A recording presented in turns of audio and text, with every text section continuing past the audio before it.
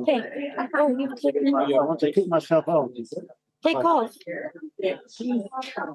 Go back to cameras. To take off, you go back to camera.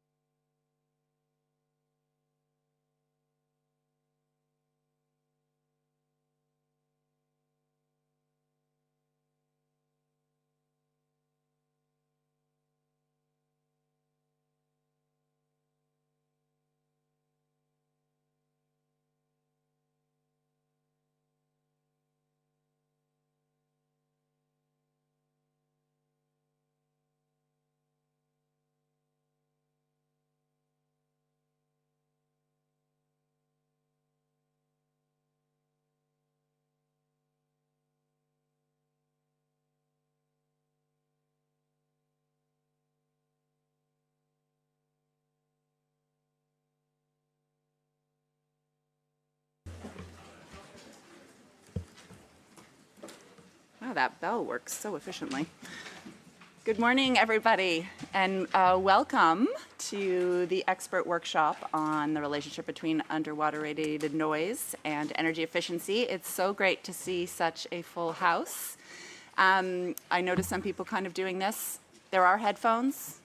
If you plug in the headphones, it'll be a lot easier to hear. Even if there's no translation, it's really the best way to hear, especially because my voice does not carry very far. So good morning to everyone in the room. Good morning, good afternoon, and good evening to those online. I think we have about 150 people joining us online as well, or 100 or so. So it's great to see so many people here and interested in this topic. So I'm Michelle Sanders. I'm the alternate permanent rep for Canada to the IMO. And previous to this was responsible for leading Canada's work on underwater noise. So this is a topic that is near and dear to my heart, and great to see such interest from everybody. So I am one of your co-chairs for the next 2 days. I am joined by my esteemed colleague Eric Baudin from Bureau Veritas and Leila Hatch from NOAA, from the I'm going to have to say that acronym, the National Oceanographic and Atmospheric Administration in the United States. So we will be a bit of a tag team over the next 2 days for the panels and for the discussion. Just a couple of welcoming remarks and some housekeeping before I turn it over to Mr. Westwood Booth for some introductory comments. I know for many of us in the room, we've been working on one side of this equation, either underwater noise or energy efficiency or GHG reductions. And I know that in the discussions on underwater noise, the observation of it often turns to, well, how do we know what the relationship is with energy efficiency? We have requirements for energy efficiency. How do we, that's our priority. What are the co-benefits? What are the trade-offs? We need to be looking at this question, and it keeps coming up. So we are so pleased that we're finally able to bring experts together to have this conversation. And this is really just the start of the conversation, and really an opportunity to explore what we know, what we don't know, what the opportunities are, and what some of the challenges are. So before jumping in, a couple of housekeeping items. Security. So you all have a badge you received. Please wear it at all times. It will help you get in and out of the building, but also just make sure that they know that you're supposed to be here. So please just try not to lose that. Washrooms for those who are new to IMO or have never been here before are just to your, when you walk out the door, to your left. There's some right on this floor. Those are probably the closest, easiest ones, but obviously there are some on each floor. Cafeteria is on the 4th floor. There is also a little coffee shop there for if you need a little caffeine to keep you going, but lunch will be served at the cafeteria. Coffee breaks. So we do have some scheduled coffee breaks. Some are sponsored, some are not. So we will let you know the ones that are sponsored. It'll be served in the Delegates Lounge, which is just down the escalator 1 floor. And you can help yourself to coffee and tea during the breaks for that.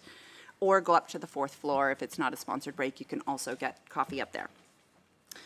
I think those are those key logistical issues.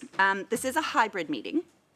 As I said, we have a number of people who are joining us online, which is another reason to use the microphone. So everyone, when you are speaking, you need to press the button in front of you so that we can hear you and everybody online can hear you. Just remember to turn it off because they can keep hearing you afterwards. But it also, we do ask, as you all know, when you registered, you had to register through either a member state or an organization affiliated with the IMO. This means that many of you have tags that say Canada, United States. As was indicated, that doesn't mean you're representing Canada or the United States or France or whomever registered you. So we would ask that when you do speak and take the floor to introduce yourself and your affiliation. Just so we can kind of start to figure out who is in the room. It's a little bit hard because it just says a country on your tag, and this way we can get a sense of who is here. And it's also just a reassurance if you are speaking and registered to a particular country. It just helps that you're not necessarily representing the views of that country, but you're representing the views of the organization that you're here with. So just wanted to make sure that was clear for everybody. Final, just housekeeping item.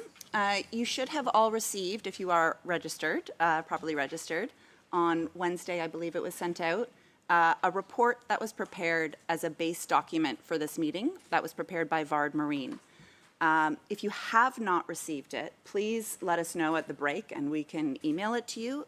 It has also been uploaded to IMO Docs. So if you have access to IMO Docs, you can receive it, you can access it there. This was really intended to be a bit of to help inform the discussion in terms of the state of knowledge of the different technologies that are available for addressing energy efficiency and the either co-benefits or potential trade-offs with underwater noise. And we will be receiving a presentation on that this morning as well. What was also circulated was a comment sheet. And the hope is, and for those who participated in the 2019 workshop that we held here on underwater noise, is it's a bit of a feedback opportunity on the report. We have many experts in the room, many experts who've received this report. If you have additional information that you think can strengthen the report or be added to the report, please look at that feedback form and provide your feedback. It will be provided directly to Vard to consider in the next iteration. So just wanted to kind of make sure that that was clear for everybody. Did I miss anything? Yes. We will not be introducing everybody or reading their entire bios. Everybody that is speaking has very impressive bios. We are very pleased that we have such a great group of people. But we have prepared a document that has everybody's bio in it. So you will receive that. It will also be uploaded to IMO Docs, so you will have a copy, just so that you're aware. We're not going to go into the lengthy bio of our impressive panelists today or tomorrow. Great. So without further ado, I will like to introduce Mr. Jack Westwood Booth, who's the Senior Deputy Director in the Marine Safety Division here at IMO. Unfortunately, Heike Degum, who's the Director of the Marine Safety Division, is out on mission and unable to be here. And so he is here on her behalf. So over to you. Okay, well, thank you. Thank you, Michelle, very much. And distinguished experts and observers, welcome here today on behalf of the Secretary General and the Director. Today you gather here as the IMO Expert Workshop on the relationship between energy efficiency and underwater radiated noise. The aim of the workshop is to promote the newly revised approved guidelines for the reduction of underwater noise from shipping, to address the adverse impacts on marine life, and to support the current efforts of the IMO Subcommittee on Ship Design and Construction to identify the next steps necessary to significantly reduce the noise emitted from ships, which harms the marine environment. The importance of safeguarding our oceans and the diverse ecosystems they support cannot be overstated. It is a responsibility we all share as stewards of this precious resource. I'd like to take you on a journey through time and regulations, highlighting the steps taken by the international community to date to address the issue of underwater noise from commercial shipping. In 2014, IMO's Marine Environmental Protection Committee, the MEPC, recognized the need to provide guidance on the reduction of underwater noise from commercial shipping. The recognition led to the approval of the guidelines for the reduction of underwater noise from commercial shipping aimed at highlighting the adverse impacts on marine life. Fast forward to 2023, at MEPC 80, a comprehensive revision of these guidelines took place. The STC subcommittee played a pivotal role in this endeavor, leading to the approval of the aforementioned guidelines. The revised guidelines aim to increase awareness, uptake, and implementation, making a significant step toward a more sustainable maritime future. But what does all this mean for us? And why should we care about underwater radiated noise? Commercial shipping has been one of the main contributors to underwater radiated noise, which adversely affects the life functions of various marine species, including marine mammals, fish, and invertebrates. This, in turn, impacts coastal indigenous communities that rely on these species for their food, livelihoods, and culture. Therefore, the mitigation of underwater noise necessitates an international cooperation and concerted action at various levels. It involves multiple stakeholders, ranging from seafarers, ship designers, ship builders, ship owners, and ship operators, as well as maritime authorities, suppliers, manufacturers, and classification societies. Member states also play a crucial role in setting expectations for noise reduction targets and establishing mechanisms to realize noise reduction efforts. Sound is the primary sensory mechanism for aquatic fauna, used for social interactions, reproduction, navigation, and more. Unfortunately, the noise generated by ships often overlaps with the hearing ranges and use of sound by marine species. Documented impacts include developmental impairment, increased predation, decreased offspring survival, behavioral changes, and other impacts on marine species.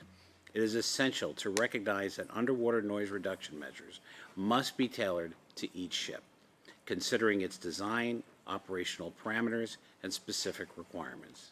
The feasibility and cost effectiveness of these measures will vary, and they should be integrated into the ship's life cycle from design to operation. Additionally, as we should be mindful of the interactions between URN reduction measures and other objectives such as energy efficiency, biofouling, reduction, and ship safety. Balancing these objectives is crucial for a comprehensive and sustainable approach to noise reduction. In closing, I would like to thank Canada, Michelle Sanders in particular, and the members of the steering committee for all their efforts, and of course all speakers and session chairs for their willingness to support our cause to reduce underwater radiated noise from ships. It only remains now for me to wish you every success for your workshop. I give the floor back to Michelle. Thank you very much, Jack. I think that sets us up nicely. So before we jump into the substance, I want to give a bit of an overview of the objectives of the workshop for the next 2 days. The agenda for the next 2 days is intended to inspire ideas, innovation, and dialogue that will continue long past these 2 days. Our hope is that it will lead to opportunities for collaboration and exploration among experts, among everybody in this room, with a view to finding solutions that will help both reduce GHG emissions and reduce the noise in our oceans that is jeopardizing the marine ecosystem. As I said, many of us have been looking at it from one side of the equation. This is an opportunity to collaborate across that divide. A guiding principle for this workshop is that both GHGs and underwater noise are recognized by the IMO as impactful emissions from vessels, and that their reduction will benefit the marine environment.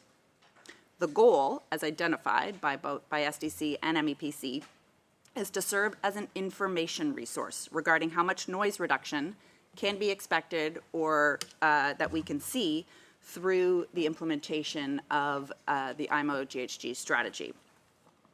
This is therefore a specific synergistic action to support our work on URN at IMO. It differs a little bit from the previous workshop where we were really focusing on methods to reduce URN from ships. Here we hope to highlight what the state of knowledge is regarding noise relationship to GHG reduction that is mandated and underway for international vessel traffic, inclusive of when predictions or measurements suggest co-benefits and when they suggest potential to increase noise.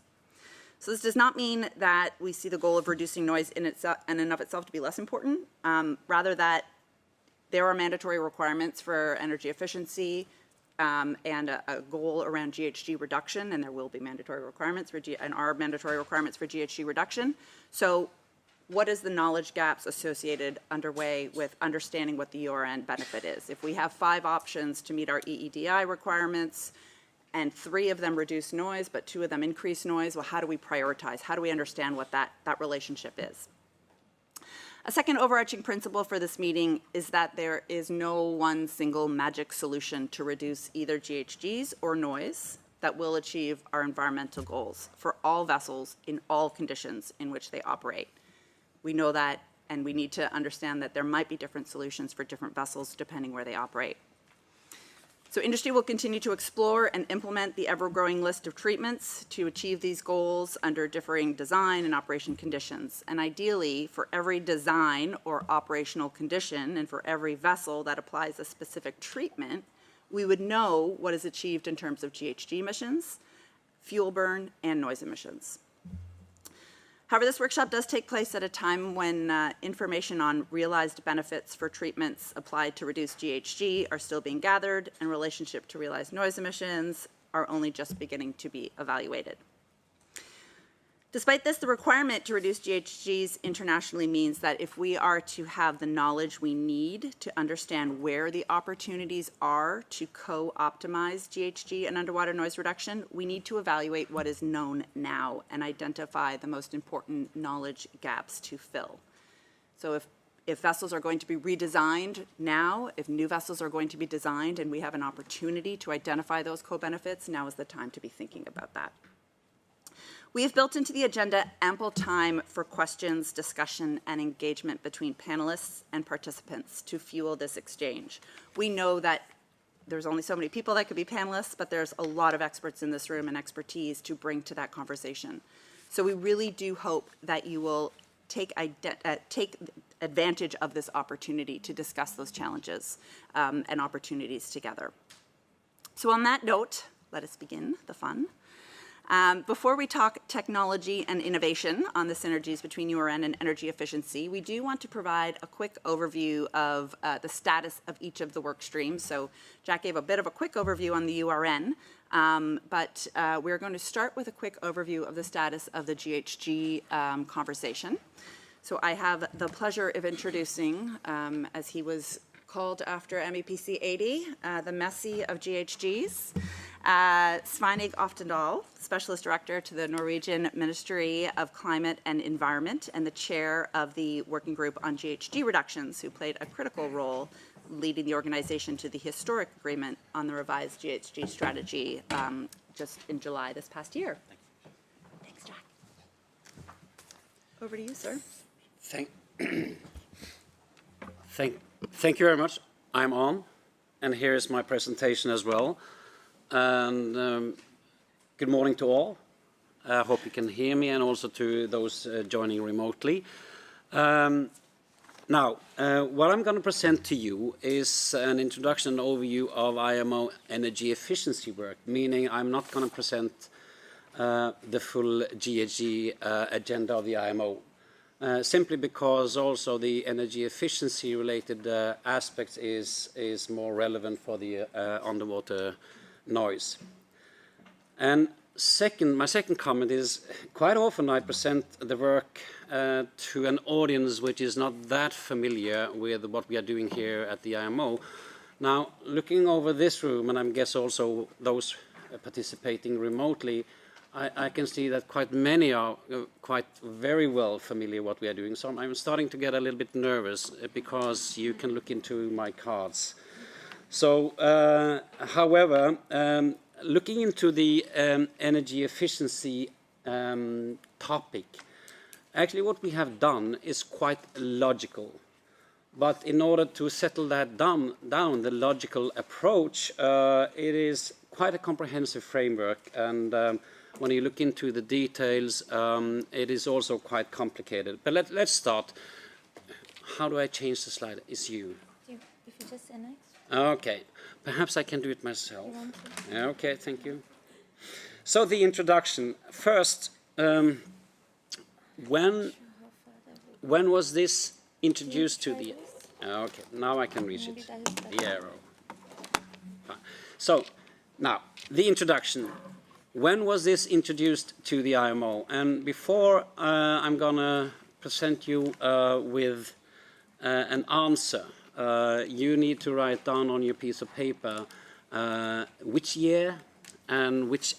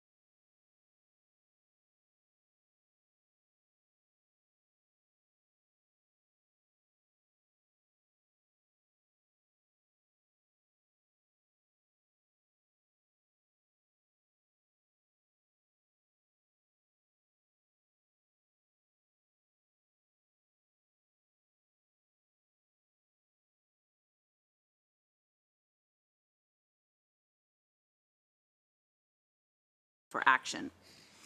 So over the course of the next 2 sessions of the SDC committee in January 2022 and 2023, significant work was achieved, resulting in the milestone agreement of the revised guidelines, the revised version of the guidelines. I do want to acknowledge that the chair of the working group at SDC 9 is with us today, Marie-Lucie Soucini, and we really appreciate her leadership during that meeting from Belgium. Ian Lancaster led the initial working group at SDC 8 from New Zealand. And their leadership was really critical in getting us past, or getting us to this milestone. So this, and I will say this achievement was really the result of an incredible collaboration between member states, industry, representatives, NGOs, indigenous organizations. It was really everybody kind of coming together and figuring out what do we need to do to actually improve the guidelines so that they are more reflective of the state of knowledge and opportunities to reduce noise. So the revised guidelines were officially approved and adopted at MEPC in July, just this past July. So it was a really big MEPC. It kind of slid in, you know. You had this like big GHG strategy and it was like, and the noise guidelines. So it was quite exciting.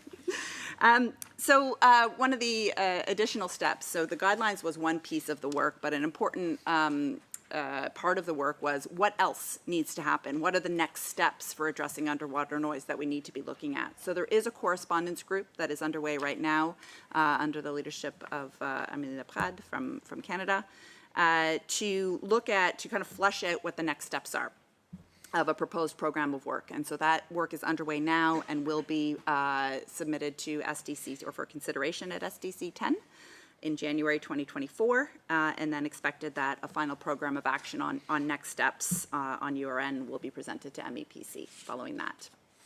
Next slide. My arm doesn't reach over there.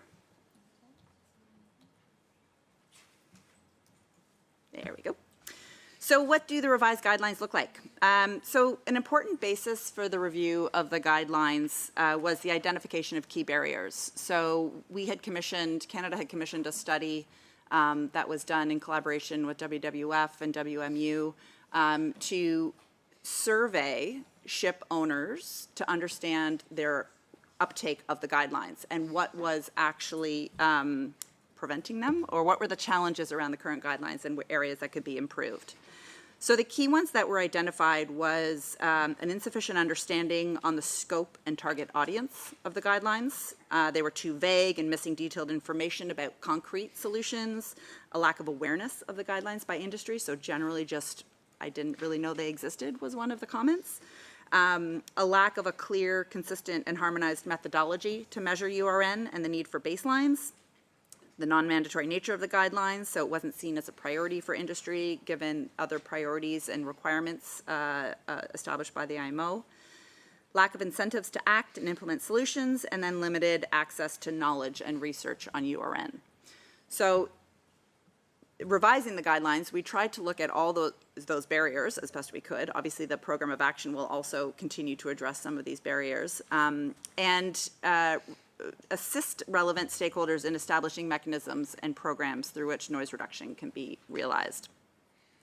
So some of the key changes include ensuring that all those involved in underwater noise management, including transportation departments or maritime administrations or maritime authorities, see themselves in the guidance. A second key change was expanding the application to all vessels, so not just large commercial ships.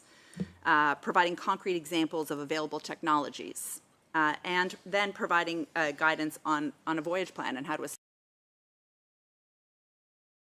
operational challenges and areas where vessels are operating, in particular in sensitive areas like the Arctic. So on this last point, one of the things that was discussed during the last SDC was a proposed circular by the Inuit Circumpolar Council on considerations for noise reduction when navigating in the Arctic specifically. So this was, it was agreed at MEPC 80 to finalize that circular, so this is just intended to provide some additional guidance for ships operating in those specific areas. Next slide. So there were a couple of as I say, among the changes, the number of structural changes, there was a couple of important new sections that were added to the guidelines. And I'd say the key one is the new section on underwater noise management planning. So this includes model templates that in an appendix to help guide ship owners, designers in the process of developing an underwater noise management plan for their fleet. So the idea, and it was born out of discussions that we've actually been having in Canada on using a mechanism that puts the onus on the ship operators to identify how. So we have this goal of reducing noise.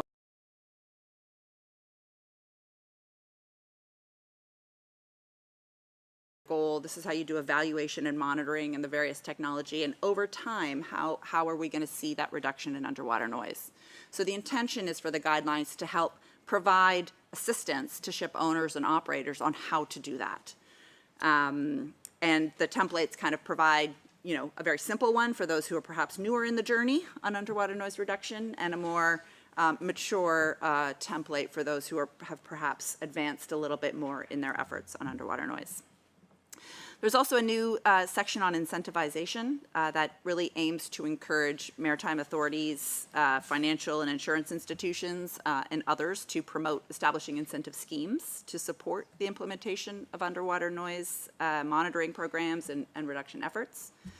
And then a new section to consider the interrelationship between energy efficiency, GHG, and URN reduction, which really helped provide the inspiration for this workshop. So many of the energy efficiency improvement options to meet EEDI, EEXI, CII that may result in an improvement in URN performance could provide positive synergies and co-benefits. So it was really recognized that it would be important to highlight this in the guidelines, just to have ship owners and operators think about that relationship when they're doing their planning and seeing what those potential synergies are. So this workshop will aim at addressing and discussing these linkages over the next 2 days. Next slide. So this is, I don't expect you to be able to read that, but this is just one sample of, and it is currently being finalized by the correspondence group as a bit of an awareness tool to be used to demonstrate how to do the noise management planning process.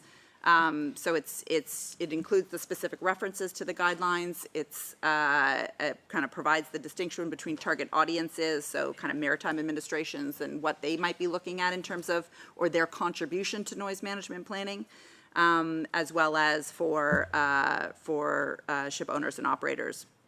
And then integration of different planning steps in relationship with GHGs across the URN management planning process. So it's really meant to be a tool for raising awareness and visualizing the management planning process, and the discussions kind of continue with the correspondence group on how best to communicate this once it's finalized. Next slide. So the current, as I said, the work output didn't just include a revision of the guidelines. It included a review of other measures that could be done to further address the issue of underwater noise. So it did direct the organization to identify next steps to reduce URN. So as I said, the correspondence group is currently working on this revised action plan. It will be submitted to SDC 10. Some of the actions, they're combined under 9 proposed overarching outcomes relating to an experience. So we're currently, the idea is that there's a 3-year experience building phase for the next 3 years to apply the guidelines, to use them, to work with them, and to get experience from member states, from ship owners and operators on what was working, what's not, and identify where we might need to make further changes. There's public awareness aspects, education and seafarer training, standardization of noise measurement process, URN goals, so how quiet are we trying to make it and how do we figure out what that is, data collection tools, IMO process and technical groups, policy for URN reduction, and of course additional research that might be needed to continue to improve our understanding. So the action plan will includes, proposed timelines, priority, and the implementing body that would be responsible for or leading that aspect of the work. So a lot of exciting things to be discussed at the next SDC meeting. So the roadmap could include the organization's kind of vision and guiding principles, a list of short, mid, and long-term actions with timelines. It's, you know, this is kind of, we have the opportunity right now to shape what it's going to look like. Next slide.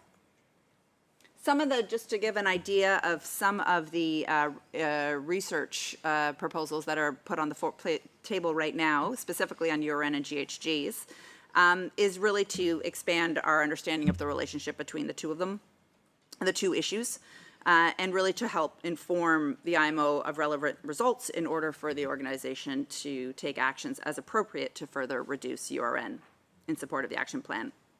So specifically suggested that research continue to assess noise benefits of some of the commonly used energy efficiency measures, though some of these may have been started by the VARD report that was developed for the purpose of this workshop. Obviously, this is intended to advance that further, and to encourage the development of innovative technologies that can not only improve energy efficiency, but also biofouling, URN, and GHGs more broadly. Next slide. I'm not going to spend a lot of time on this because we do have Steve Randerson from our partnership program who will speak more to the Glow Noise Partnership Project in a moment. But in addition to the review of the guidelines and the next steps, the original output adopted at MEPC 76 included a request to the Secretariat to engage with the Global Environment Facility to identify opportunities for capacity building with developing countries, specifically on the issue of underwater noise mitigation. And this has resulted in the Glow Noise Project. So Steve will give us a bit of an overview of where that is, and the soon launch officially of the Glow Noise Project is very exciting. Next slide. So next steps, SDC 10 meeting in January 2024 will be an important one to finalize the action plan and next steps on underwater noise. We will be sending the outcome of this workshop to SDC 10 as well for consideration by the working group to help identify any additional next steps relating to the relationship between underwater noise and URN. And then those recommendations will go to MEPC for consideration. And then we enter our 3-year experience building phase of the guidelines to figure out if further amendments might be needed. And then, of course, there's the official launch of the Glow Noise Project, which is quite exciting. So that is kind of the overview of where we are now. A lot of research and knowledge and testing and development and innovation has happened in this space in the last number of years since I've been involved, and some of you have been involved for way longer than I am, as I look over at Kristen in my line of sight. So I'm really excited to kind of hear from our panelists on this relationship now that we've kind of had this conversation of, you know, this is where we're at in noise, this is where we're at in energy efficiency, how do we marry the two? So I'm going to stop there and turn it over to Stephen if you want to come up. You can sit over on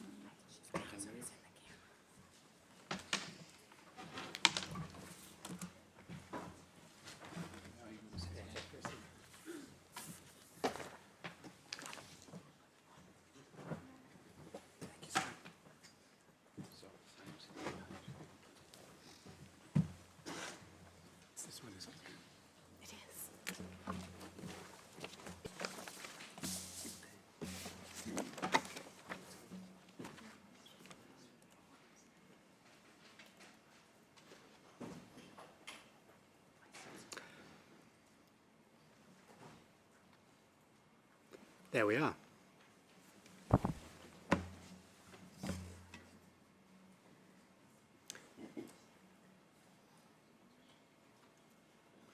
Let's wait for a second until the presentation comes onto the screen. Thank you.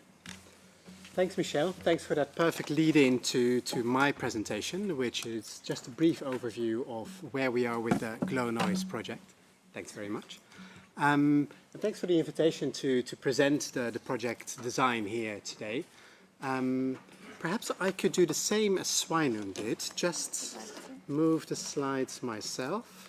And I'm also acutely aware that I am probably the one thing standing in between ourselves and the first break, so let's get the timing right.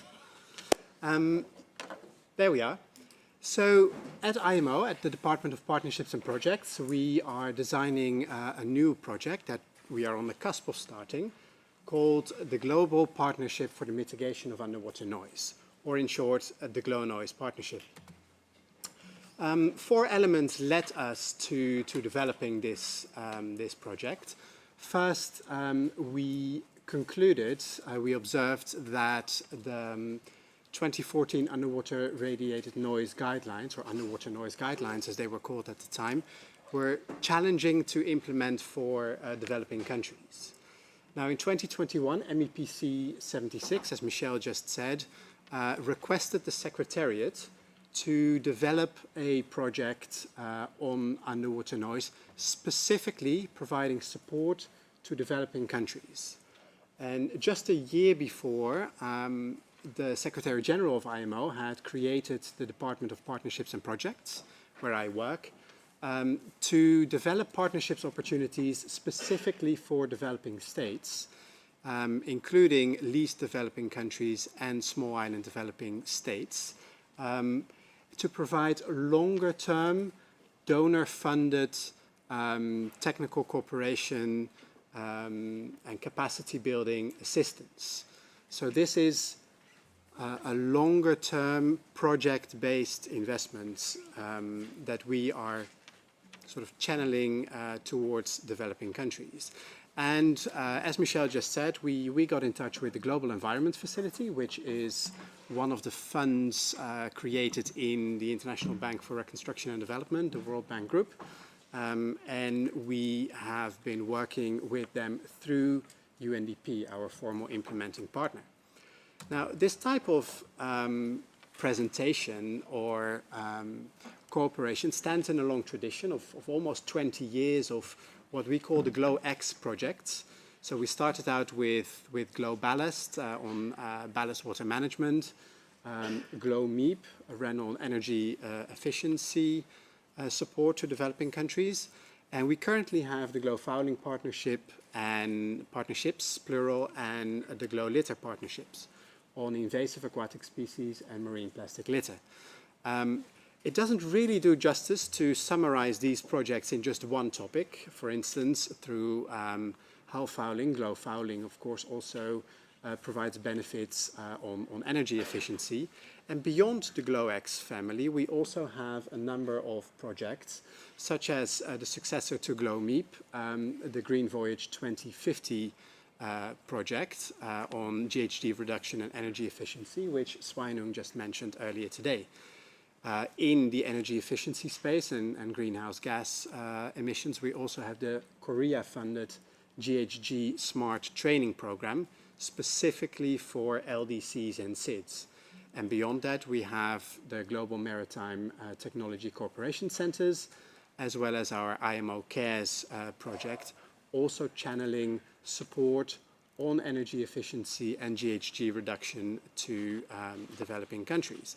Now that's just the tradition or the background that the GLONOISE project sort of stands in. Where are we today with the GLONOISE project? So during MEPC, on the same day the underwater radiated noise guidelines were adopted, we received the positive approval from the GEF that they intend to fund the project. That means that we have mobilized a budget of just under $2 million for a project with an implementation period of about 24 months. At this stage, UNDP and the GEF are working on transferring the budget to UNDP. UNDP has a number of internal procedures to finalize. We at IMO are setting up the project infrastructure, and we are hoping to start this project in the fourth quarter of this year, which is great timing, seeing that the underwater radiated noise guidelines come into effect on the 1st of October. So we're quite happy to now have a concrete indication that we indeed can do this project and kick it off pretty soon.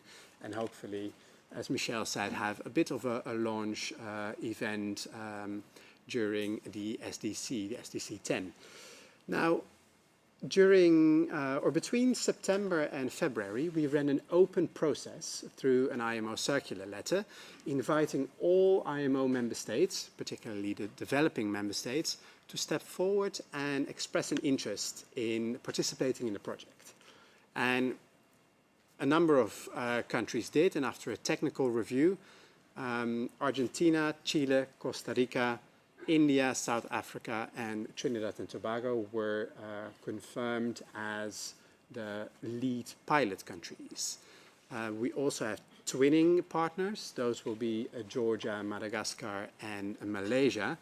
And I named I call it pilot countries because this really is a pilot project. It's the first project that we do in this policy sphere. And the main objective of the project is to assist developing countries in raising awareness, building capacity, and collecting information to assist in the policy dialogue. And when we speak about the policy dialogue, we mean both at a national level, towards implementation of the guidelines in the national waters, as well as on the international level, such as participating in meetings such as the SDC and here at IMO. The specific objective would be to create a partnership of lead pilot countries and support them through engagement with IMO, with the private sector and global strategic partners. I'll come back to the strategic partners in a minute. The project will have about 4 components. And the first one is a component on the international level. We will call that strengthening global capacities to advance assessment methodologies and policy directions. And specific activities under this component will be, we hope to be, the creation of a toolkit to start implementing the guidelines in the countries, and also risk assessments to create data, a baseline of data for countries to measure the problem in their water. So really that information gathering, data collection, and awareness raising. The second component is more on the national level, and that is increasing the awareness and building capacity in developing countries. Right now, we see that in developing countries, it's often challenging to start work on mitigating underwater radiated noise because there are different lacks in capacity, or the issue is not always receiving the attention that it may deserve. So from developing that toolkit in the first component, we hope to start moving towards implementing the toolkit and training maritime administrations and training wider government stakeholders, be it in ministries of climate or transport, in the developing countries. So the second component is really the national component. The third component is about strategic partnerships, and we envision that to be a global strategic partnership made up of a number of different stakeholders.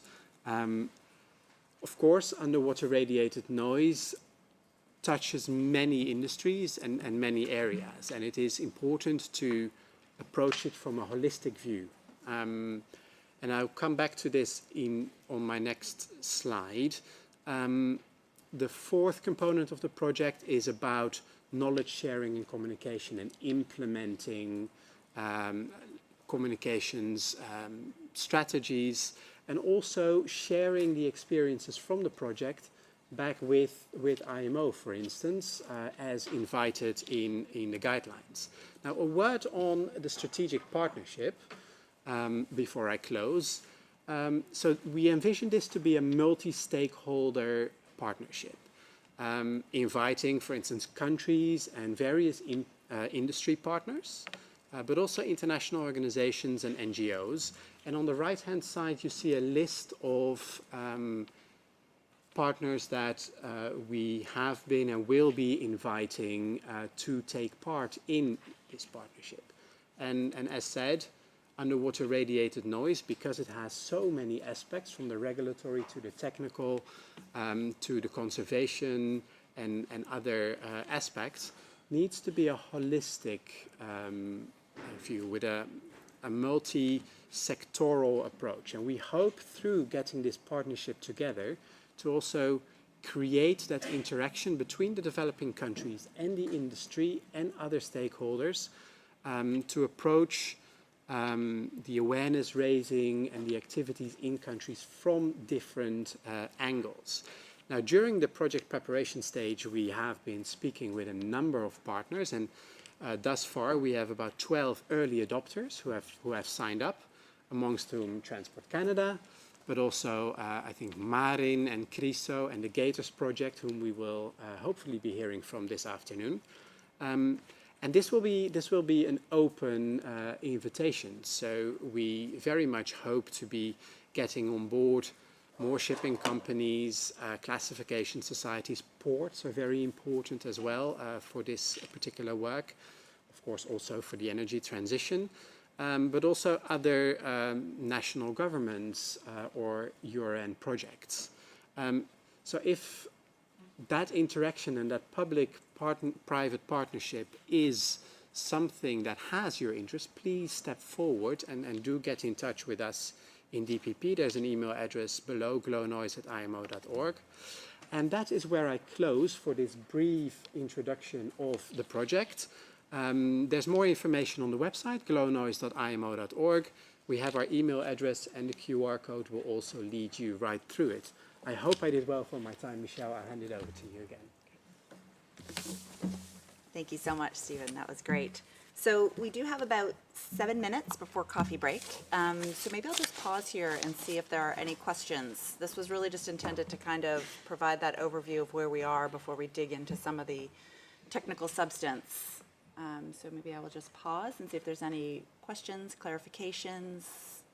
I have a thought just when you are, so there is nowhere. Just press. This is just a thought I want to express. There is nowhere I have seen it integrated environmental management system. When we are talking about GHG emission or energy efficiency, it's supposed to be integrated. We are in 21st century and we are talking about AI application. So in the future, something I want to see, something integrated management system, integrated environmental management system. So this is just a thought. And because I am holding dual license with professional engineering in marine engineering, so, and I have a consulting company called Mega International Maritime Academy Limited, so we can develop the whole system with integrated, so that anytime we can get how the density of the ship, how many area, and what are the maximum noise, underwater noise pollution. So these are the things can be done. Thank you. Bye. Thank you. If I can respond to that, and indeed it is an important issue when you look into the various aspects of shipping we are regulating in this organization, and also looking into the various aspects the industry and the various companies then need to respond to in their management. And we try, when we resolve one issue, not to impose a problem on another issue. That is also embedded in UNCLOS. But we have some tools in the framework which also companies need to use in their management. One is on safety. We have ISM code, meaning International Safety Management Code. And also when it comes to environment, we have the Ship Energy Efficiency Management Plan. And we have also on other topics management plans. But we don't have a full IMO member management plan, meaning, let's say, looking into the total aspect. But I would say that we have attempted on the various issues which I mentioned now, to develop management plan which can look into how the various company in its totality of running the various ships, and indeed the ships need to meet a number, quite a large number of specific requirements. Now, when I have the floor, Michelle, can I now ask if somebody identified MEPC 45 and the year 2000 in my question when this was introduced to the, can you please raise your hand? Thank you. To the, I guess all the ones following us digitally now kind see that there was no hands, but anyhow. The point is, it was just a question of the day to you, and yeah, okay, thank you.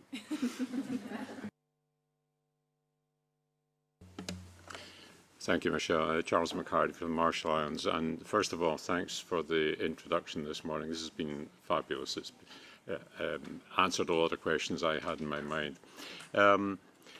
Looking at the stated objectives of this workshop, the first one says explore the linkages between EE and URN and whether methods being employed to comply with the EE are likely to reduce noise, be neutral to noise reduction, or increase noise.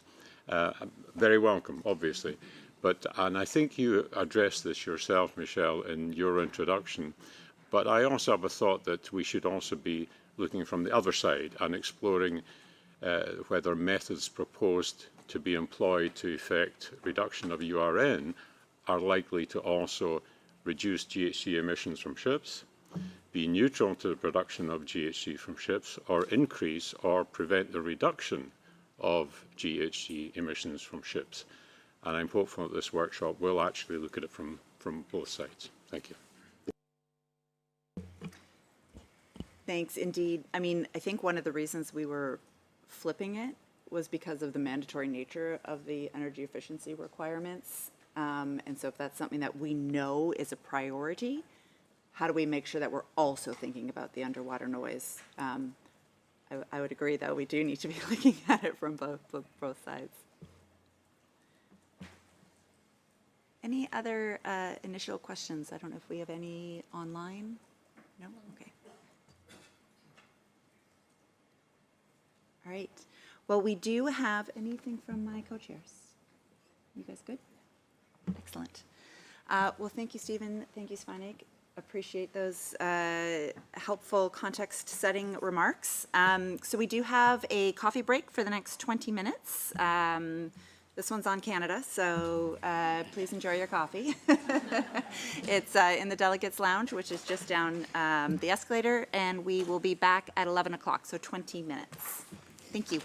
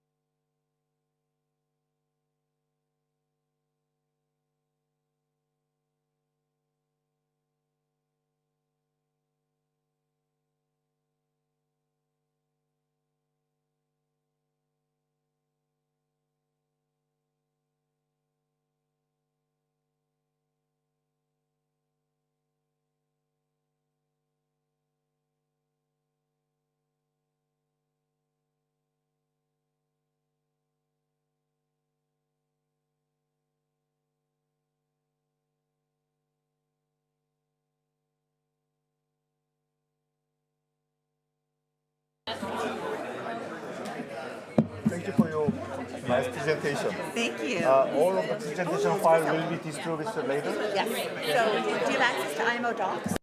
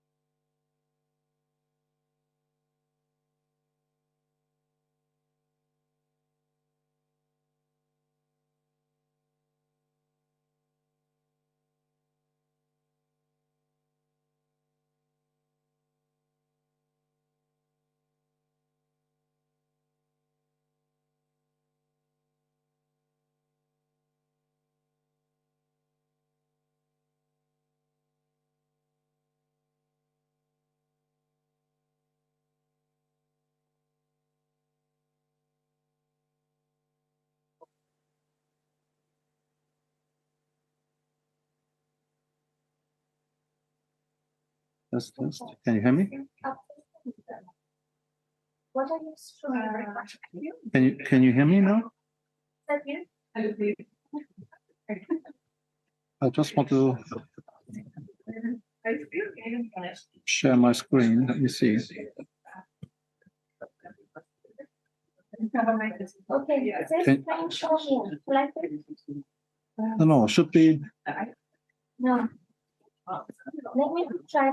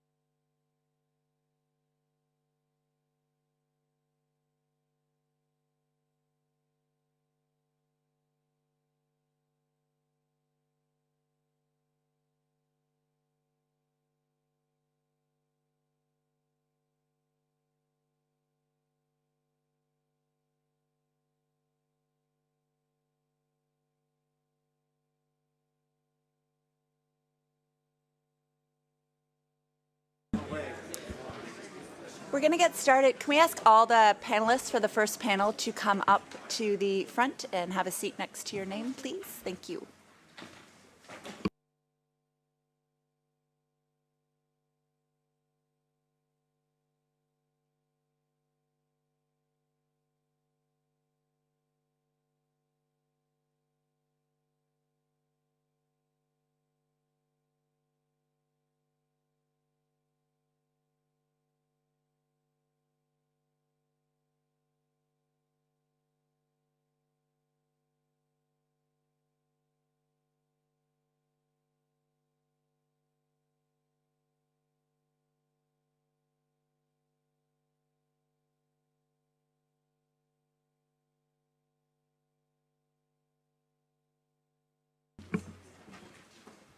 Hello, all. Hope you had a refreshing caffeine break. And we're going to get started again. Again, my name is Leila Hatch. I'm with NOAA, the National Oceanic and Atmospheric Administration in the U.S. We're going to start our first panel today, picking up on the themes that Michelle outlined this morning. And we've been really benefiting from the work that Vard Marine has done in preparing us for this conversation today. And we're going to give them a moment to speak to their initial draft report, which again, all of you should have access to, and we can work through any access issues. I do want to come back again to the additional comment form that was also distributed, just so that we sort of, as a stage setting, think about the pleasure of hearing from Ring today and from our other panelists who will provide some reflections on these technologies and what is captured in the report, what they'd like to see captured in the report.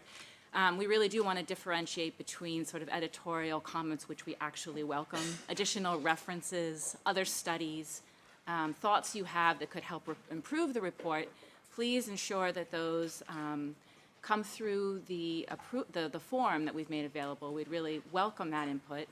This discussion, of course, will be not that. It will be instead a sort of broader stage-setting conversation about the opportunity spaces as VARD has initially laid them out, and the reflections from those working in the industry in various different stakeholder groups about what those spaces are from their perspectives. So we'll start that way. I think first I'll introduce Rink Terwey, who is going to speak from VARD Marine about the work they've been doing. Over to you. Thank you.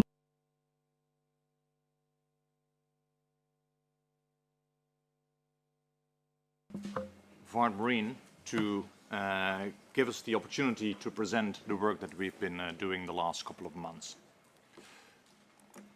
The work is about ship energy efficiency and underwater radiated noise, and the work is performed by Gautam, Mette, who's in the audience over there as well, Andrew, and myself.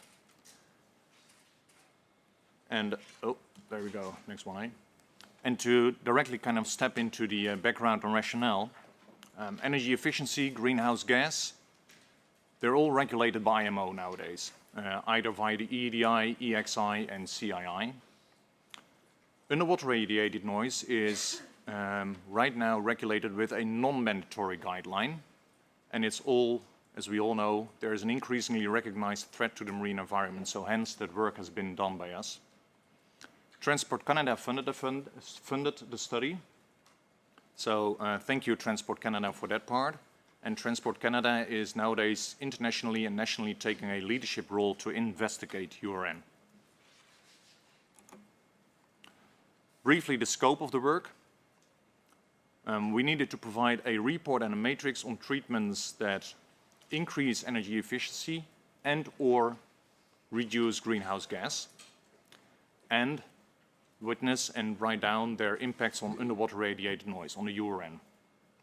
And the second part is we needed to present the findings, so hence that's why I'm here and speaking to you all today.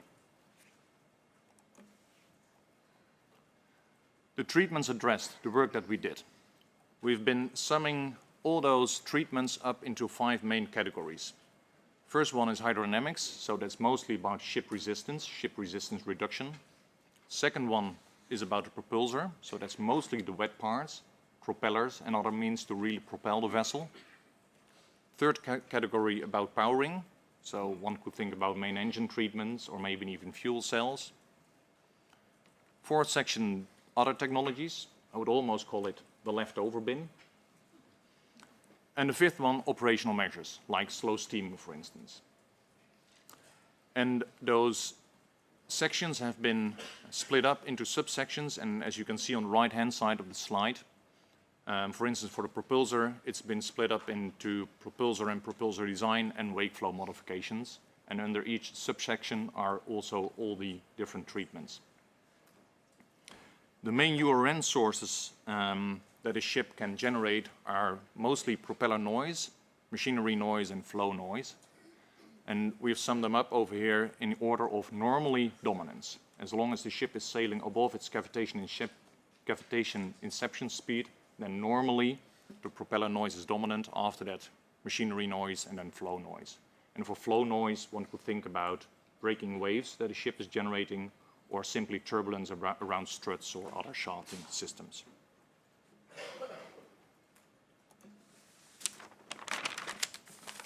Well, then briefly, kind of a definition for energy efficiency and greenhouse gas. Energy efficiency, we have been defining it as the amount of energy required to transport a unit of cargo by a certain distance. So it's practically a cost to benefit ratio. And for greenhouse gas, it's practically similar. The cost is the amount of CO2 equivalent emitted, and the benefit is the amount of cargo transported by a certain distance. Luckily, energy efficiency and greenhouse gases emissions are normally closely correlated. If the energy efficiency increases, normally the amount of greenhouse gases emitted decrease. However, there are a couple of exceptions to the rule, and one exception in this case that we have on this slide is the carbon capture and storage system. It has a reduced energy efficiency, and a reduction in greenhouse gas emissions. So energy efficiency is reduced because it costs energy to capture the carbon, and greenhouse gas reduction is luckily the result of it.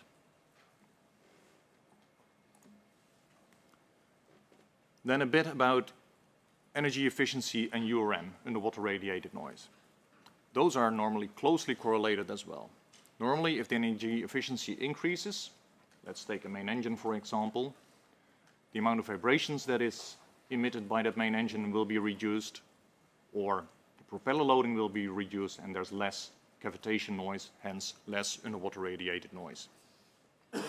We've been looking at all 99 treatments that we've been summing up in the matrix, and if we look at that, about a quarter of those 99 treatments, we do not have sufficient information to say if there is a positive or negative correlation. Sometimes we simply don't know whether energy efficiency or URN increases or reduces. And for some, it simply does not. There's like zero influence. So that's all in that gray quarter. 2/3, there is an energy efficiency increase and a reduction in URN, luckily. So for most of the cases, we're good. For a small sliver, the purple, there's a small increase in energy efficiency and an increase in URN. So good for energy efficiency, bad for URN. There's then another part, energy efficiency reduction and a reduction in URN, and a small sliver reduction of energy efficiency and an increase in URN. That part we have hardly been looking into because simply that is not what we would all like to have and what we would like to aim for. As we have heard, noise can negatively affect marine mammals and fish and invertebrates. And we all know that the underwater radiated noise levels by the world fleet have been increasing over time. So in this case, I would say, is it really underwater radiated noise or background noise? So let's call it background noise. But if we look at measurements in the ocean, ambient noise, that has been increasing by roughly 3 decibels per decade, so 0.3 decibels per year. If we then look at the world fleet, those are like the green triangles in this slide, in the figure, the world fleet has been increasing by roughly the same magnitude as well. And the hypothesis is that the world fleet does indeed create an increase in background noise levels. Well, then the matrix itself, all the work that we've been performing. The matrix is based on an approach used by the United States National Oceanographic and Atmospheric Administration, NOAA, and Vard Marine has been adapting and extending said matrix. And each matrix covers about 9 minor influences. One is we have a description about the mechanism, which is simply a summary of the mechanism by which a mitigation measure or treatment operates. As we've been discussing the last couple of slides, we've been describing energy efficiency and greenhouse gas percentage change. We've been describing the underwater radiated noise change, and we've been binning that. So there's a bin of 0 to 5, 5 to 10, and 10 and over. So low, medium, and high underwater radiated noise change. And we've been given frequency information as well. So whether it will be broad spectrum or just a single frequency that will be reduced. We've been grouping the combination of energy efficiency, greenhouse gas, and underwater radiated noise, mostly for operators to kind of pick a right combination of those 3. Additional benefits and drawbacks are discussed as well. One could think of reduced maintenance, increased maneuverability, increase in space demand, or a decrease in weight, for instance. And the technology readiness level has been mentioned in the matrix as well, all the way from 1 basic principle that is observed and reported to 9, an actual product that is proven to be really successful. We've been giving a cost estimate, either a range or payback period, or another means to give some cost insight. And for the range, we've been giving a range as a percentage of the new ship cost. So low, medium, high range in this case, from 1 till high in the order of like more than 5%. And we've been giving an applicability. does the treatment work for a new build vessel or solely for a refit? And we've been giving insight in what kind of ship type as well. We've been giving a figure in the report that is size versus speed. So in the first quadrant of that figure, it's high vessel speed, high vessel size, so large vessels. So one could think then about container vessels or LNG carriers, for instance. Well, this slide is more about the caveats. So many assessments that are, all assessments are based on VARD's ship design experience and might differ from publicly available data in papers. Operators should put effort into due diligence because the operational profile and a ship specific will have a large influence on the presented numerical values. So don't please just copy this as pure being right or wrong. Do your due diligence, put time and effort. Opinions and assumptions are VARD's and do not represent the policy of Transport Canada or the Canadian government. And the matrix does not enforce a product or a service provider. We have been naming a couple simply to kind of give a better explanation about the treatment itself.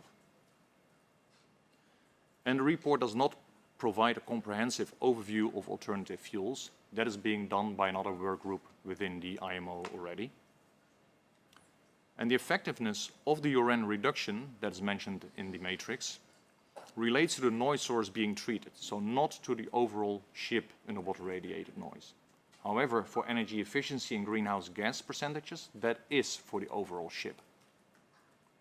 And as mentioned several times, VARD is open to comments on this work via the provided comment form, so please do so. If you have additional information, if you have additional references, please let us know, because we would like to have this work to be as complete as possible. Then delving into a couple of examples, eh? And I need to move over a little bit because my eyesight is absolutely getting worse nowadays. No, I'm good, eh? Thanks. Looking at first example, hydrodynamics in this case. It's about an efficient above water form. And as you can see at the bottom of the slide, the Marco Polo has done such a thing, eh? They've applied a efficient above water hull form at the bow of that vessel. It normally reduces energy efficiency and greenhouse gas, and our estimates are that it's in the order of, let's say, 1%. And the URN reduction by just a single % is practically none to zilch to nothing. So we would say no URN change in that case. TRL is 9, it's been applied, and it is being applied a lot for smaller and faster vessels nowadays as well. And since it's being applied to the Marco Polo, we can do this on refit and easily on new builds as well. So if we go to the second example, and like I said, I just picked a couple of examples out of that matrix. There are 99 treatments in there, and today we're just going to look at a couple, just so that you have a feel of what the matrix has. Second example is about azimuthing propulsors. They have an electric or a reciprocating machine inside the hull, and the transmission gears are in the gondola. So that's in the figure in the at ship, or sorry, at propeller level, I would almost say. And depending on the technology, they may have gear noise or electric motor or converter noise to mitigate. Unfortunately, we could not find an awful lot of information about underwater radiated noise that those machines transmit. So if we look at like the fourth column, the decibel change, we simply don't know. Energy efficiency and greenhouse gas wise, we expect it to be negative. So like a slight increase in greenhouse gas and some decrease in energy efficiency in this case. And one would normally apply this to a new build. You're not going to do this to a retrofit. And for the fairly big, slow-going vessels, the ore carriers, for instance, normally this is not something that you would apply. So it's for faster vessels and the bigger vessels in this case. Cost-wise, we expect it to be absolutely more expensive than a shafted system. However, for installation-wise and maybe even operational-wise, you could maybe gain a little bit from that perspective. There are a couple of additional comments that we added in the last column. For instance, with a lot of steering, underwater radiated noise is relatively high compared to a shafted solution. And maneuvering is absolutely improved if you have such a system compared to a shafted system as well, eh? Third example, it's in the section of powering and machine treatments to noise. And as you can see, it's a machine treatment to noise, so first two columns are relatively easy. Energy efficiency and greenhouse gas, there is no improvement or reduction. And such a resilient mount normally kind of creates an impedance between the main engine stiffness and the foundation stiffness of the main vessel itself. And it reduces the amount of energy, vibration energy, that's being transmitted into the hull and further on into the water. However, it's not really practical for heavy two-stroke engines. Those engines are simply too heavy and they weigh too much, and they will just simply kind of push the rubber or the other compound onto the foundation itself. For this treatment, for this specific vessel, and for this specific engine, the decibel change would be roughly in the order of like 10 decibels.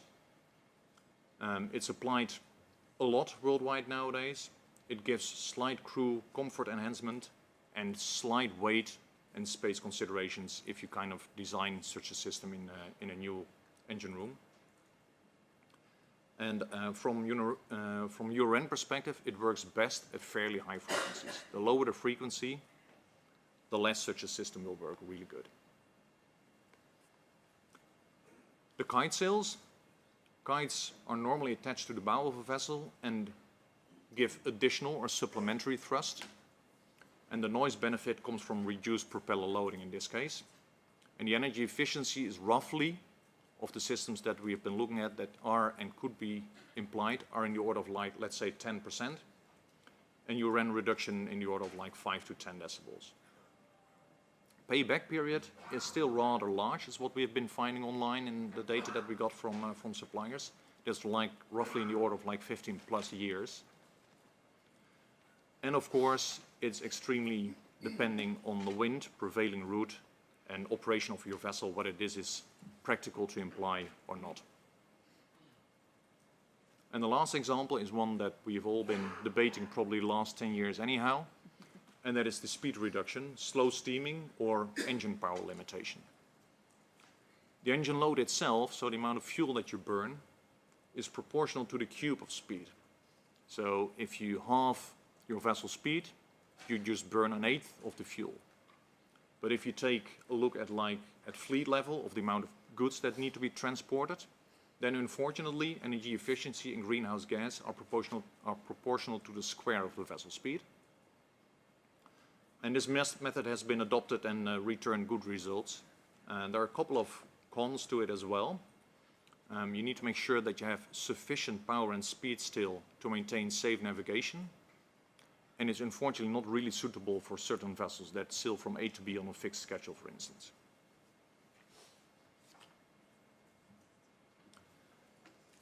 Then let me kind of flip to my notes.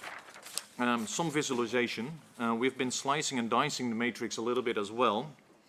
And in this figure on the horizontal axis, you can see the underwater radiated noise reduction in the couple of bins again. And on the vertical axis, the energy efficiency change. And we've been looking at each specific treatment and kind of seeing and putting it in one of those small bins in this heat map, I would call it. Before we look into the figure even more, please keep in mind that this figure is extremely depending on the matrix layout. For instance, if we would have grouped all the wake flow modifications into a single treatment, then this figure would have looked quite different. We created a similar figure for greenhouse gas reduction. So again, on the horizontal axis, underwater radiated noise, and on the vertical axis, greenhouse gas reduction. And there are a couple of distinct differences. One is, for instance, in the 0 decibel bin, where carbon capture and storage has a distinct difference greenhouse gas-wise and energy efficiency-wise. And another major change is in the more than 10 decibel bin.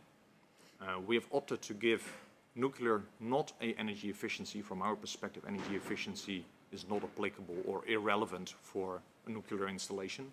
However, the greenhouse gas reduction can be enormous, Then another means to quickly look at the information that we've been providing.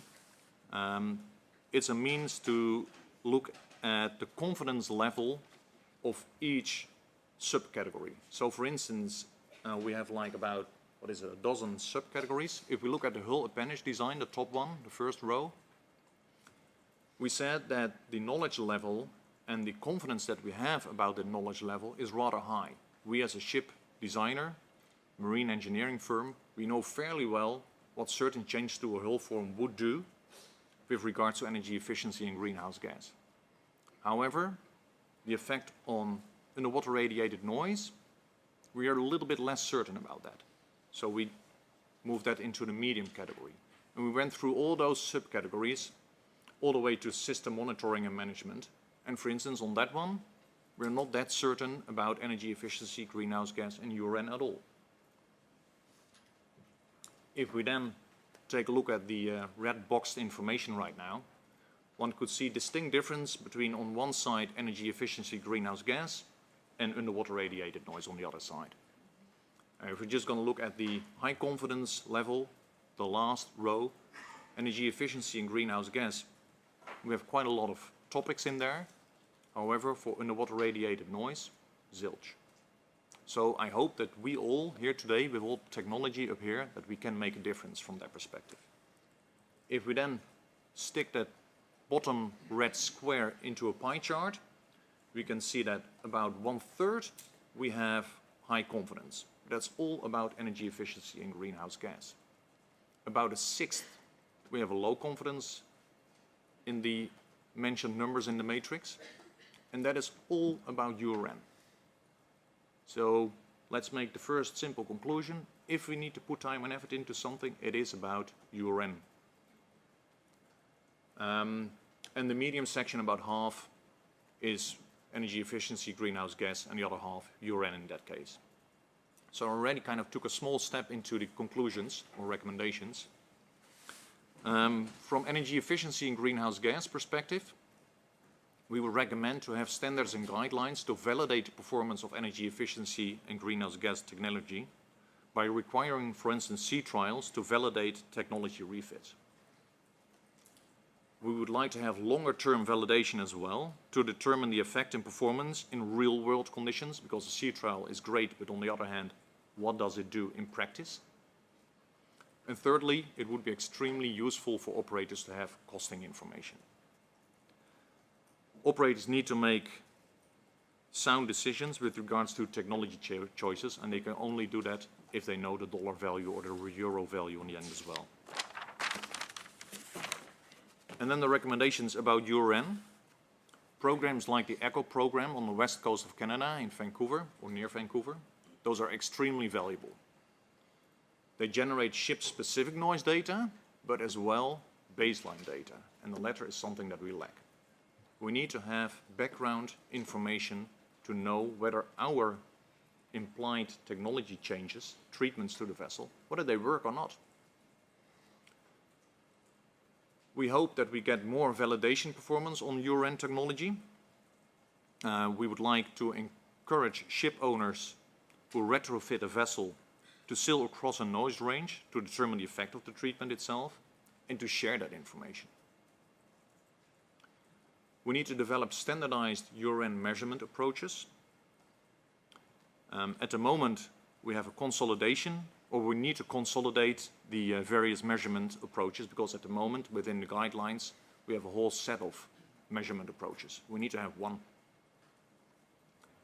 And it would be extremely valuable to have an overview of incentives. Examples of incentivization measures like fee reduction for silent vessels should be further collected and be made aware to the general public and to ship owners and operators. And lastly, we should share the information. And that's one of the reasons we're here all, and we should be able, and we should access, no, sorry, I will go back. We should enable access to relevant information through either workshops like these, publication of data, and maybe even by developing courses about these topics. So my main recommendations arising from this project are in the areas of data collection, data analysis, and data sharing. Ship owners need to make changes to their vessels and to their operations, and they need assistance in assuring that their decisions are appropriate. So With that, I would like to conclude my presentation and thank you all for listening, up here and online as well.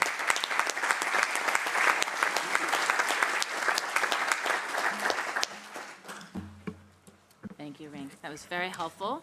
I know that there will be responses. We're looking forward to a lot of engagement from this audience. We're going to start, however, by moving into our first panel and then come into that discussion with all of you and with the panel. So I will start. Again, we've been lucky to have a great group of folks who will give their initial thoughts about this opportunity space. And we're going to start today with Chris Waddington from the International Chamber of Shipping. Over to you, Chris.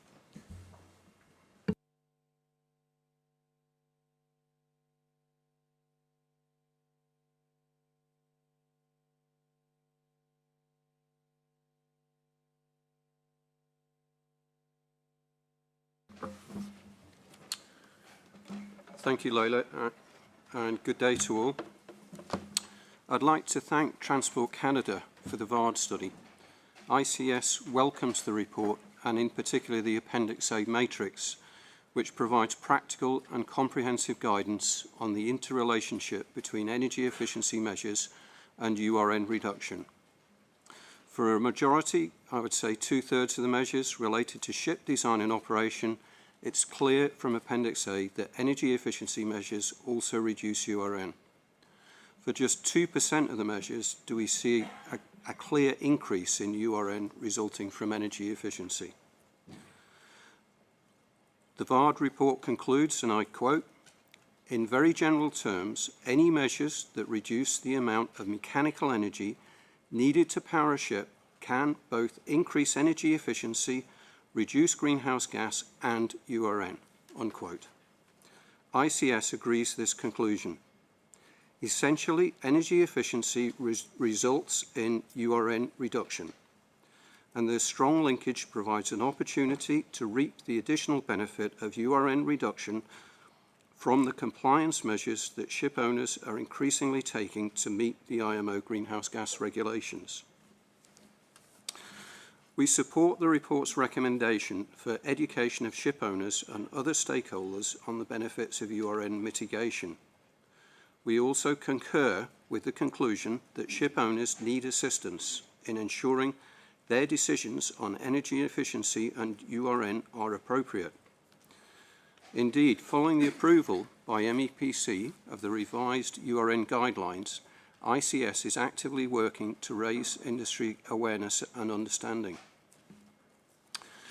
I have 6 suggestions for further strengthening of the report, or indeed for future studies.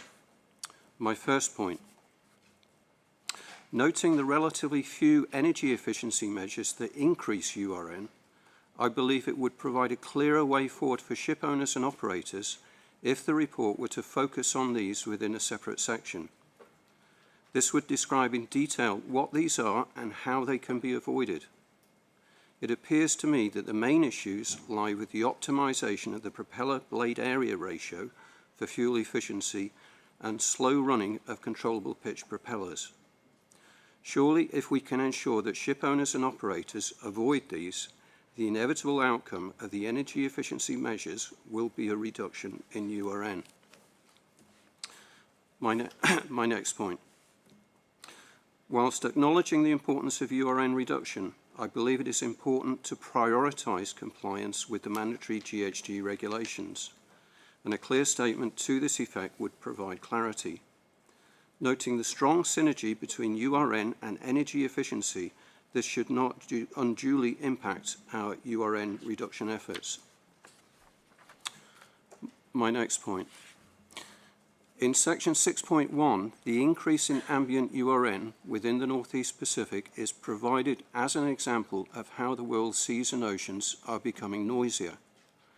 However, this trend is not universal, and recent studies by Pennsylvania University, the UK's National Physical Laboratory, and the Finnish Meteorological Institute have observed some regions with static or falling levels of ambient URN. It would provide a more complete picture to also mention such trends. It's difficult to be certain of the causes, but possibly the speed reductions that were initiated at the time of the global financial crisis, and the ongoing and progressive energy efficiency measures are starting to impact ambient URN. In the context of our present discussion, it's important to be aware of these inconsistent trends and to remain open-minded to the possible causes. My next point. It would be beneficial to forecast the impact of the greenhouse gas regulations on URN ambient levels going forward. Methodologies already exist for estimating global ambient URN, and these take account of shipping density and URN source levels of individual ships. Such forecasts would be a useful contribution to the further development of IMO's URN policy. My next point. As recommended in section 8.2 of the VARD report, data collection will also be of vital importance in monitoring progress on reduction of ambient URN. I note that other studies have accessed data from the deep ocean hydrophones installed for monitoring the Nuclear Test Ban Treaty, and ongoing access to that data, perhaps annually, could provide the basis of such monitoring. And my final point. The following statement is within section 8.1 of the report, and I quote, "Requirements for the reduction of the greenhouse gases are now mandated by IMO, though with much remaining uncertainty as to how this will be enforced at flag state level," unquote. The mandatory aspects of the greenhouse gas regulations are currently EEDI, EEXI, and DCS. At ICS, we receive regular feedback from our membership, and apart from some supply bottleneck issues with the overrideable power limitation systems used for EEXI compliance, I'm not aware of any significant problems with the implementation and enforcement of these instruments. For clarity, I suggest the authors either detail their concerns or delete this sentence. Nevertheless, the VARD report is overall a very good piece of work and an excellent starting point for our discussions. So thank you, Chair. Thank you. Thank you, Chris. Thank you, Chris. We're going to do a little shuffle up here.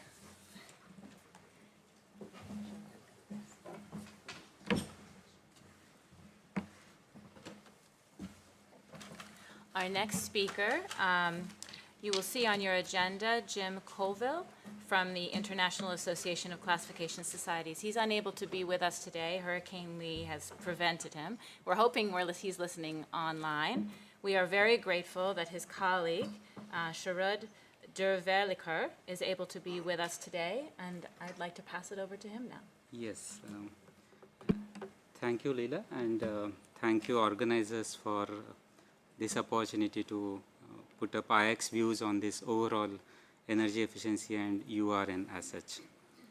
As she mentioned, my colleague Jim could not attend this. I hope he's available online. And my another colleague, Yao Yu, is with me here from LR. So we three together made up this position of IRS. So I'll just brief about the overall aspects. As we are talking about URN and GHG, we know approx 3% of the world's GHG is because of the ships of the world GHG. But when we talk about URN, most of the URN is because of the ships only. There is nothing else which is contributing to the URN. And URN, in a sense, it is unique. In a sense, it has no persistence. If the source is silenced, URN gets silenced. There is nothing is existing. So for silent ships, there is nothing about the URN. And in the morning, as some speakers have said about, since when we are talking about the energy efficiency, it's long been concerned since the fuel costs and fuel efficiencies are talked about since long. So energy efficiency is obviously a long time discussion in the in this market, in this marine fraternity, I would say. And there are some IMO tools are there. Some market-based measures are being discussed or being implemented on the energy efficiency side. Whereas for URN, hardly anything is there. Now there are some guidelines and these things are popping up in these recent years. URN as such is not design consideration so far. and for commercial vessels mostly. And the problem is it's not really treated as a pollution itself, and problem is with the mindset of the people you are in, whether it is really affecting the society or it is affecting environment. That's the point. So here I would like to quote the United Nations Convention on the Law of Sea. I'll just read it out.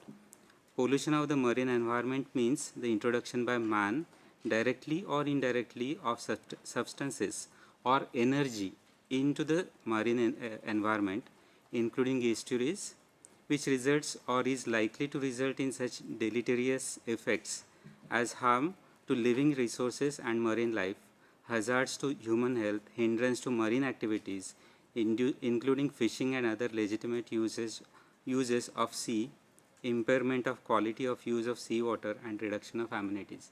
So all this big statement, what I mean to say is URN is kind of energy. The sound is finally the energy which is going to the sea. So it should be treated as a pollution. It should not be treated as something else, equivalent of GHG, what I made in the beginning. And when we try to deal these both aspects, energy as well as URN, only single solution cannot be there. There will be challenges, and we have to set some targets for meeting both the targets. And with that, there can be short-term targets like we are talking about, say, reduction in the speed, or there can be similar short-term targets like cleaning of the hulls. And then those can be seen in a broader sense. What can we do for existing ships and what can we do for new builds? And when it comes to existing ships, again, since these many years, it is mainly driven because of the fuel costs and reducing the fuel cost and increasing the efficiency. And what we see is a speed reduction as a general trend, cleaning of the hulls. These are the general things for reducing GHG. But these measures, we have to really carefully see all speed reductions, whether are they really going to give the URN reductions. In very low speeds, if there is something about the propeller loading and cavitation, these issues we have to see little carefully. And when we are reducing the ships, are we increasing the number of ships? Whether that is going to impact, say, the URN again, that is another concern. So it has to be seen in that context. And when it comes to URN, it's not only the prediction, it's not only the analysis, we have to really measure the URN. So there should be some standardized methods, and as we are talking about the baselines, for individual ships also, there should be some baseline should be defined, and then from that baseline, the ship should be monitored over a period. Individual ship, it cannot be categorized as a general group of ships where we are talking about the URN reduction measures. And there is a need to have an ability to feed the results, whatever we get from these measures, to some common platform where community can access those data sets, like IMO DCS, for example.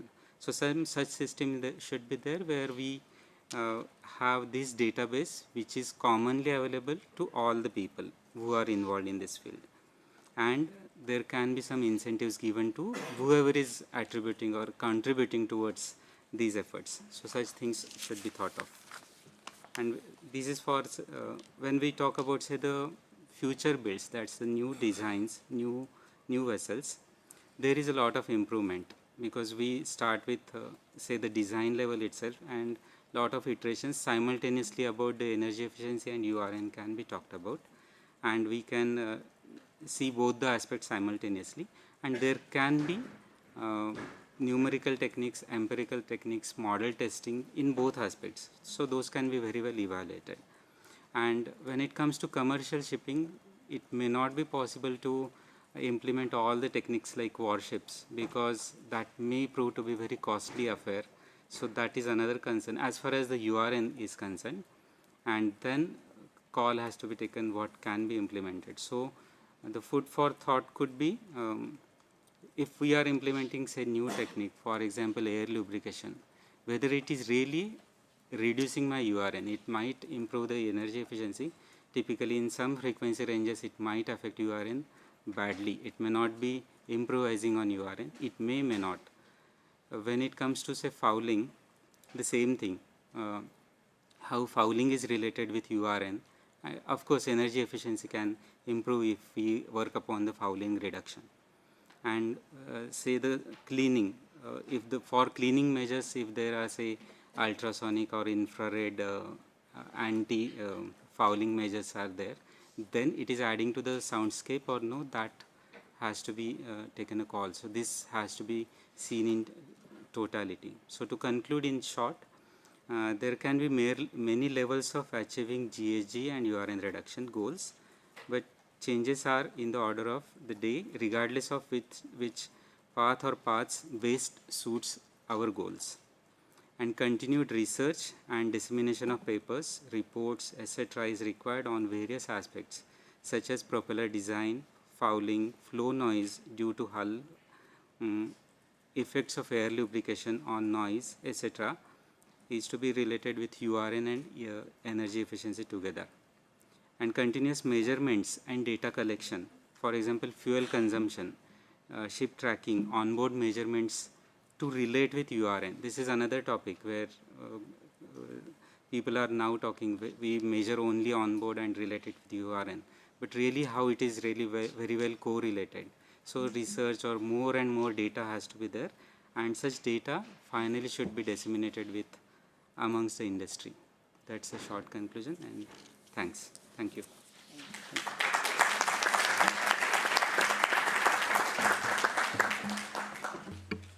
Thank you very much. A little more shuffling, Nadia.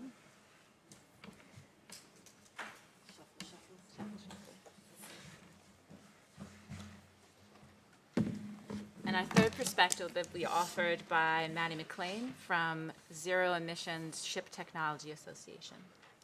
Thank you very much, and thank you for the organisers for the invite. I'm very honoured to be speaking today. First of all, kudos to VARD for a very clear and comprehensive report. As Zestis, we do not disagree with any of the findings, but also we support the suggestions of the previous speakers. Zestis Tech sits at the nexus of this report. Just a bit about Zestis. We are an international trade association. We represent technologies that are absolute zero emissions. Additionally, our technologies are nearly silent. Absolute zero, as defined by ISWG GHG 13/3/9, is an energy source that produces no emissions of carbon dioxide or other greenhouse gases across all scopes, i.e., where there are no direct emissions from fuel consumption or indirect emissions from energy purchased, or any GHG emissions from productions through to end use. Zestis has extended these same conditions to include pollutants. Therefore, the technologies represented by Zestis in Zestis IMO ISWG GHG 15/INF/2 do not damage ocean health. Therefore, I'd like to add another circle to this discussion, creating a Venn diagram that includes ocean health. After listening to your presentation this morning, Michelle, I think this is really the time to bring this in to prevent our moving forward in silos. It is the IMO's responsibility to manage shipping's impact on ocean health. What we have not been considering is ocean health's impact on climate. I believe that this is the place here at the IMO to close the gap in this circle, to bring pollution into this loop. What technologies reduce URN, GHGs, and ocean pollution? When you look at the nexus of these three circles on a Venn diagram, GHGs, URN, and ocean health, we see the same technological solutions. The main greenhouse gas is water vapor. Climate change mitigation strategies and models have focused primarily on reducing carbon dioxide emissions as the means to reduce water vapor. However, this assumes that water vapor is only regulated by temperature. It is not. 100% of the ocean has a surface microlayer, referred to as an SML. Until recently, little has been understood about the SML and its role in global heating. Latest research shows that it is crucial. This SML layer promotes the formation of aerosols and clouds. It also reduces the escape of water molecules and slows the transfer of thermal energy to the atmosphere. However, the SML layer also attracts toxic forever chemicals, lipophilic chemicals, microplastics, and black carbon soot from incomplete combustion of fossil fuels and other particulate matter. Marine plankton and ocean health are considered the lungs of the earth, providing up to 80% of our oxygen. 50% of marine plankton has been lost since the 1950s and continues to decline at a rate of 1% per annum. The degradation of the SML reduces carbon assimilation, accelerating ocean acidification. Ocean acidification will be catastrophic. Our ocean covers 71% of the Earth's surface. It contains 97% of the Earth's water, provides 99% of living space, homes 80% of living organisms, stores 40 trillion tons of carbon, produces at least 50% of our oxygen, absorbs 90% of the planet's excess heat, absorbs over 25% of CO2. But it is not too big to fail. We have an opportunity now to bring together all of these points to create common solutions that confront these interrelated challenges. An example here is the connection of the health of cetaceans. Cetaceans rely on phytoplankton, contribute to the oxygenation of oceans, which of course contribute to the growth of phytoplanktons.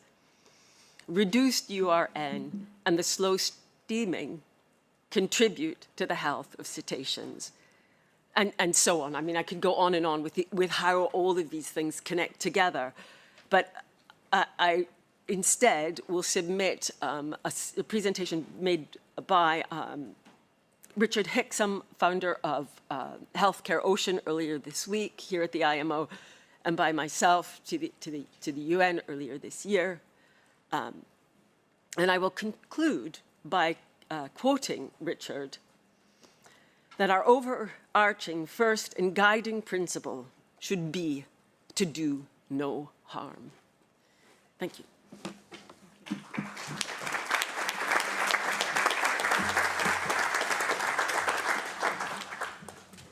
Thank you very much. And Tom, if you'd be able to step forward. Our fourth speaker will be Tom Smith from the University College here in London. And I'll hand it over to you once you're settled. Thank you very much. Thank you very much for the invite, and thank you very much for Transport Canada for putting these two topics together. I think from the work I do that these topics actually belong together, and there's no reason why the people in this room, we can't solve both of these issues. VARD have done a great job with their report in identifying a huge array of different technologies and also design practices that offer potential to improve both. And given the technology readiness levels, the increasing availability of trials data, we're far from starting from scratch with this issue. We really are already, I think, quite a long way down the line.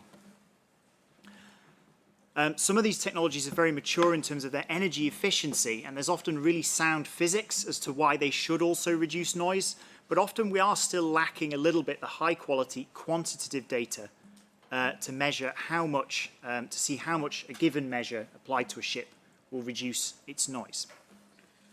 Now, I find it useful when I'm thinking about this to split the topic into two. Now, firstly, it's the general case most large commercial ships, this will be true, that the harder an engine or a propeller is working, the louder it will be. And for many commercial ships, we see a positive correlation between shaft speed and propeller speed and the underwater radiated noise.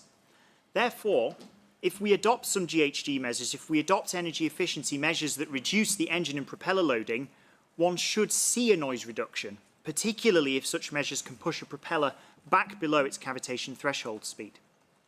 And I think the VARD report bears that argument out quite well. Secondly, we also have measures that actually are more focused to directly reduce noise, but that also were developed in many instances to improve energy efficiency. And one of these, and one of the simplest of these, is a vortex generator.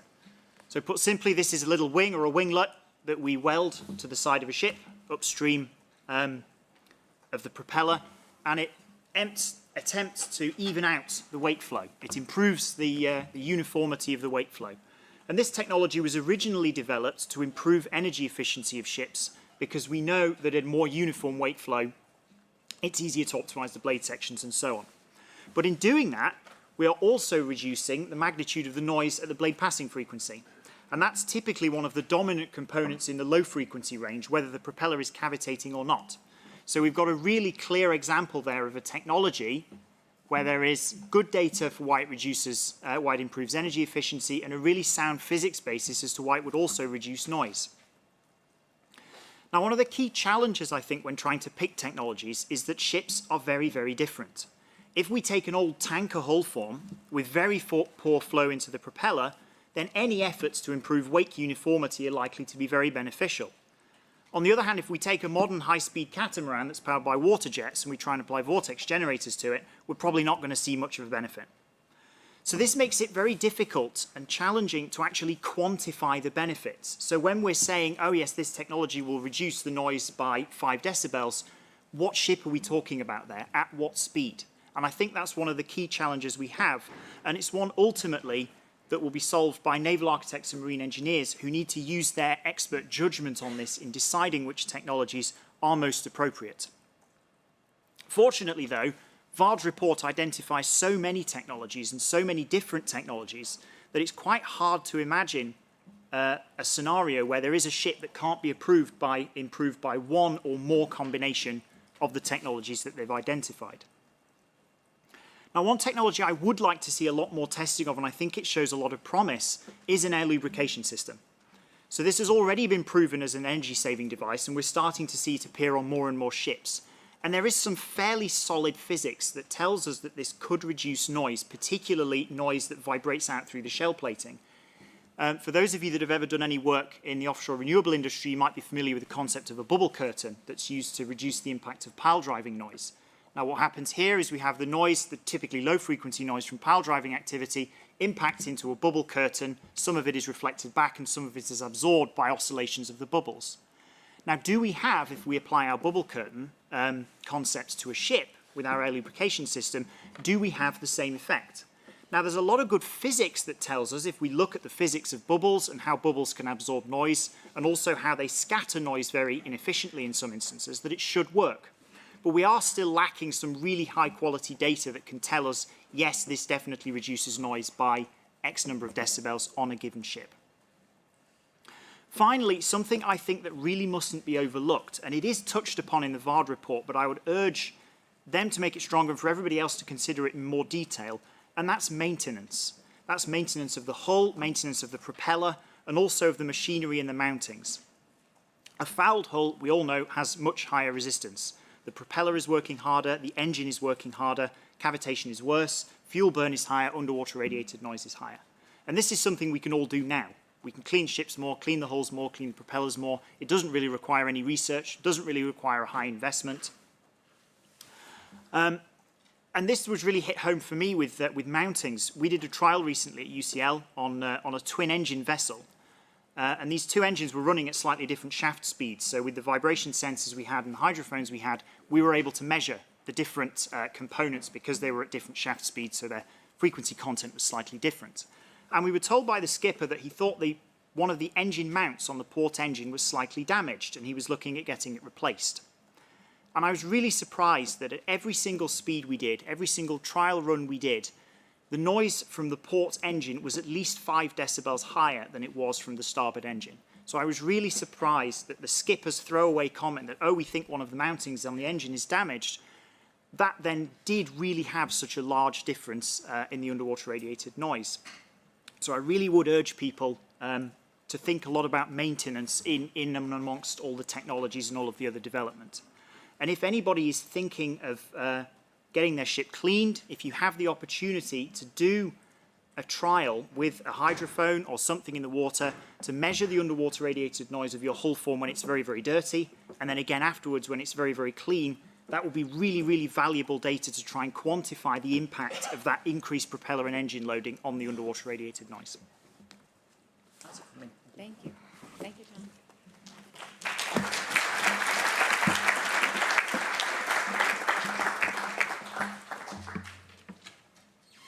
And the last shuffle.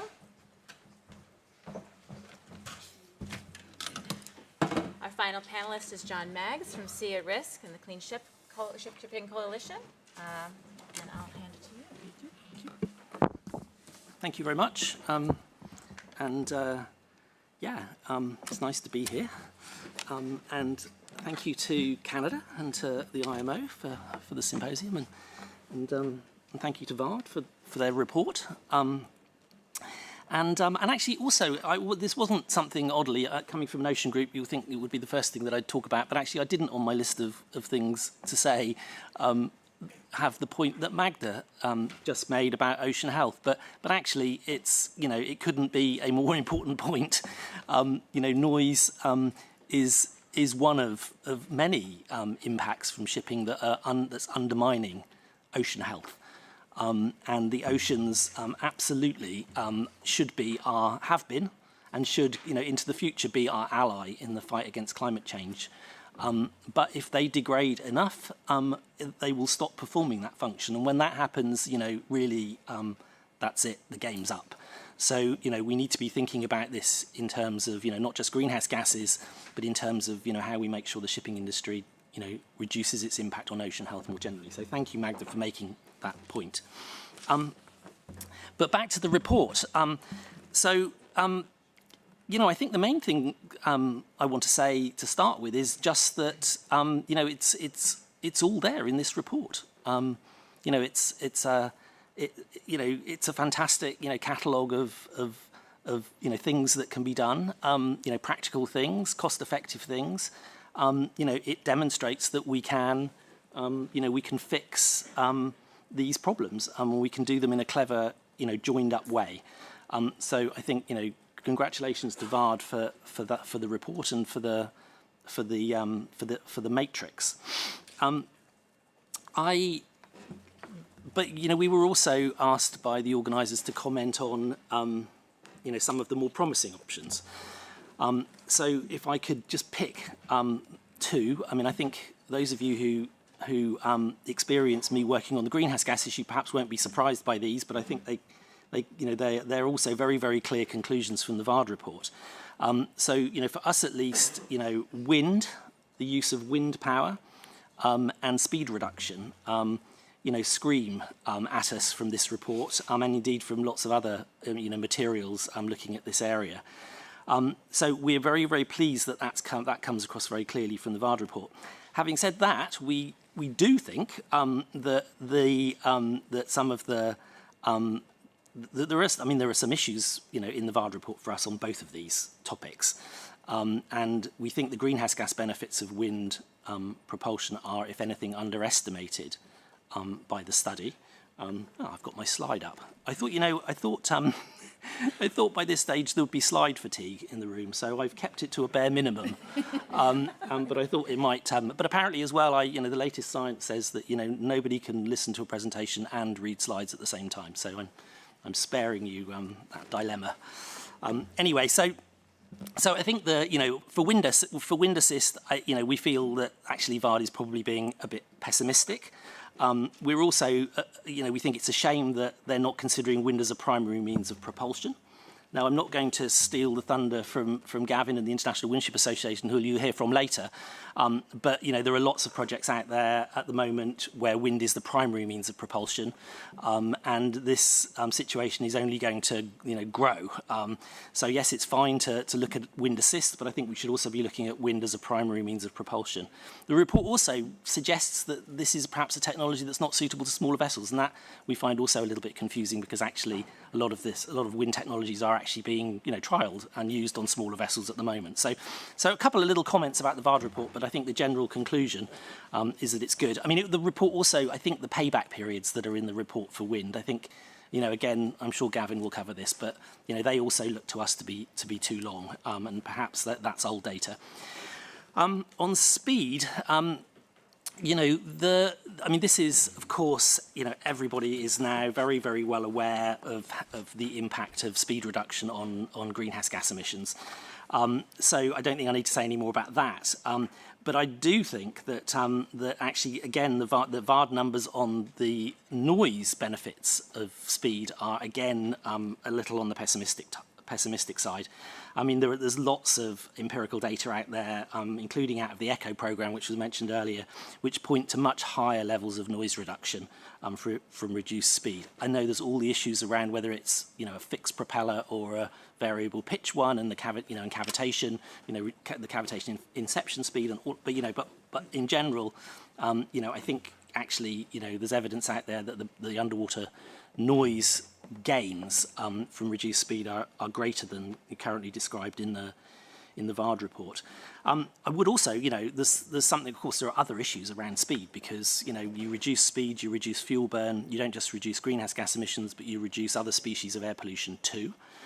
You also reduce whale strikes. So, again, going back to the theme of ocean health, and how measures can be, can tackle shipping's impact on ocean health in a smart, integrated way.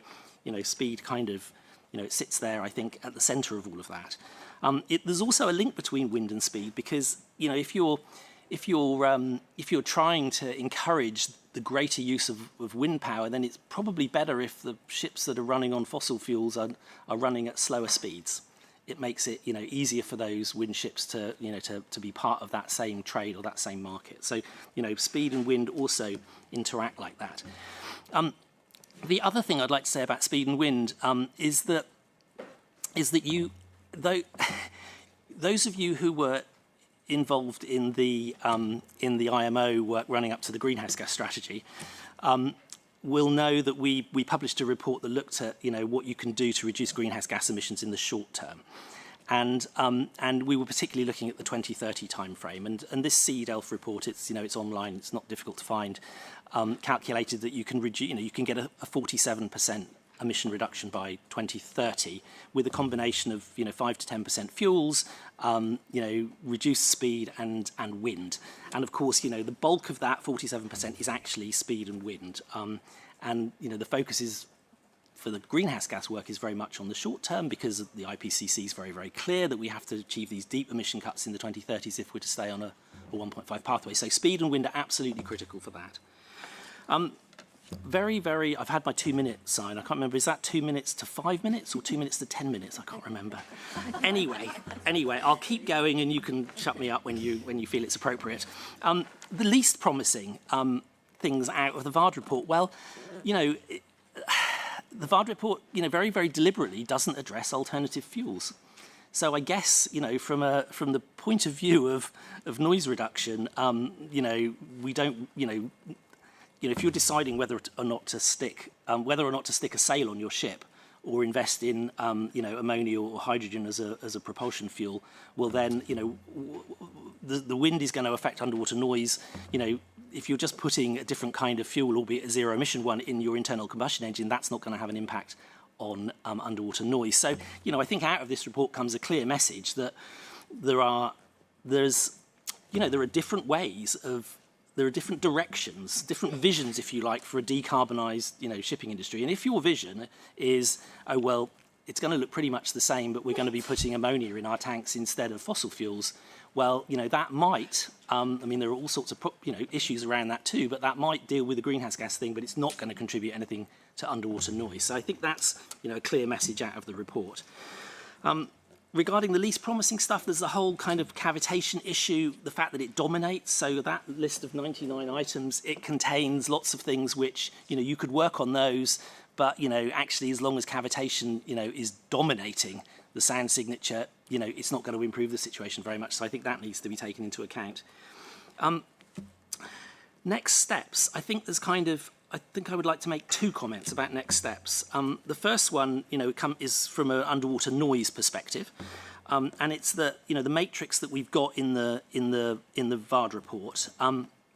You know, I think this now needs to be, you know, it's a long list. It's very, very informative. It's very helpful. It's pretty comprehensive, I think, but it doesn't really tell a ship designer or a ship owner what they have to do to make their ship, either their existing ship or their future ship, quieter.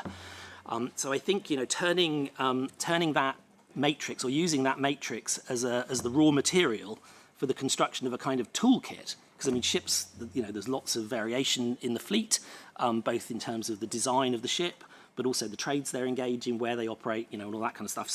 So you know, from coming at it from a noise perspective, the solution is going to be quite a tailored one, and I think a toolkit that recognises that and helps designers and owners to produce quieter vessels would be extremely helpful. Finally, coming at it from more of a greenhouse gas perspective, I think it's really, really important that it's clear to the greenhouse gas process here at IMO what the goals are for noise. And I think that needs to be crystal clear. There's going to be a huge, I mean, what's being envisaged for shipping, you know, decarbonisation by 2050, a 30% cut in emissions by 2030, a 80% cut by 2040. You know, the industry is going to be utterly transformed in the next few years and in the next, you know, couple of decades. So massive investment. You know, the question is, you know, how do we make sure that that all doesn't just decarbonise the shipping industry, but actually transforms its environmental footprint more generally? So, you know, we've got, following up from the greenhouse gas strategy, we've got the revision, this was mentioned earlier, we've got the revision of the carbon intensity indicator, the short-term measure, that's coming up by, well, that revision process has got to be complete by 1 January 2026. We're in the middle of developing the basket of measures. This is the mid-term measures, in which is the fuel standard.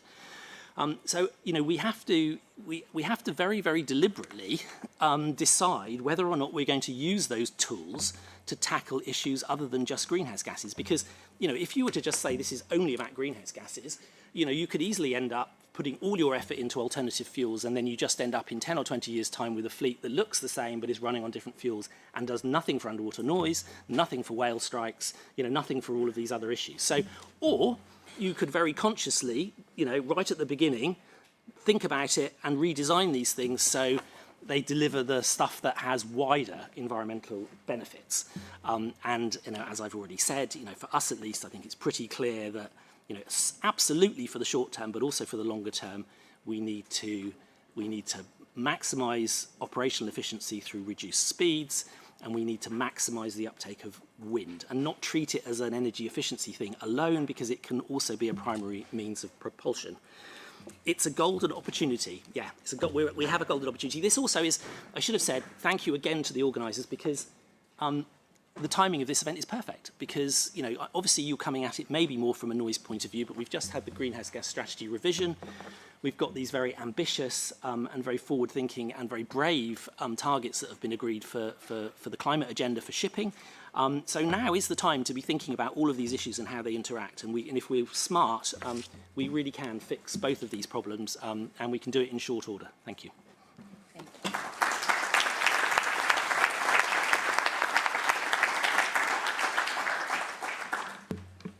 Okay, and with that, we're going to take on a little bit more of a logistical challenge as we work with the panel to get into some good discussion with all of you as well. So we'll be sharing microphones as necessary, so please be aware I can move wherever.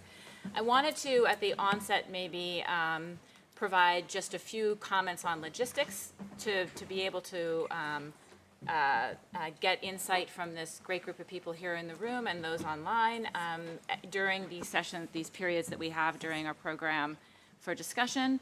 And then also a few sort of stage setting thoughts about what are some of the priorities that at least the organizers feel are important to our ability to deliver a report on this to SDC.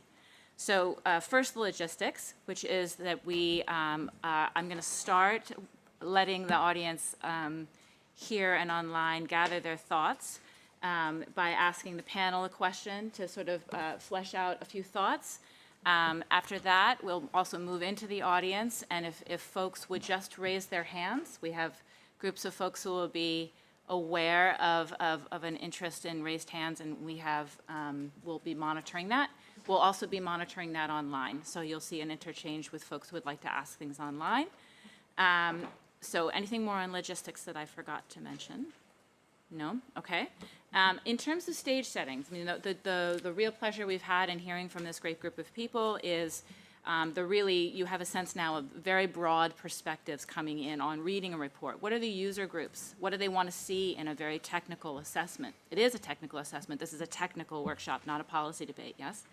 And so we really have asked people who come at it quite technically and who come at it from more of a policy framework to give their reflections on the utility of the report, where it's going, how it is or is not synergistic with their views in other fora, things like that. So you have that type of a perspective.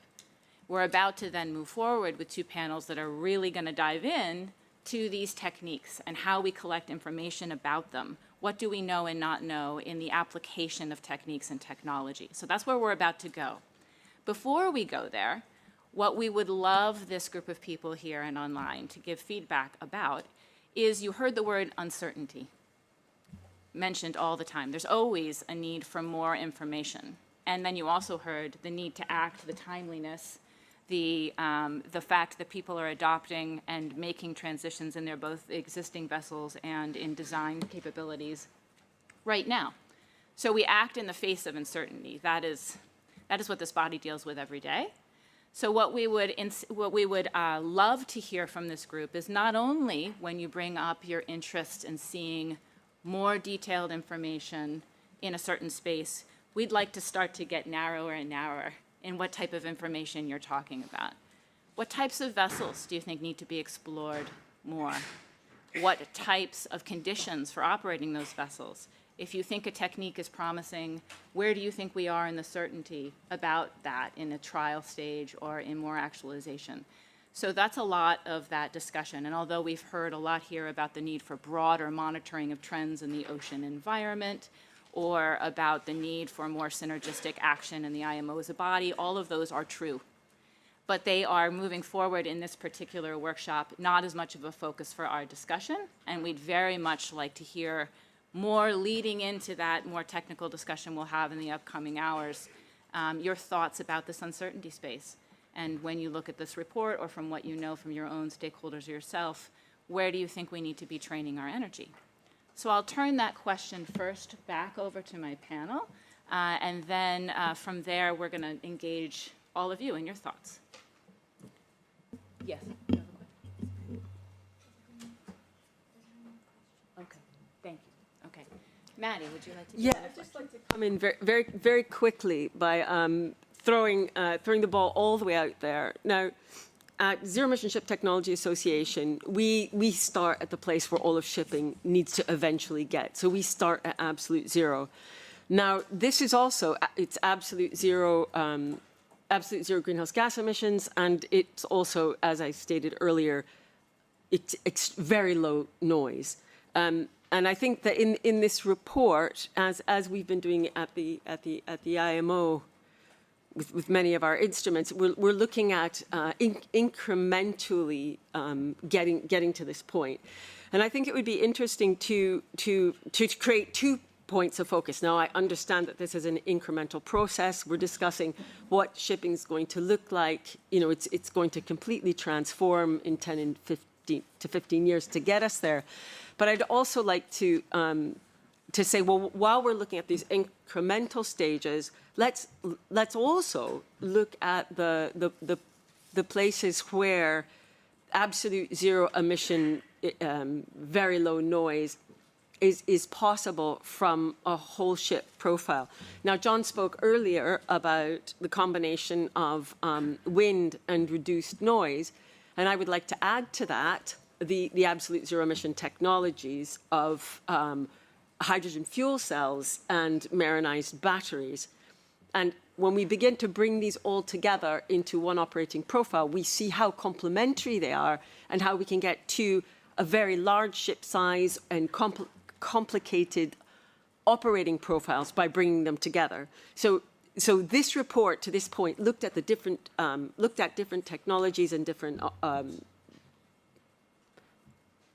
operations, et cetera, but we have not yet looked at how the ultimate effect by combining them, and I think that would be a very good next step to look at not only what impacts we could have by combining them, but also to look at the point that we actually want to get to, and then backcasting from there and saying, right, okay, what does this absolute zero emission and zero noise vessel look like, and where is that possible now? Thank you. Very briefly, is there one more comment from the panel before we move into the audience and online? Yep. Right. Thank you, Chair. I'd just like to make the point that energy efficiency is here to stay permanently. And I think Sveining Oftedal had a very good slide, the graph from the 2050 DMV forecast. Cast your mind back to it, there's a broad blue band, wedge, which represent energy efficiency, and it contributed a third of decarbonisation by 2050. That wedge did not taper off. It continues to grow right through to 2050. And the reason it does that is because when we get the future fuels, they're going to be really, really expensive. So the imperative for efficiency remains, and it indeed gets stronger. The motivation to improve the efficiency of ships gets stronger right through to 2050. So therefore, when you consider the interrelationship with URN, if we're smart, if we make the right choices with regard to the measures we fit to ships, then noise will reduce as well. Thank you. This is a really important point, and I think it's but it's an argument for keeping our foot firmly on the regulation of energy efficiency, even as we get into a world of alternative fuels. And I say we need to keep our foot on the regulations, because actually history. I mean, I know I saw the graph and I see that big fat blue bit, going into, deep into the future. But I mean, history tells a slightly different tale. And for example, in the run up to 2008, the 10 years up to 2008, fuel prices rose tenfold. Ship speeds went up. The design efficiency of ships went down.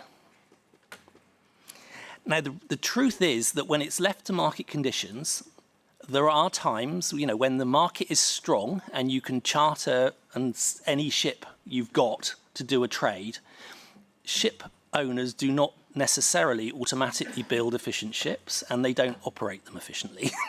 Now that, of course, I'm describing a period before all of these regulations came in, but it's a cautionary tale. Do not assume that, you can, just because, future fuels are going to be more expensive, do not assume that that will feed through into more efficient operation or ships on its own. It won't. It will need regulation. Okay, thank you very much. Maybe we will start by getting into the thoughts from the room in the same kind of commentary space, maybe highlighting, if you can, your thoughts about data certainty. And where you think that short-term information gains are going to be the most important. And then we'll move to online, Naomi, quite quickly, yeah? I'm going to need to, I think, call on people with the nice man with the beard and the blue shirt type of a thing. Thank you. Yeah, Gavin Allwright from the International Windship Association. And thank you for the nice comment there as well. Yeah, I'd like to make a couple of comments about the report. I think John already highlighted a number of issues that we'll certainly send through to VARD, quite a few issues around the treatment of wind that we've seen also in the fourth greenhouse gas study. And those are on things like payback periods, the primary wind. But a couple of points I wanted to make more generally that we should be very conscious of or careful of. One is that this is a static assessment. It's a snapshot assessment of where we are right now, or where we are probably 2 or 3 years ago, where the data is now public. What I'm really concerned about is we need to be looking at this in a dynamic way. Just to give you a brief example, wind propulsion, small wind propulsion installations right now are scaling at quite fast rates. We have a learning curve. We have a reduction in costs that's happening already because it's a market, should be an MRL rather than a TRL. And that creates, if we took a snapshot of wind turbines in 1980, very small, couldn't produce that much electricity. A lot of people went, well, you know, it might scale a bit, but look at the turbines we have today. Absolutely, they're not even in the same ballpark. And that's exactly what happens with innovation. Now, some of these innovations are quite mature and don't have very, very far to go on efficiency improvements within those systems. But this report doesn't reflect that. So I think we really need to be looking at scales and ranges of potential for technologies, not simply that snapshot. Also, with rates of return, we've got fuel price fluctuations, which basically the pressure is an upward pressure. I just wanted to make one other quick comment. I've got a lot of comments on here, but I just want to make one quick comment on alternative fuels. They're not included in this, and from a very direct perspective, that's true. But they use renewable energy, and one of the biggest renewable energy developments is offshore wind, which certainly does have a URN impact through the production, the pile driving, and through the operations. But also, a lot of those alternative fuels are going to require tankering.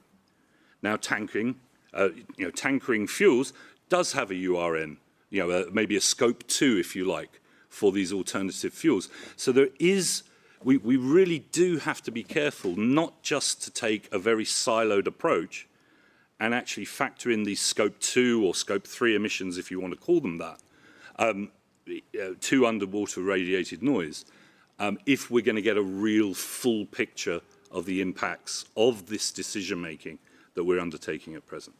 So, and I'll make other comments during my presentation tomorrow. Thank you. Yes, the gentleman in the white shirt at the back. Thank you very much. I'm Port of Seattle Commissioner Fred Felleman, and I would like to, I'm here as a delegate with the IAPH, and would like to express our acknowledgement and appreciation for the leadership of Canada for bringing us together in this very important discussion. I would like to actually ask for clarity, that statement in the VARD report talking about the lack of applicability of a slow steaming on specific routing, like, this common point-to-point routing, which is where I would think would be the most appropriate, and where, since the, ability to implement speed reduction is the quickest way to implement noise reduction and greenhouse gases, that this would be a place where I would think the research should be focused initially. And we have this rich database that the Project ECHO has, even though the Port of Vancouver is our greatest competitor. I would like to recognize them, and so that would be where I would like to see that database fleshed out, and where our Quiet Sound program is beginning to try to do such a thing. Yes, thank you. Can I turn to you, Rink, to respond to that?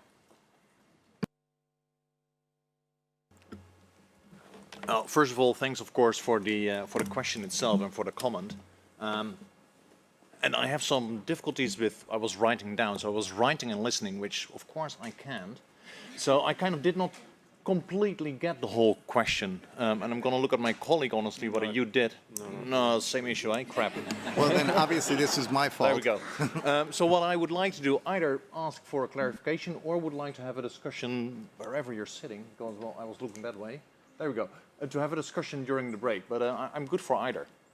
I think it actually would, we'll have several wonderful moments to talk about speed over the course of the next 2 days, and I think that's important. But as a reflection directly on the way you've presented the point-to-point speed modifications, and I think the report, why don't you restate it the way you put it? Well, it's really the question of slow steaming and whether the implementation of, as I interpreted it, that you suggested that slow steaming would be inappropriate for these point-to-point, bus routes, where I thought that that would be the most appropriate way to have your predictability about arrival at the port, and something we would like to incentivize if indeed that's appropriate. Thanks, appreciated.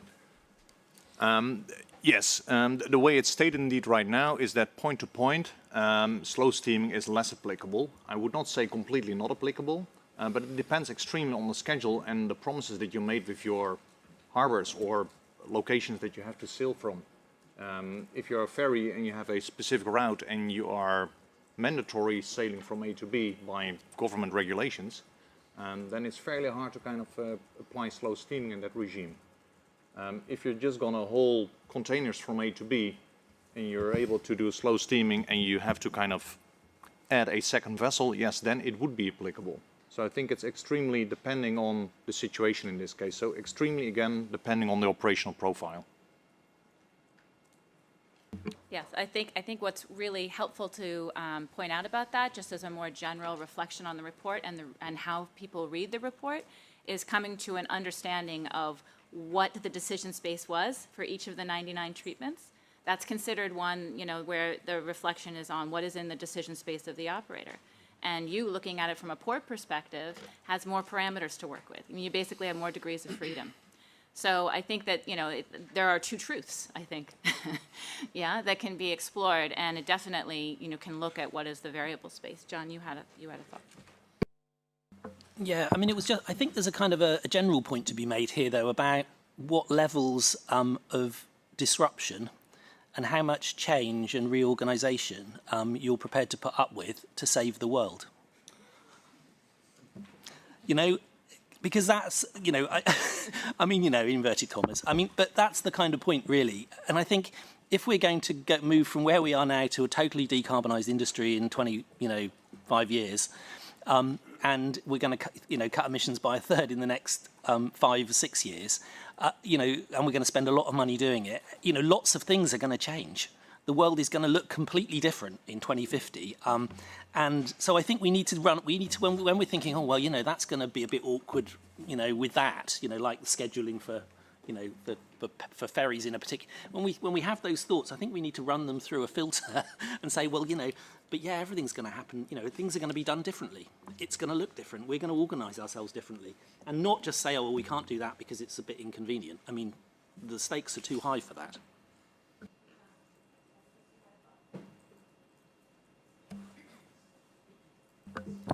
Thank you, Chair.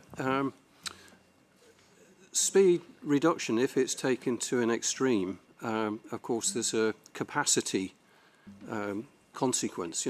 For example, if we halve the speed of all ships, then probably we need about twice as many ships, and that has a noise implication. But there is a type of speed reduction which is a win-win, and that's just in time. Now, if you think about that, there's no capacity implication. All you're trying to do is ensure that all ships cross the ocean at the most efficient optimum speed and arrive just in time in the port to offload them. So that type of speed reduction, there's no real downside. One of the just-in-time concepts, one of the research projects that's ongoing at the moment, they had an independent assessment by a competent scientist with respect to what that system could achieve in terms of energy efficiency and noise reduction.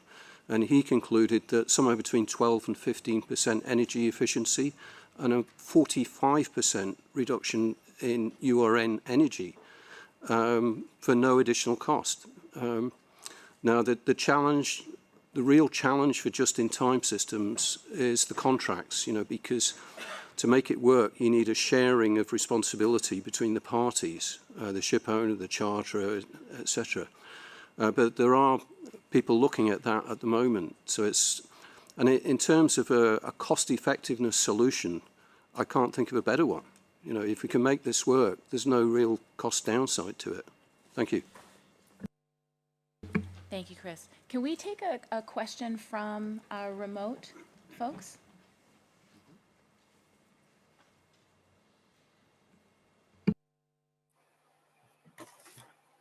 Hello, this is Andrew Wright with Fisheries and Oceans Canada. I'd just like to start by thanking VARD for their fabulous report and presentation. I'd like to echo some of the comments in the room with regard to the slow steaming for scheduled vessels. Simply put, we make the schedules, we can remake them. And so I don't think this should be a problem and a block to applying slow steaming to set schedule ships. The second thing I would like to sort of touch on follows up from the gentleman with the blue shirt and the amazing beard in looking at the potential for new technologies going forward. And I think the note that some of the resilient mounts were not suitable for the very large engines because they couldn't support the weight. I am actually not entirely sure that can't be overcome, since we have resilient mounts for buildings and bridges and so forth in earthquake zones. So I think this is just a case of refining the technology, and I think the potential is still there for this to be useful in the future. So it would be interesting, it would be good to see that kind of potential reflected in the report, even if the technology isn't here yet. But if it can be used in other situations, if it is used in other situations and maybe coming down the line, it might be useful making those notes here too. Thank you all again for the report and for allowing me to just make a few comments here. Thank you, Andrew. My timekeeping is remiss. I need to see whether anyone would like to respond quickly to Andrew's comments, and then I think we need to adjourn for lunch to make our way up to the cafeteria and back within an hour. Is there anybody who'd like to further comment? Yes, go ahead, Charlotte. Just one quick comment. I'm from SailPlan. We're a real-time emissions monitoring company, and some of our data, and it's not complete or, I can't speak with true confidence here because we don't have enough data, but we have looked at the consequences of slowing down ships. And when you do that, I know CO2 emissions can come down, but we found that unburned hydrocarbons and methane can go really high and skyrocket. So I think just addressing some of the unattended consequences of some of these actions might be helpful. And I think as we're moving with better technology, we'll be able to pick some of those things up. But I think I would love to hear from the panel, over the course of the 2 days, a little bit more about that and some of the things that we might not be thinking of all the time. Yes, Tom, go ahead and comment briefly on that. Is that working? Sorry, just to come back on the comment on mounts. Those of you who've got any familiarity with the defence sector will know that it is possible to create mounts, isolation mounts for extremely large machinery, and it can work very well. And increasingly the use of things like active mounts as opposed to just passive resilient mounts is a really promising technology to help isolate low frequency noise. Where it becomes an issue, I think, really is a naval architecture problem in that the mounts themselves are very, very big. So I think, as the comment said, it can be done. It just needs to be considered. The technology needs to be refined, and it does take up quite a bit of space. But I think it is a very promising technology that could reduce a substantial amount of noise, and so it definitely shouldn't be discounted. Thank you. And with that, Gavin, I see your hand. If it's possible, I think I need to move people to lunch so we get in and out of the cafeteria, and I get to see you all in about an hour. So with that, we'll close for the time being.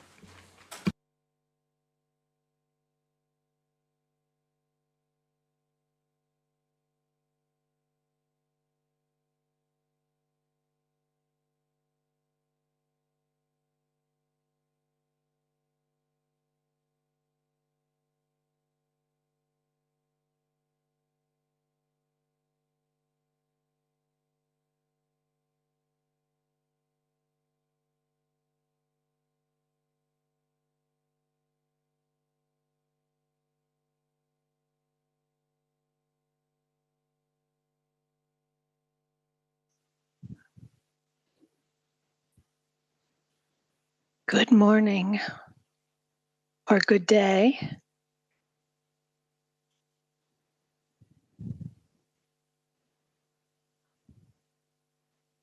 Do we need to move to a breakout group for this?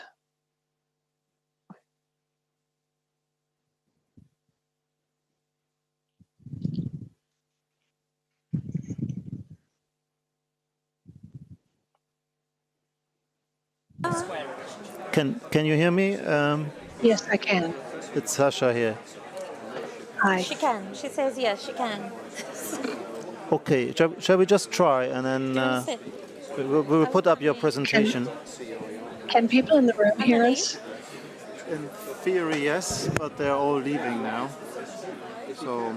Okay, do we want to take about 3 minutes to let the sound level in the room decrease? Or? Let's do it again. So, I just gonna. Can you just request the floor again in 3-4 minutes? I will do that. Thank you. Thank you.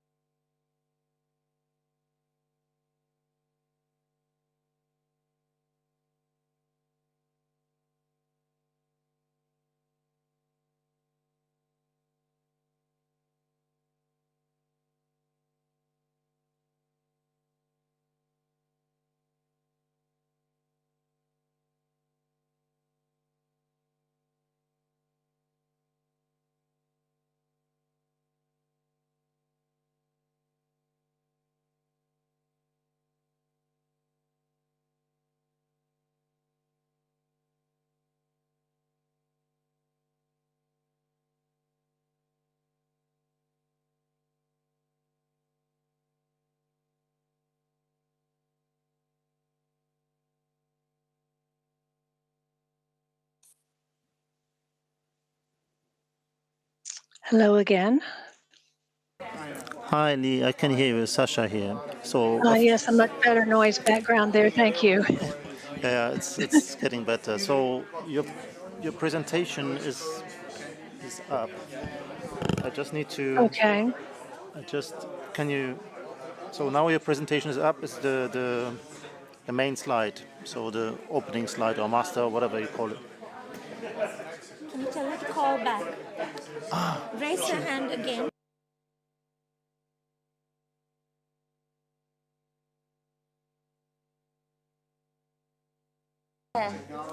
Sorry, that was me, Lee. I Okay, kicked you there we out. go. I kicked you out.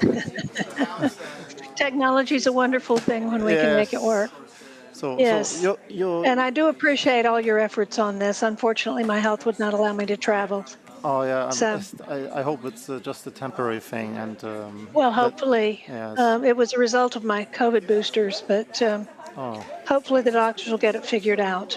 But until then, we have to figure ways to make this thing work. yes. So, did you receive a presentation from me last night? That is the version that I would be working from. I did, and I downloaded it, and it's on the screen now. So Okay, so we have, and I can't see it. So you, No. as you pointed out, that I would not be able to do. Shall I attempt to share my screen and see if that works? By the way, yeah, but YouTube is a bit delayed. So it works. So if you just give us an instruction while you're having the floor, you should go to slide 1 and to I can slide do 2. that, and the slides are already numbered. Yes, exactly. So in order to avoid any confusion, next and if just the easier it would be if you can tell me the slide number 3, then I would be, then we would know which one you're talking about. I can be specific. Boy, that's a very good suggestion. Yeah. So just in case that I press twice, with my sausage fingers, and then I'm somewhere else, and then. I do have one slide, I believe, that has some animation on it, but we can remove that if that will cause confusion.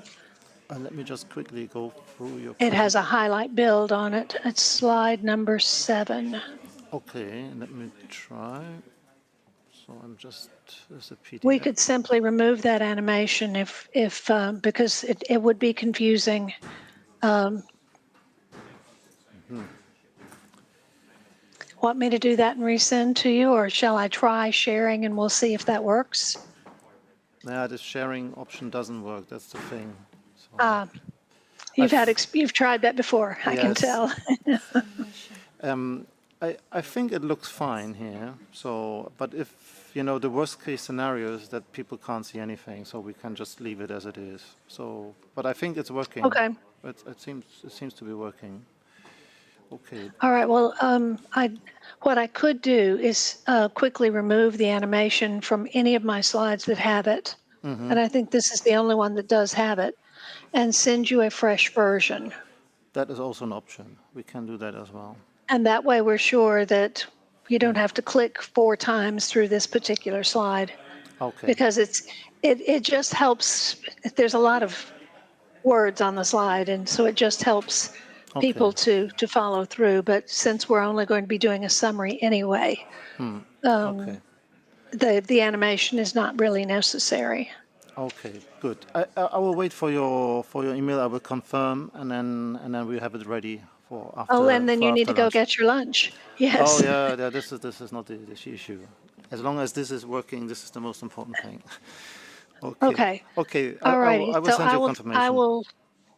I will make this change right now, and I won't try to do it while we're talking.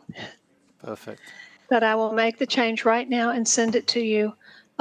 Shall I copy your colleague who's also on this email? Yes, please. Okay, I will do that. Perfect. And we'll make this work one way or another. I'm sure we will. Thank you so much, Lee, for. And is there for your some way to understanding. tell me if the slide is not advancing or something? Just if you'll just flag Eric Baudin Yeah. to have him let me know that it's not working, or you can put something in the chat. Sure. We'll do that. Okay. Perfect. All righty. Thanks so much, Lee. Oh, thanks for your help. Thank you. Bye-bye. See you later. Bye-bye. Bye-bye.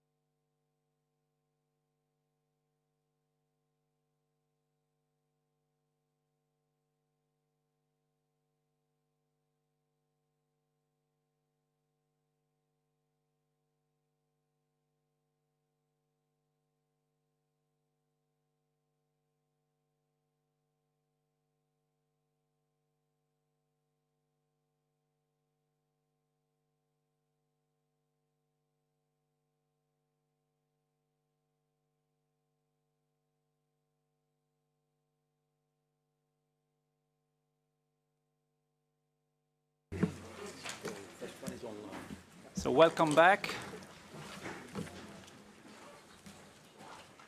We'll start this afternoon session with the theme 2. So in fact, the next two themes, number 2 this afternoon right now, and number 3 tomorrow morning, aim at sharing some solutions that have been identified, whether these solutions have been evaluated for only GHG, but with a high potential on urine reduction, or reversely, or both.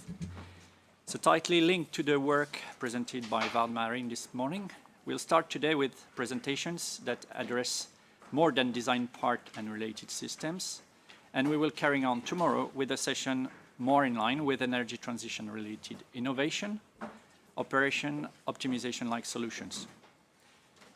Nevertheless, there is more than a tight link between both panels. A design change is likely to have consequences at operational level, and operation changes must ensure that the design is still appropriate and optimized to reach the forecast gains. So let's start with the theme 2, which addresses the energy efficiency by design and related new systems. It is clear that there is no unique solution, and it is even clearer that the solution list is an open one, where innovation fits perfectly in. Working on design to reduce the radiated noise mustn't impair the gas emission of the ship. That is welded in steel, to stay with our preferred ship industry terminology. The following presentation intends to bring perspective of obvious co-benefits for both GHG and urine reduction, as well as clarify how the additional objective of reducing urine can be optimized. Different view angles should also emerge from the variety of profiles we have among our distinguished presenters today. And quoting Tom Smith tomorrow, we are far from starting from scratch, and we need data to prove effectiveness of solutions. That's what our presenters will bring today. So let's start with Lee Kingberg from Maersk, who is remotely with us.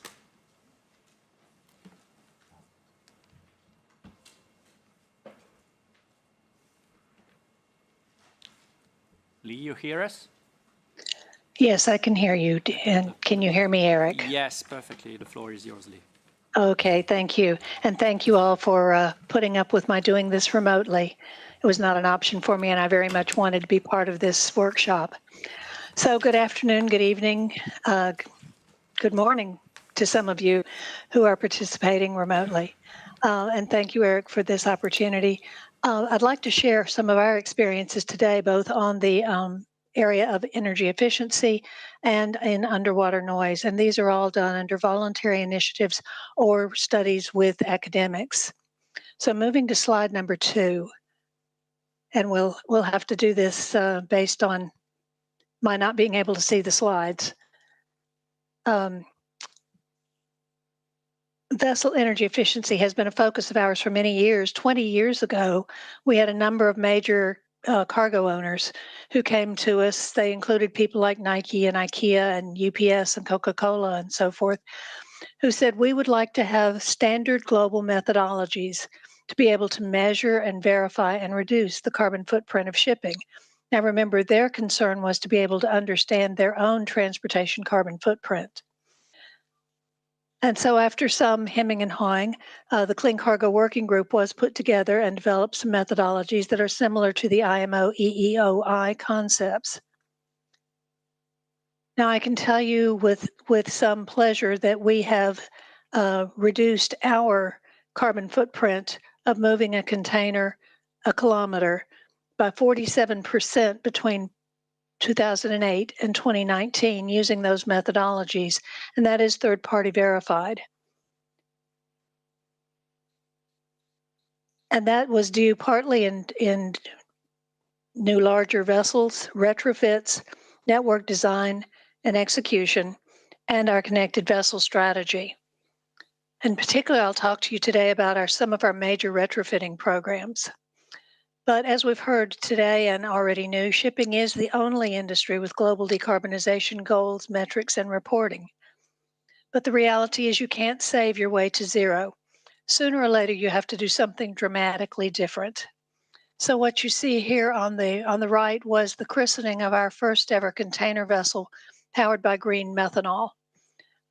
This was at the christening last Thursday in Copenhagen, and we're all very excited about the Laura Maersk. She's a modest ship, only 2,000 TEU, but it's a big step for us to move into these new fuels of the future. But I would point out to you that we don't know what these propulsion changes with these new fuels is going to mean in terms of underwater noise. So this is something to add to that list of things we need to better understand. Now, moving to slide number 3. We were doing retrofits on our vessels. We actually committed to a first round of what we called our radical retrofit program, where we actually did retrofits of whole classes of vessels with a package of retrofits. Here's an example of 12 vessels whose names all start with the letter G. So Gudrun and Gerner and Georg. These were retrofitted between 2015 and 2018.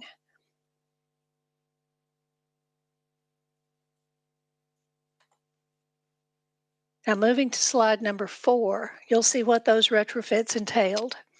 It was everything from a new bulbous bow to a new propeller and propeller boss cap fins, engine deratings, fuel flow meters. We also raised the wheelhouse and upgraded the lashing bridges and hatch covers, and of course then had to do some things like scantling draft valuations and so forth. The idea being to, in that case, to be able to carry more containers for only very little more energy. And we believe that this retrofit might have had a co-benefit of reducing underwater noise. However, we didn't have any data. The good news was that we became acquainted with some folks at Scripps Institution who did have data. Now, moving to slide number 5. This is just a reminder that we are having to deal with all those Venn diagrams and all of those driving requirements, starting with safety, of course, but energy efficiency, toxic air emissions, greenhouse gases, port community concerns, costs, on-time requirements from our customers, and then this new area that we are trying to understand better, which is the impact on marine mammals and the marine ecosystem. So we have to figure ways to make all of this work together. Now, again, we became aware of work at Scripps by Professor John Hildebrand, who had been collecting sound data in the northbound lane of the Santa Barbara Channel in California for over 10 years. So moving to slide number 7. Oops, let's stop at slide number 6. So on slide number 6, we've seen a couple of diagrams like this before, but the areas of concern that might be leading to underwater radiated noise greatly overlapped the areas we were also retrofitting for energy efficiency. So we were optimistic that there would be some co-benefit here. So let's move then to slide number 7.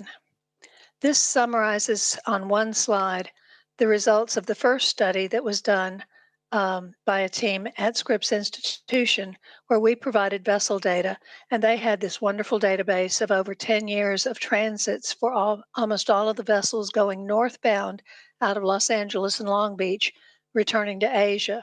And so they were opportunistically capturing the underwater noise results year after year for these vessels. And the good news is that these vessels were stable on that deployment. So they had sufficient data to do analyses on 5 of those 12 G-class vessels.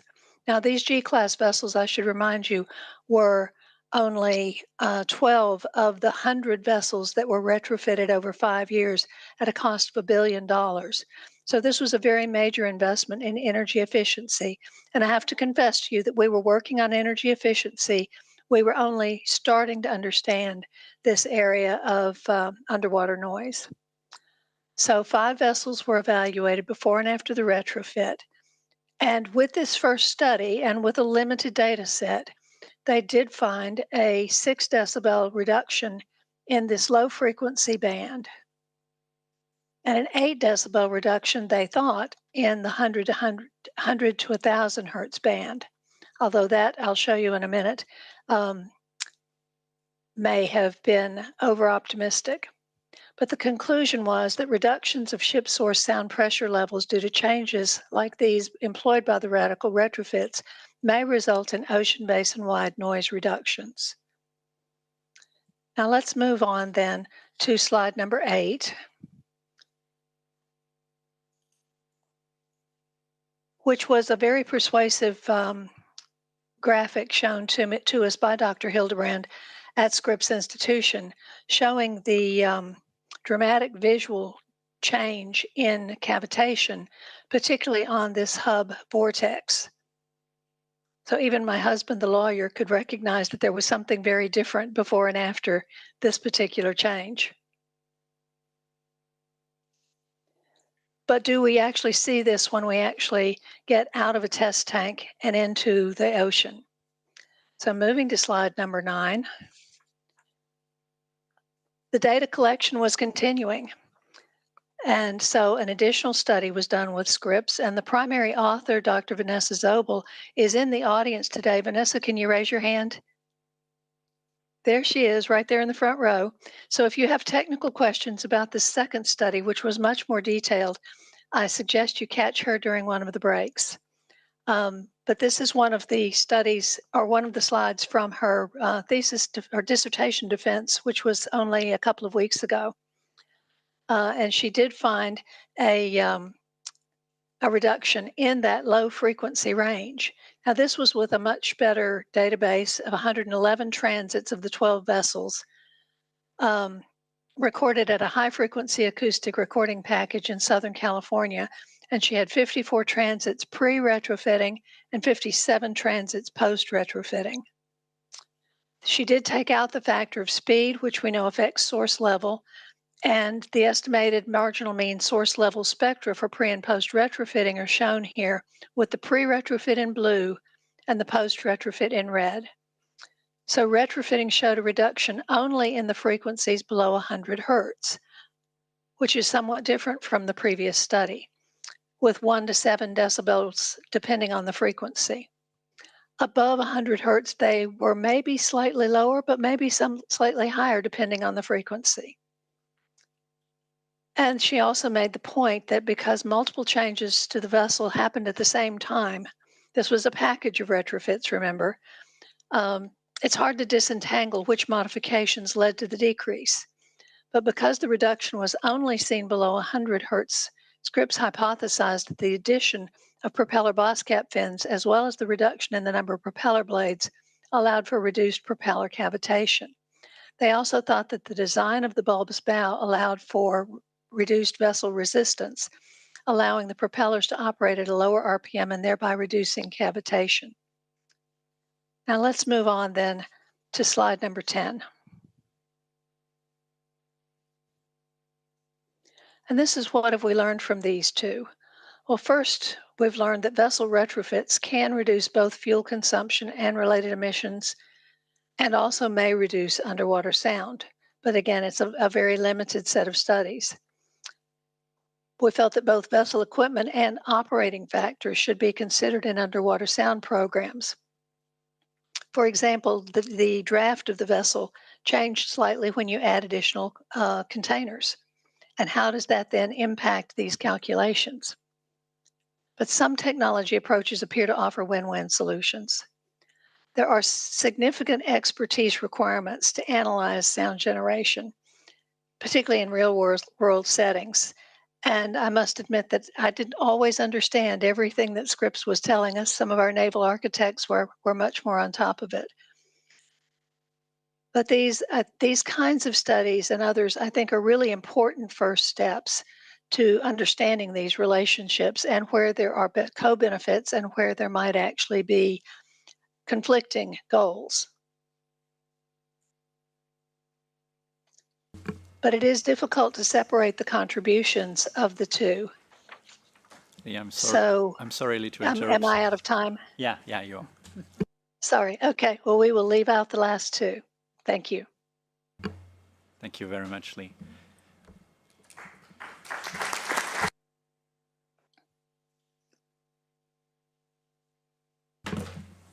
Yeah, we welcome now Youssef El Bagheri from Canadian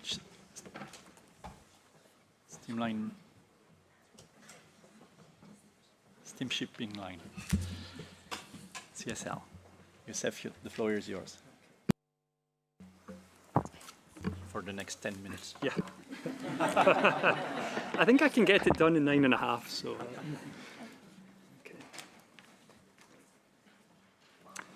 Okay, I'm Youssef El Bagheri. I'm a senior naval architect at the CSL Group. We're headquartered in Canada, in Montreal.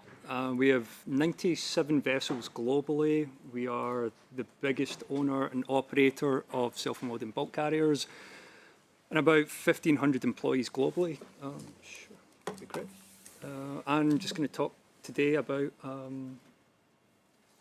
the underwater noise projects that we've done.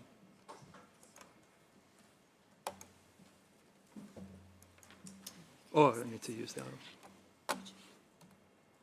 Okay, so I'll run through. We did some projects on the CSL Fairbeck, the CSL Nagumi, and we've been involved in the Mars program. So I covered that already. Okay, the CSL Fairbeck, a fairly regular geared bulk carrier, just 49,500 tons, conventional propulsion, slow-speed two-stroke main engine, fixed-pitch propeller, single screw, 3 gensets. We had a project with Transport Canada and JASCO. So the goal was, could we evaluate the possibility of a cavitation monitoring system, give a real-time feed to the ship, and establish a baseline noise profile for the ship at various speeds. You know, we view cavitation in twofold, one being, you know, the onset of noise, the other being an actual inefficiency. So it's unnecessary GHG at that point. We installed 3 pressure sensors, an accelerometer and data collection system on board. We installed a vertical line array. I doubt you'll be able to see it, but the map on the left is actually of Quebec and the St. Lawrence River. There is a tiny little red dot that I just realized how small it is, but it's there. That's where the array was. And we passed through it at 7, 9, 11, and 13 knots. And on the right is just a visualization of what it looks like.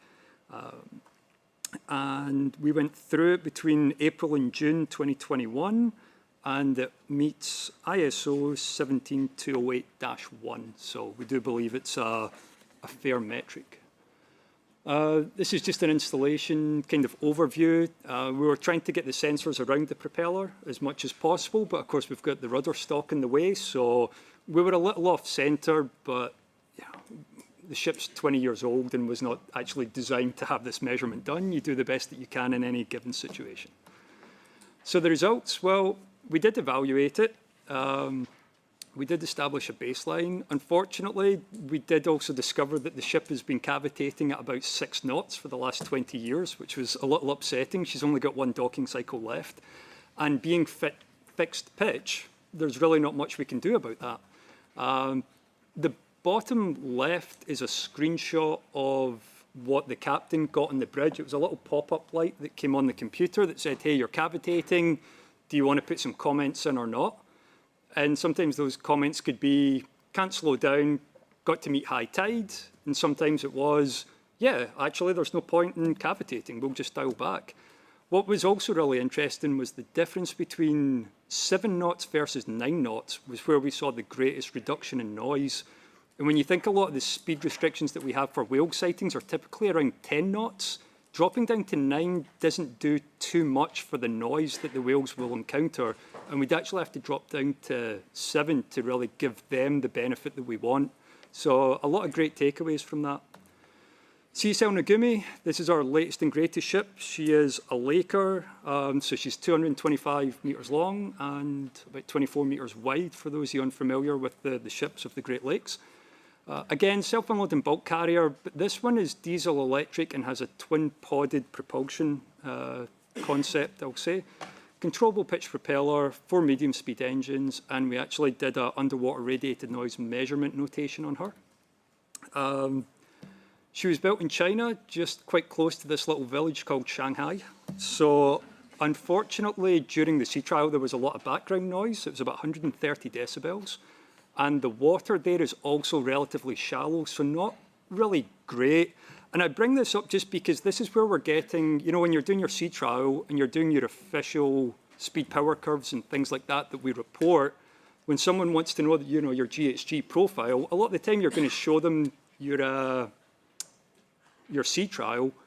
And if in this case, when we present, then what's the noise profile, we want it all at the same time, but our noise profile wasn't really true and fair, as I'll show you here. So this ship at 50% MCR can do 12 knots, which is about the regular cruising speed of a Laker, but 190 decibels is pretty loud and, to be honest, quite disappointing. Like I said, when you've got 130 decibels of background noise, that's not great. We did do 4 passes. It is an ISO, I have to write it down, ISO 17208-1 certified range. But again, it was a bit shallow. We would have ideally wanted it at least 60 meters or more. So then we have the Mars project, which I'm very kind of passionate about and been involved in. I think it's great. I'm not going to go through all of it other than it's the Marine Acoustic Research Station. The idea is to measure noise inside the ship and radiated by the ship, and then look at what can we do about these things, okay? I think we're sharing the slide deck so you can read the details in your own time. We've got 3 ships that went over it in addition to the Nagumi. This is our Trillium class. So again, a Laker from, I'll say the waterline up, looks exactly the same as the Nagumi. A little bit bigger, but this one is a single screw controllable pitch propeller, 3 gensets, a typical configuration for ships on the Great Lakes and St. Lawrence River. These are the results. Mars Station measured 255 ships, our 3 Trillium class that went over it, the Thunder Bay, Bay Como, and Welland. You know, a bit noisy, but probably average, maybe slightly higher than average for what passes through there. Certainly above any quiet notation offered by Lloyd's or Bureau Veritas. If we compare them to the Nagumi, the difference that we see, okay, that sort of 3,000-ton deadweight penalty, the reason for that is that we have a lot of tidal ports on the East Coast. So we sacrificed a bit of cargo lift for a ship that is now not affected by tidal ports. And we were talking about just-in-time arrival earlier, and there's that kind of idea in shipping of hurry up and wait, right? Well, Nagumi doesn't have to wait. She doesn't have to speed up or slow down to meet tides. She sails at her eco speed all the time. So that bottom line, when both ships are doing 12 knots and Nagumi's saving 2.3 tons a day, that's a 12% efficiency that's carried 365 days through the year. It's fantastic. Versus the other ships, like I said, they're slowing up, they're speeding down, they're dropping anchor. It's a great success in that regard. I talked about this podded design. So on the left is one of our Trillium class with the CPP and the what do you call it? Steering nozzle. I can't say the trade name for obvious reasons, but steering nozzle.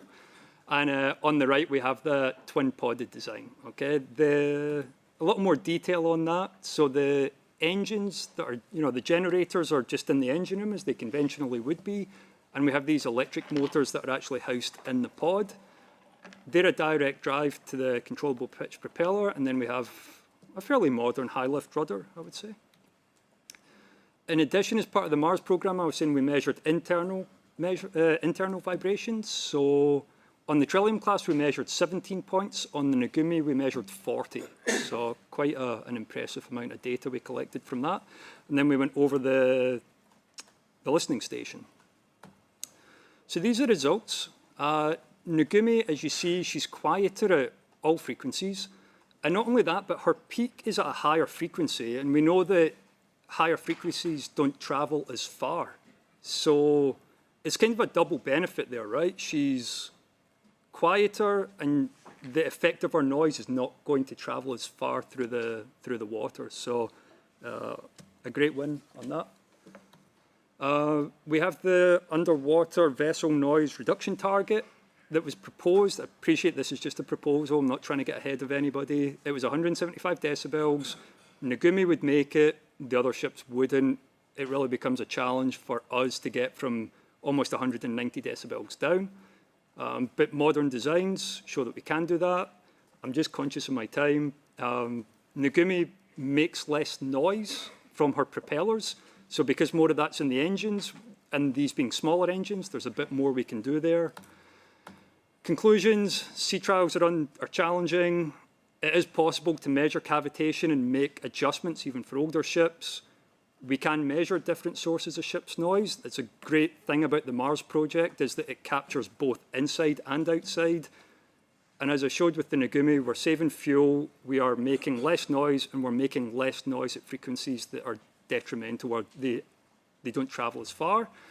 I actually have to bail to another conference tonight, so this is my contact details.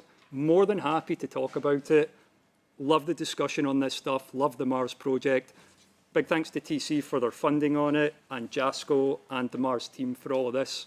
I'm really just the face, they should get the credit. Thank you very much.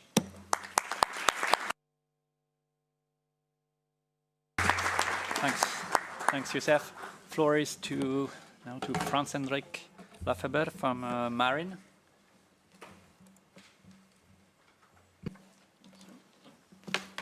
Good afternoon, everybody.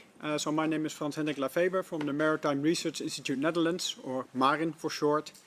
And I will talk to you about a few of the technical mitigation measures that we are investigating in the EU-funded project Saturn. And I have to say thanks to Tom Smith for already setting up my first solution actually. At lower speeds, so for example, here we see the noise spectrum of a 173 meter cargo vessel at a relatively low speed of 8 knots, which for this vessel is below the cavitation inception speed. So it's a non-cavitated condition, and here all the noise, or much of the noise is coming from the machinery, which is vibrating inside the ship, then exciting the hull, and then it radiates noise into the water. And for example, we can clearly recognize the peak caused by the diesel generator.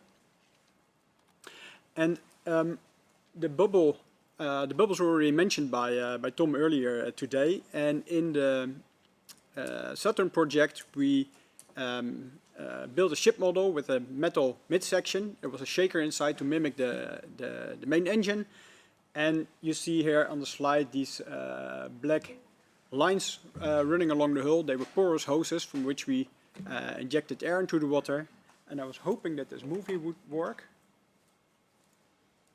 I didn't test it well. What you should be seeing in that movie is that the ship passes over the camera. You see some bubbles being ejected from the black porous hoses, and they cover quite a bit of the bottom of the hull. It's not a continuous layer. There are some gaps in it, but it covers quite a big percentage of the surface area of the bottom. And we measured that with and without the bubbles to see the difference. And we see that for frequencies above 1 kilohertz, we can get a 20 decibel reduction in the noise coming from that machinery.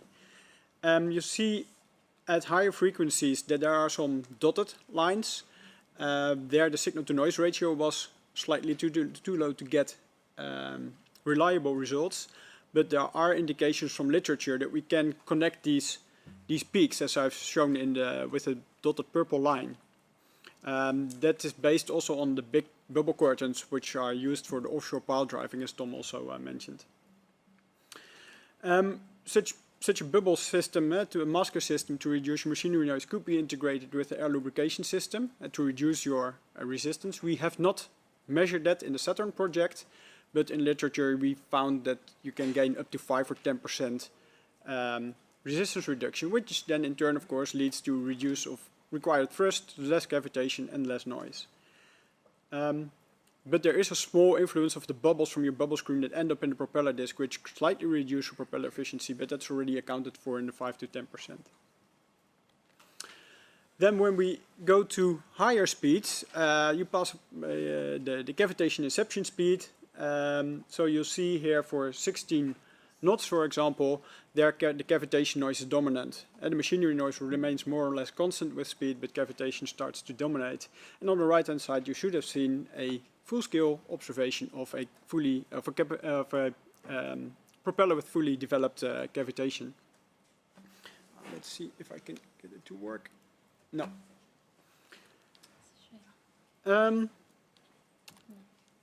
So yeah, this slide doesn't have any animations as well, so it makes it a little bit tricky for me to explain it to you. But one of the things that has been mentioned today as well is hull form optimization to reduce your resistance.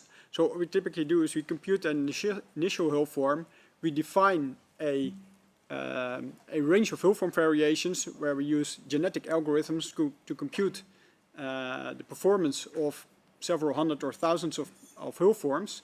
And you can get this graph on the bottom right, where you compare the reducive resistance, which is on the vertical axis, to the quality of the wake field, so the uniformity of the inflow into the propeller, which is on the horizontal axis. So ideally, you would want to be at the bottom left. Then you have the lowest resistance and the best inflow into the propeller. But you see that there's this orange line where you won't find any solutions below it. It's what we call the Pareto front. And on this front, you have all the best ships. But it's a trade-off along this line. So you have to choose between either lowest resistance or best inflow into the propeller. For the propeller, we have something similar. So we use genetic algorithms to generate many generations of propellers, and we compute for each of them the performance, including the cavitation patterns and the resulting noise. And in the graph on the right-hand side, you see the efficiency of the propeller on the horizontal axis and the noise levels on the vertical axis. And the colors indicate the successive generations. And here again, you see the orange line indicating the Pareto front, which are again all of the best propellers. And along this line, there's a trade-off with noise and efficiency. Well, unless your original propeller, for example, this blue cross, if that is your starting point, then you can gain in both efficiency and noise reduction. And traditionally, these steps are taken sequentially. So first they optimize the hull for minimal resistance, and then they take the resulting wake field and start to optimize the propeller in that given wake field. But you can also do an integrated approach where you optimize both simultaneously. That's what's shown on the graph here on the right. Each color indicates a hull form variation for a given ship.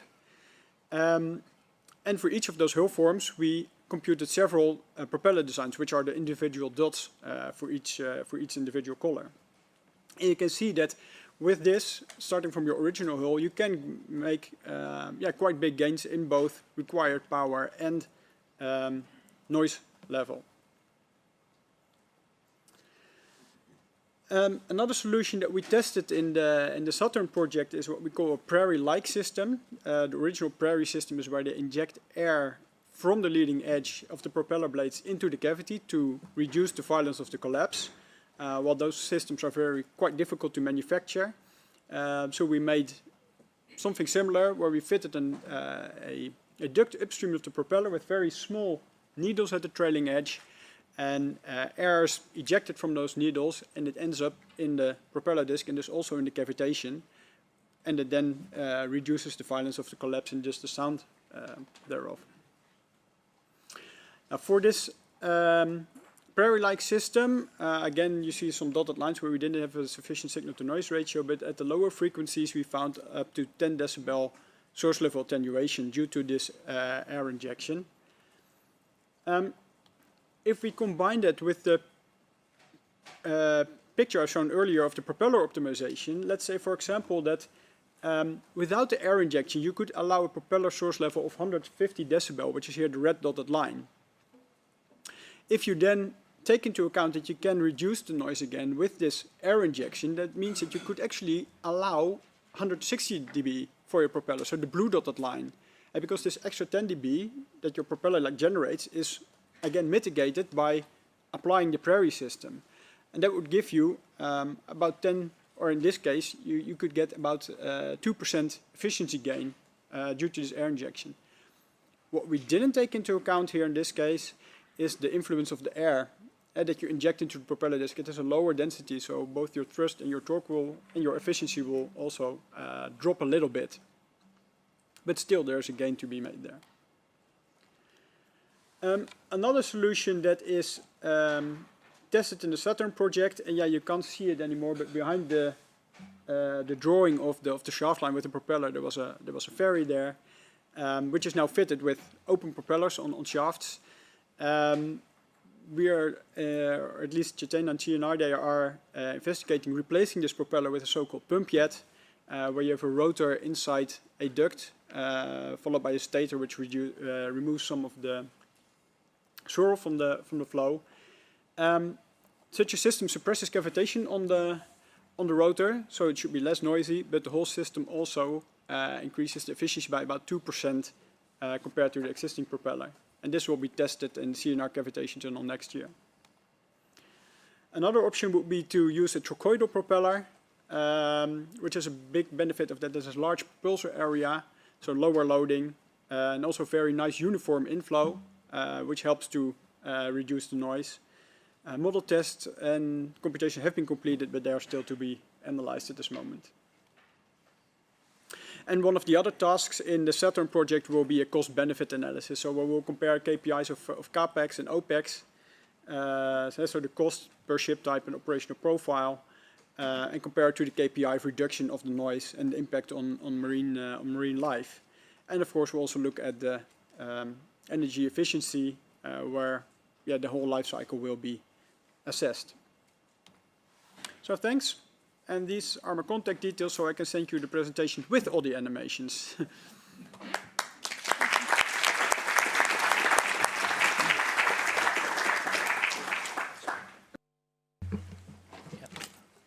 Small shift. Thank you, Franz. We'll welcome now Lars Eikeland from Oscar Propulsion. Lars, the floor is yours.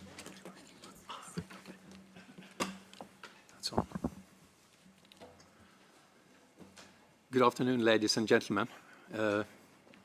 First of all, thanks to IMO and also Transport Canada for inviting me and Oscar Propulsion in order to present what we have as a solution to combat the URN problem.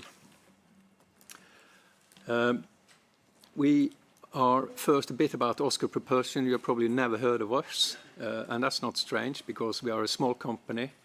We are involved in 3 different businesses: sport, marine, and aviation. We are all dealing with blades of some sort, although in the aviation case we deal with the outlet guide vane, which is surrounding the rotor blades in a gas turbine. We develop technology focusing on improving or bringing benefits to people and to the environment. We are a technology company. We develop the IP, we own the IP. We have no ambition of becoming in this case, a propeller manufacturer or gas turbine manufacturer or ore manufacturer for that matter. We want to work with the players in the industry and license our technology to them. Briefly, sports, slitted oars, blades, better catch in the water, less strain on the body. Patented technology is also approved by the International Rowing, World Rowing, International Canoe Federation, so they can be used in the Olympics, in World Championships and the like. Marine is pressure pores, which is holes in the propellers, and I come back to that. That will reduce underwater radiated noise, as well as, of course, improving onboard noise levels and increasing comfort for crew and passengers alike. And aviation, I briefly mentioned that is porous edges to the guide vanes, and that could, in terms of a plane approaching the airport, reduce the sound by 6 decibels. Right, URN harms, and we are not supposed to do any harm, according to one of the previous speakers, and actions have been taken. IMO had guidelines prepared in 2014. Now they are being updated, made a bit sharper or maybe more instructive. There's been a lot of other initiatives developing, cooking for many years, and I've just included a few selected ones here.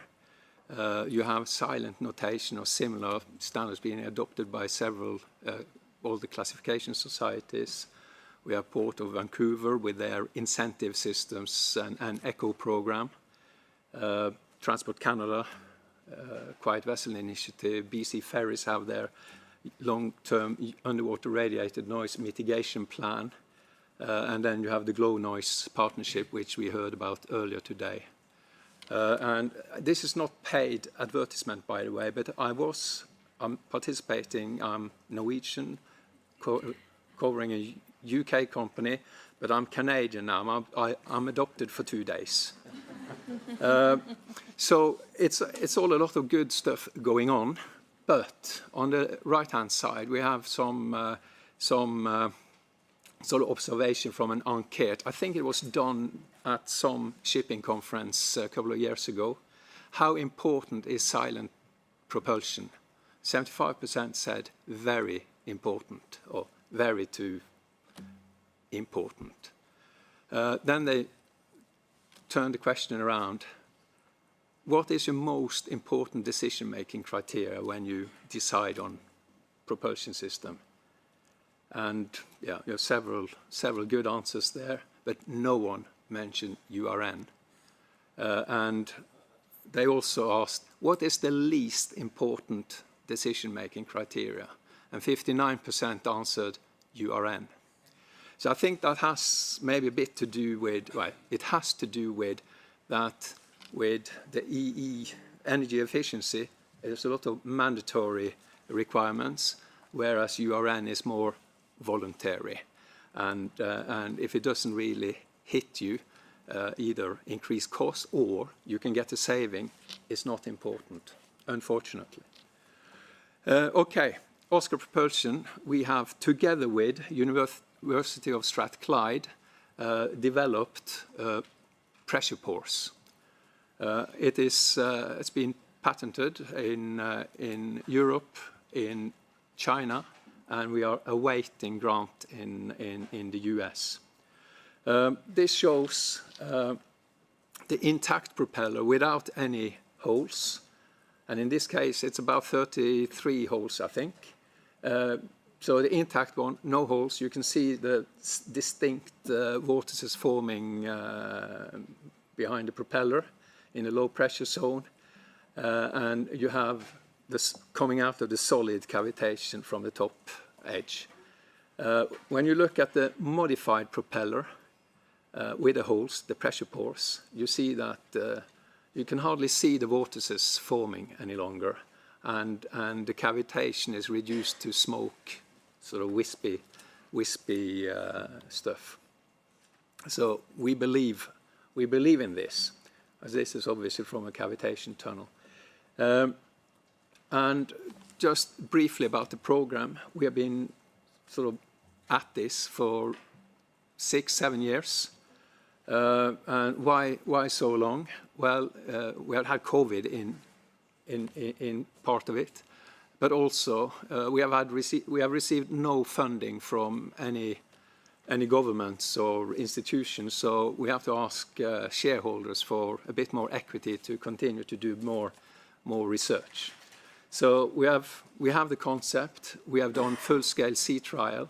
We have also performed finite element analysis and erosion study in order to make sure that there is no compromise on the integrity of the propeller when you, in fact, drill holes in them.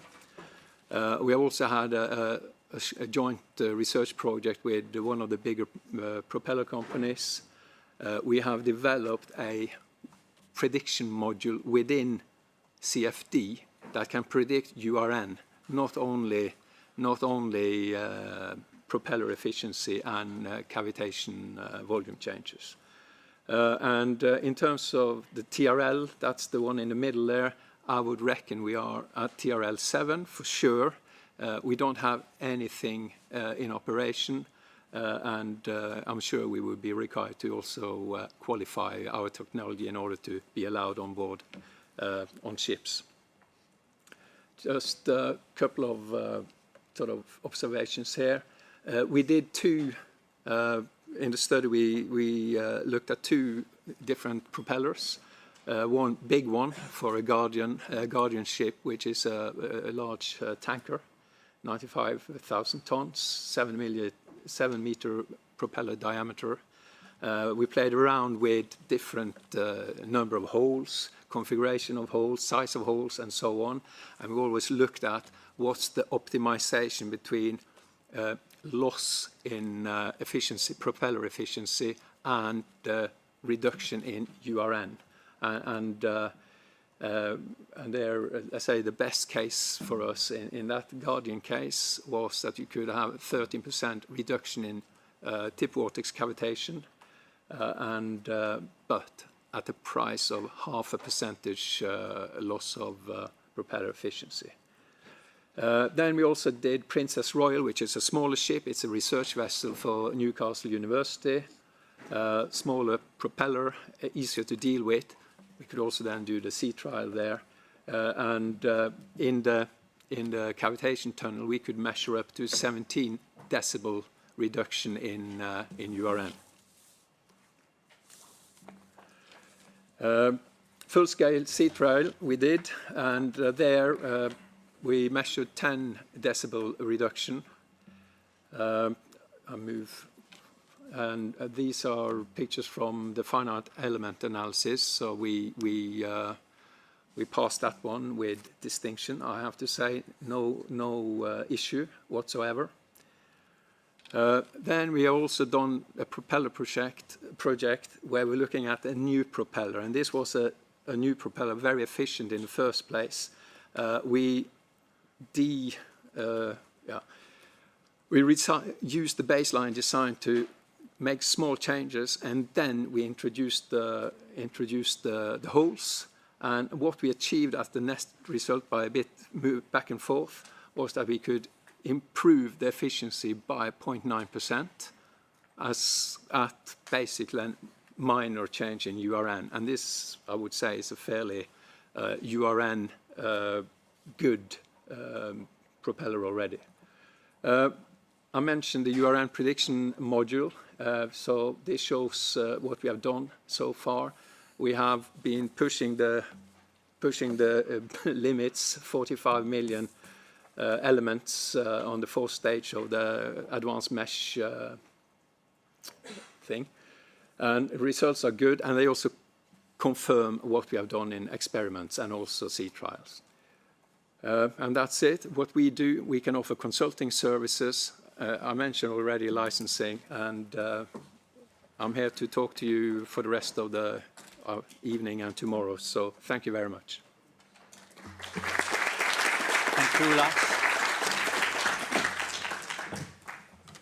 Give the floor now to Mehmet Atlar from Strathclyde University, representing Gators project. At least the URN part of it, I guess. Mehmet, the floor is yours.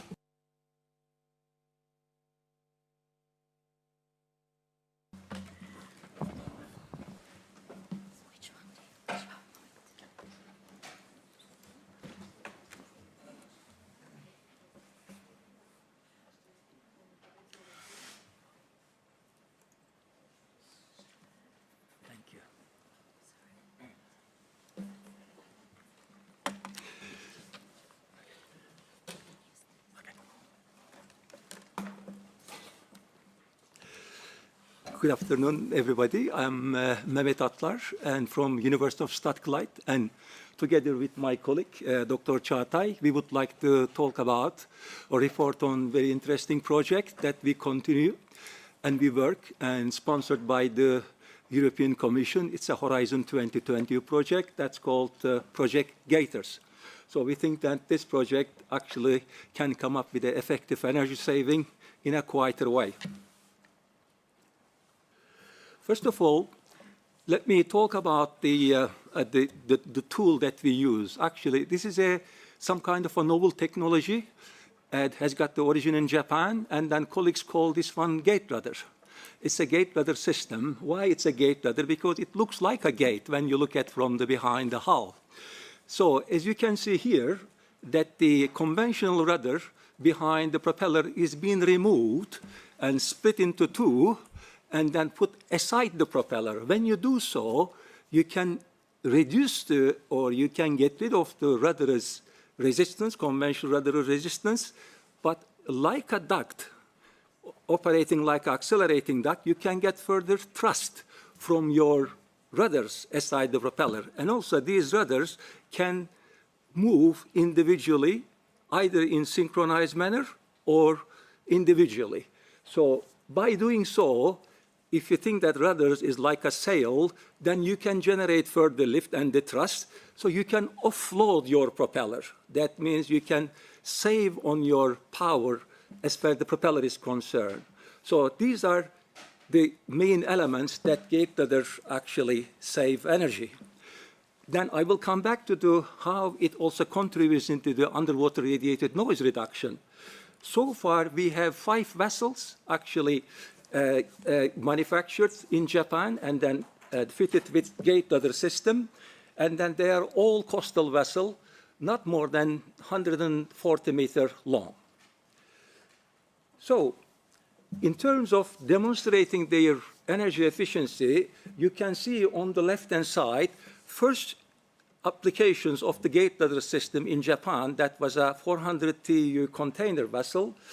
And then the vessel called Shigenabu, and then her sister ship Sakura has got the conventional rudder, as you can see on the top right-hand side, with the flap rudder. And then on the left-hand side, at the top again, you can see the gate rudder. So then first left down, if you like, the diagram is the trial result, and then the power saving there, you can see, is 14%. Now, when the vessel is in service condition, when it hits the, if you like, the wavy or the wind weather, then this efficiency gain further improves. It can go as high as 30%. And then all the other vessels, the 5 vessels that I referred to earlier, they are all in the trial condition, efficiency savings about over 10 to 12%. Now here we also concentrated on the underwater radiated noise characteristics of them. Then if you think that with the gate rudder system, then you are generating thrust from your rudder, then if you are reducing the loading of your propeller, you're bound to improve its cavitation characteristics, and as well as you can also come up with a smaller radius of diameter, and then the tip velocities of the propeller will be reduced, cavitation will be improved, and with the influence of the gate rudder, the wake actually will be more uniform, and hence your propeller will be operating in quieter manner compared to conventional rudder. If you watch your ears, maybe I can show you some videos during these trials. This is the vessel Sakura, and which is a conventional rudder that was tested in 2021. And you can see that their spectra between 20 to 30,000 hertz. Then the next one following is the Shigenabu. The difference between the 2 vessels, it could be up to 15 decibel. So this is the advantage of the concept. Now, this was in Japan, and then we wanted to actually demonstrate this concept if it works as a retrofit.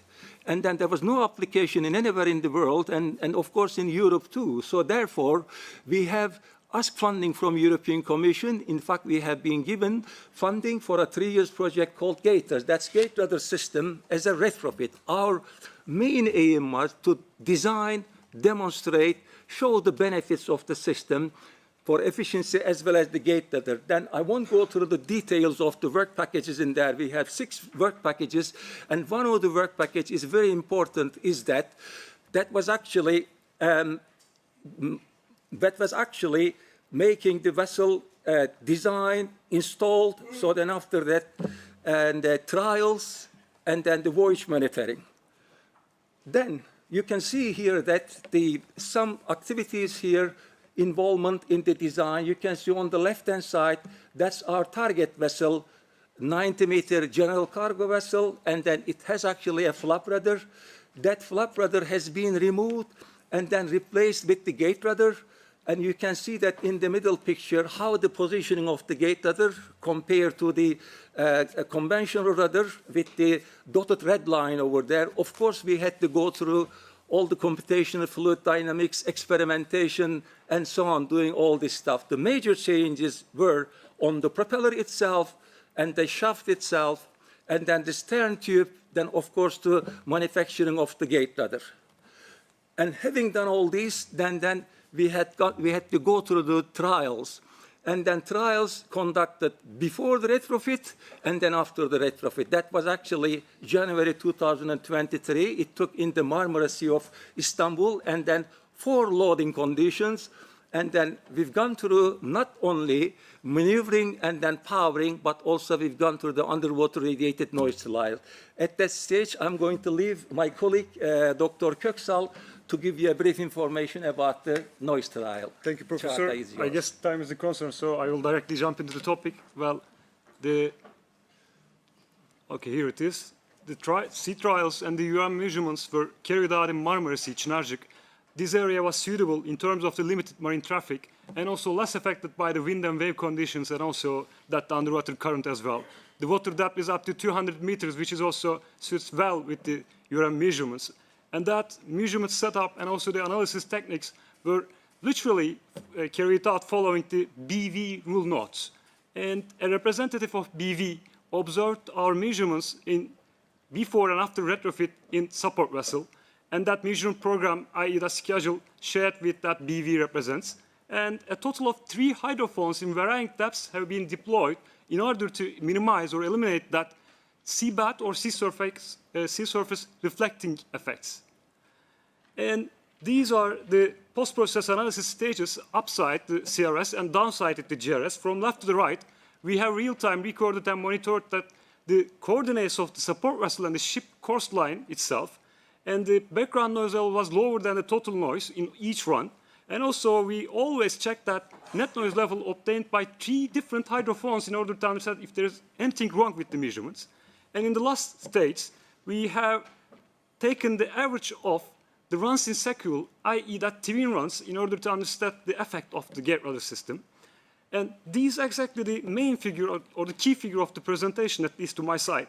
As you can see, the gate rudder system is not only improving the propulsion performance, but also decreasing the URN level up to 15 decibel. And the figure on the right-hand side representing the difference of gate rudder and conventional rudder systems. And for your information, we also designed and installed our own observation mechanism behind the propeller during the sea trials. We have observed the cavitation extent, and once we get those figures, we have validated our CFD methods and repeated our attempt for the conventional rudder case. And at the end of the day, we understood that gate rudder system is decreasing the cavitation extent up to 15% by eliminating that rudder and propeller interaction and also improving the turbulence characteristics and reducing the pressure fluctuations. Thank you. Thank you, Çağatay. If I may conclude. So, perhaps, sorry about that, perhaps I forgot the most important thing, efficiency gain.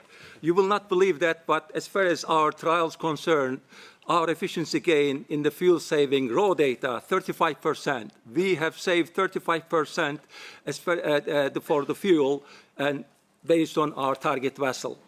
Now, if I may sort of summarize then, we believe the gate rudder technology is the most energy efficient technology as a sole device currently available in the market. And then inherent design structures of the gate rudder system also satisfy or doesn't compromise or helps actually reducing the noise characteristics. All the applications so far has been new built and we first time applied to as a retrofit, and then success is as good as the new built vessels. So then I think Gators project has achieved the most important objective, i.e. demonstrate as a retrofit and demonstrate that this system is efficient on a, if you like, the existing vessel, and then also saves the underwater radiated noise and then reduces, and then this is the first application outside Japan. And our vessel, Erge, has been on service during the last 5 months. So far, everybody seems to be very happy, including, of course, the ship owner, and then it's just continuing its operation successfully and still saving fuel. But hopefully the underwater radiated noises are reduced too. Thank you.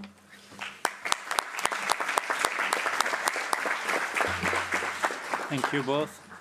I will call Michele Viviani from UNIGE, University of Genoa.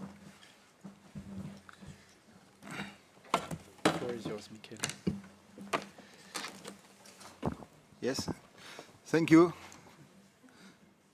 Thank you, Eric, for coming me, and thank you for having called our university for this interesting speech.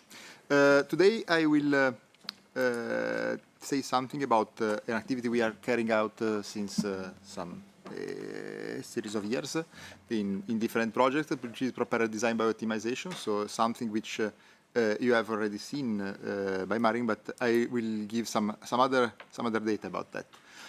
First of all, before moving to the propeller optimization, just want to mention the Payako project, in which we are carrying out some of the activities, the latest ones.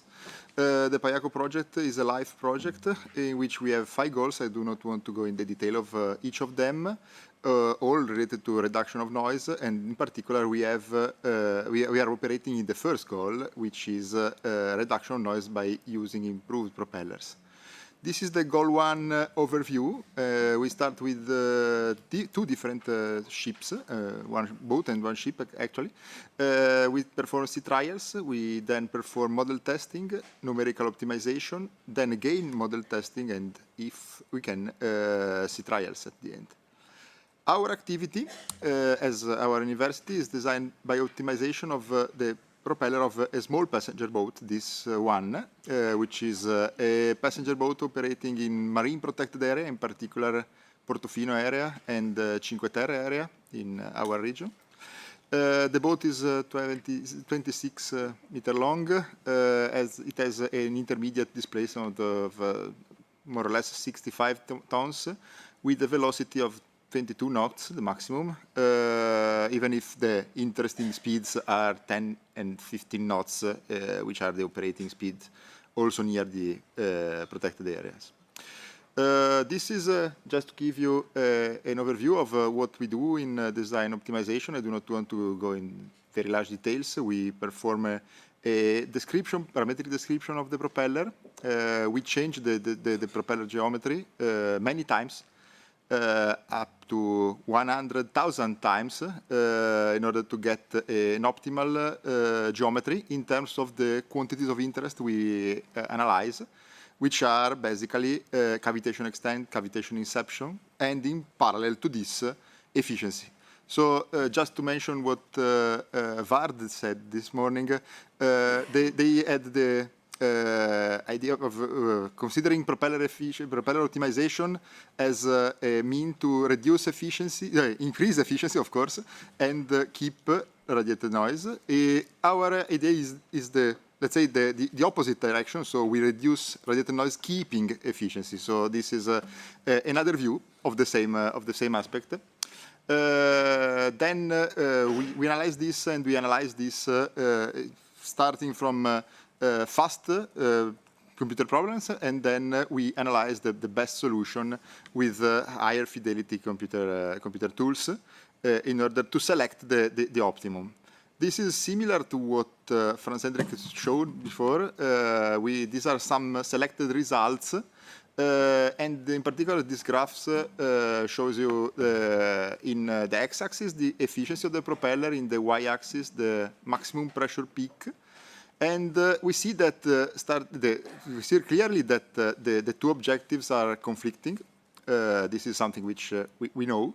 We see that starting from the reference propeller, we can reduce noise and keep efficiency, or slightly reduce efficiency and further reduce noise. So we can have a trade-off between the different solutions. In this case, we accepted to have a reduction, a slight reduction of efficiency, something percent, in order to have a higher reduction of the pressure peak.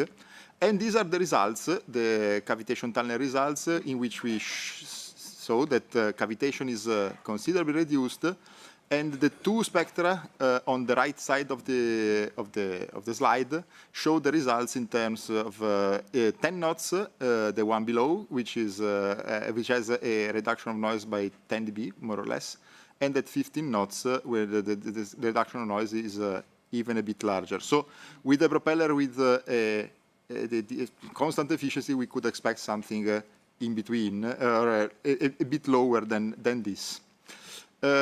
Then I moved to some other results. In parallel to us, Cosmo Maritime is carrying out some other tests with this larger ship, 200 meters, with a displacement of 33,000 tons. A propeller rudder configuration, combined propeller rudder configuration, which is already very efficient.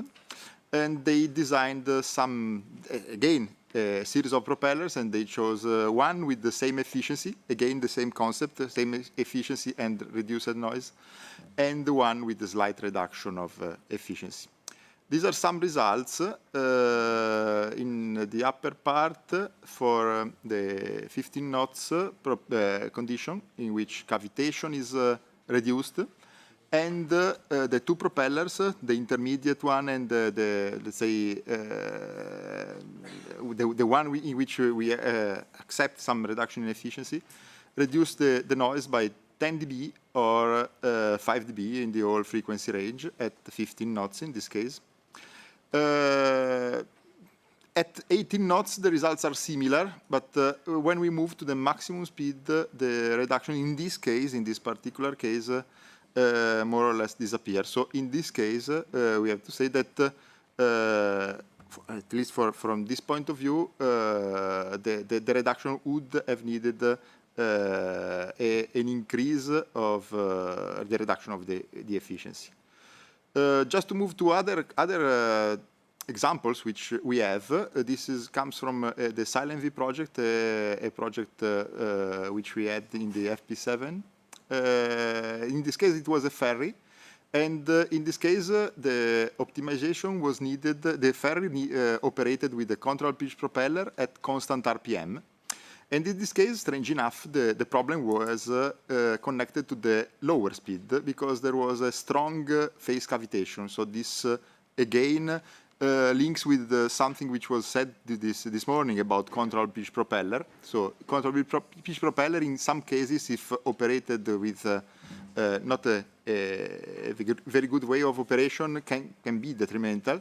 In this case, we optimized the lower pitch condition and kept the higher pitch condition, because that was not considered a problem. It was a multi-objective optimization, and the results are this. The efficiency was the same, or even a bit larger in this case. Noise at higher speed is on the left side was kept. Unfortunately, we have not the complete graph, but this is the part of the graph in which we have the maximum noise. And on the lower graph, we have the noise at reduced pitch condition, which was reduced by 10 dB. So in this case, it was possible to obtain this rather large reduction. Another example here, again, moving towards smaller boats. It is a leisure boat, and a project we had together with Azimuth Benetti. In this case, we again succeeded in maintaining and even increasing a bit the efficiency of the propeller, and reducing a lot cavitation, moving from the upper slide to the lower slide. And also we had a reduction of noise by 5 to 10 dB in the peak area of the spectrum. So now, if we move to what we are doing now, we have the unconventional propulsors, and we are dealing with unconventional propulsor, and in particular pump jets. again, coming back to what Franz-Hendrik has shown before, we are also cooperating in that project. And rim-driven thrusters, starting from reference decelerating propellers. We have both good results in both cases, and we are going to combine them, even if at the moment we haven't results from this point of view. So I come to conclusions. I think that the propeller design by optimization has proven to be a way for designing propellers with lower URN. We know that the URN and efficiency are conflicting objectives, but we have a series of data. There is a need, as we have already said, for many other solutions in order to have a larger number of cases, but we believe that the trade-off is possible with URN improvements up to 5 to 10 dB and at least constant efficiency. It is very important to point out that the ship operator has to be involved in this project because it has to be clarified which is the operational profile, the speed of interest, and the operating condition of the propeller. And especially when this changes during the ship life. So if the ship owner changes, if the route changes, if the operating speed changes, then there are many large margins of improvement in this case. The cost of propeller design is rather limited, so this solution is viable for new buildings and retrofits. They can also be combined with other solutions. And if we think that the propulsion plant is probably the most important way to reduce greenhouse gases emissions, then propeller retrofit can be combined with those propulsion plant improvements. So I think that this is something that we have to keep in mind. Finally, as I said, the unconventional propeller can be a possible viable alternative, but we still need, in that case, further research, even if they are very promising as a possible alternative. Thank you.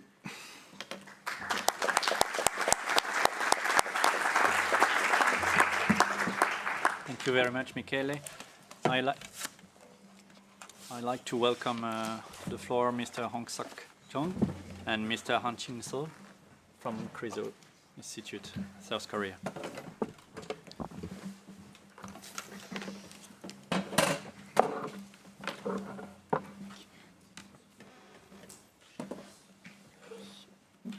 Thank you and good afternoon. I'm Hong-Sak Chung from Korea Research Institute of Ships and Ocean Engineering.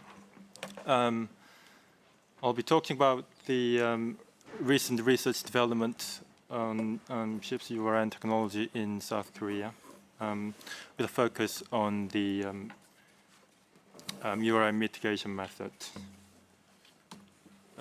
I guess everyone in the room knows the motivation very well, so I should probably skip this slide. We are doing a research project with the research institutions in Korea and also industrial partners, so that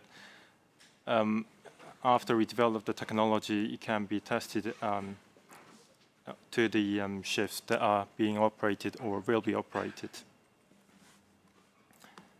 So we've got three main objectives. The first is to identify the current noise level radiated by a ship, as we didn't really know how much noise is radiated from ships in Korea. The second objective is to develop a method. It's a URN monitoring method using onboard noise and vibration signals. And the third one is to develop a noise mitigation method that does not affect or increase the energy efficiency, as the EE is quite an important issue.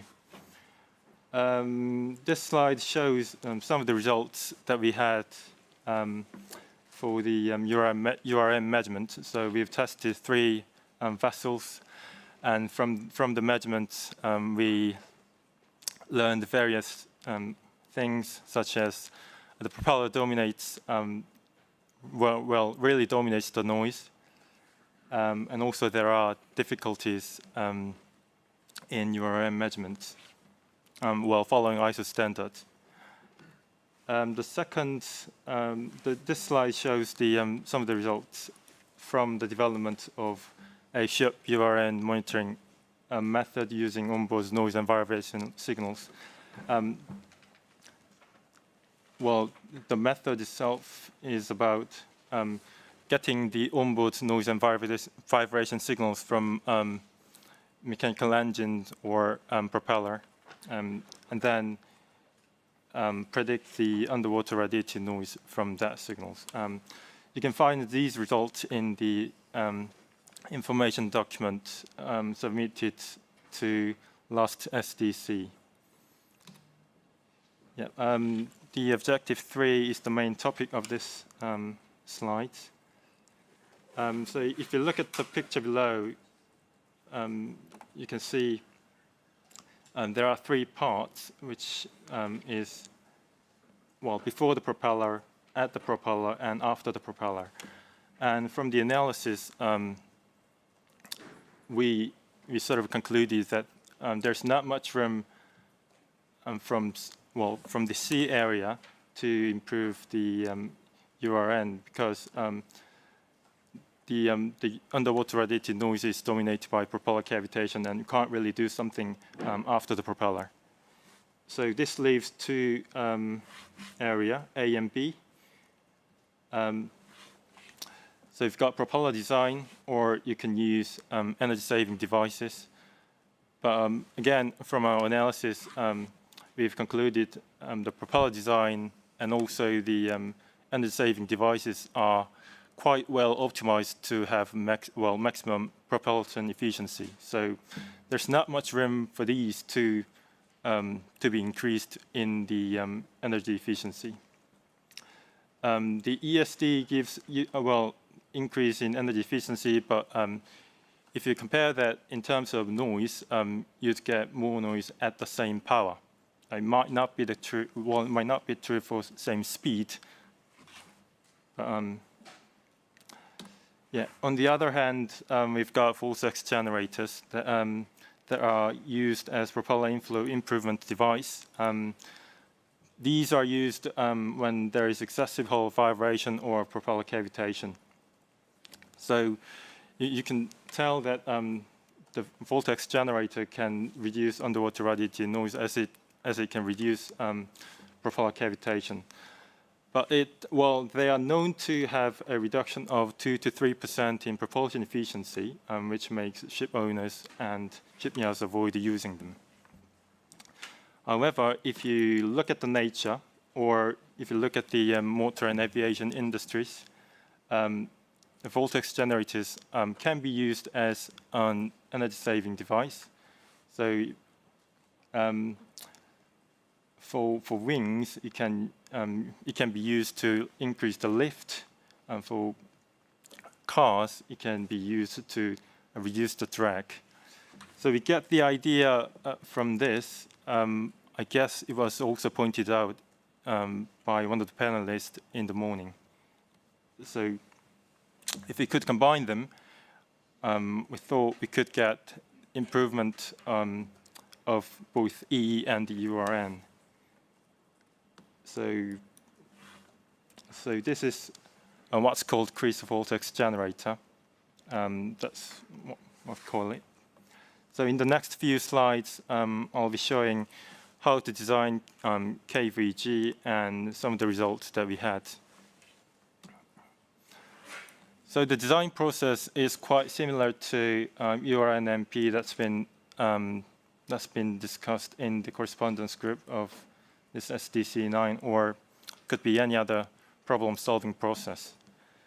So we set the target, EE to increase, URN to decrease, and we design vortex generators that could be size, position, etc. So we do lots of CFD analysis to get the propulsion efficiency as well as propeller cavitation noise. But usually you could get easily propulsion efficiency in quantity, but it's quite a long process to get the noise. So, we usually do it by using just know-how. And after the design stage, we evaluate the performance in model tests. So in towing tank test, you can check the propulsion efficiency, and in cavitation tunnel test, you could get you could compare pressure fluctuation and propeller cavitation noise, with and without KVG. So that shows the design process. So you've got various positions. I'm not sure it's been played. Yeah. So it moves there. Yeah, as you move the VGs, you do CFD analysis. Well, but in some cases, noise analysis too. So after this process,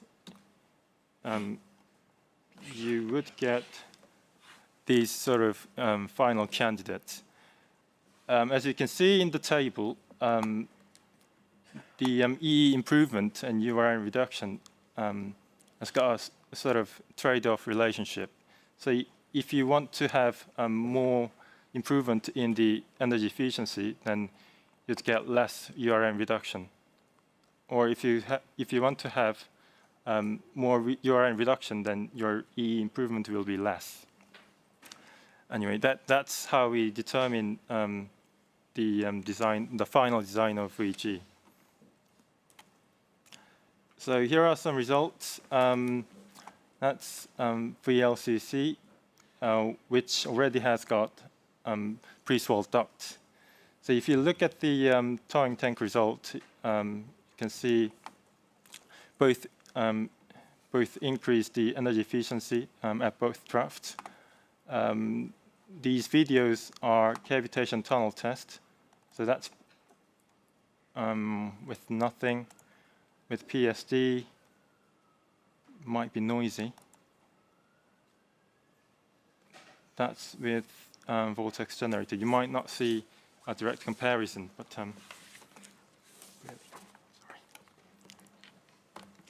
yeah, you'll see pressure fluctuation there. You can see dramatic change in pressure fluctuation and noise as well, which is yellow line with KVG. Other cases, VLCC again, Aframax tanker, VLCC again. There are propulsion efficiency increased with decrease of pressure fluctuation and also noise for other cases like 50K MR tanker, 6K per carrier. But you can see that the effect varies depending on the type of ships and also the propeller geometry and other conditions as well. So there are some cases we've actually applied it to real ships. So we are told from shipyards that it increased energy efficiency, but we've not actually tested the URN, so we don't really know how much noise was reduced for this VG. So that is something to be done in the future. So the main message is quite simple, I guess. So our technology, KVG, can improve URN and E simultaneously, but the performance of KVG depends on its design concept, and there may be also a trade-off relationship between the EE and the URN. Future work will be full-scale URN measurement, will be like validation measurement, and also to identify other mitigation methods that could improve both EE and the URN. Yeah. Thank you. Thank you very much.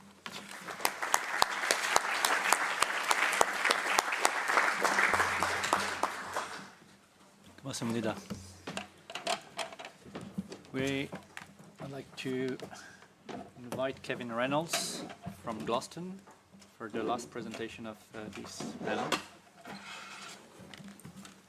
Kevin, the floor is yours.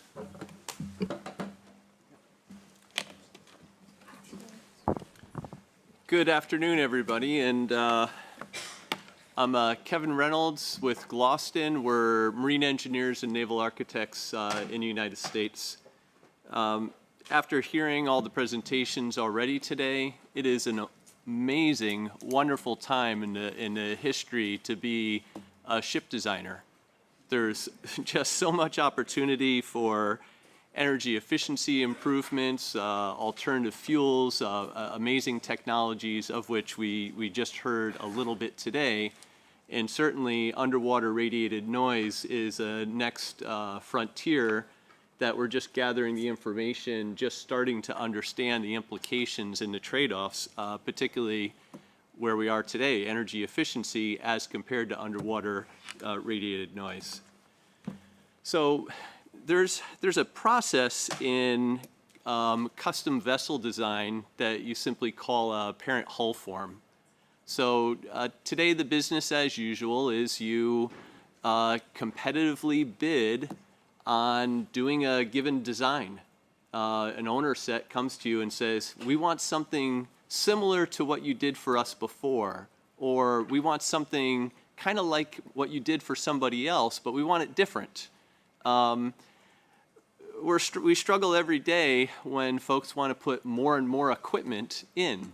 We want to do more capabilities. We want additional features, and we're often pushing back saying, more is not better. How can we simplify? But regardless, we're starting with a parent hull form, and we might be stretching. We heard quite a nice discussion from Maren earlier about the computational methods that you'll do with both the propeller and the hull once you've worked within that parent hull form. And that will optimize based on those essential geometries that you looked at. When you're trying to win the work, it's a schedule and budget exercise. You have to meet the stated requirements within a schedule and budget. You put this forward, you are selected, and then you're working quite closely with the owner. My stress here is that it's a competitive environment as ship designers. So what could be a new approach? Every so often in history, you'll see new hull forms, new propeller technologies, new rudder arrangements, new propulsors come forward. How that's adapted is exciting and interesting. However, collecting the data of which we heard so much today about already is a lot of work. So with these new hull forms, with these new propellers, rudders, ways of creating the uniform flow, what are the noise measurements and data that you can expect? What is the energy efficiency that you can expect from these different forms? So what we're saying is there's a need for new parent hull forms that can look quite different. These are evolving today. How do we put this for the naval architects and marine engineers? How do we give that necessary information to know where to start from, to then start optimizing? So this would be a new way of doing this, or a new set of parent hull forms. We design to standards. We design to specifications.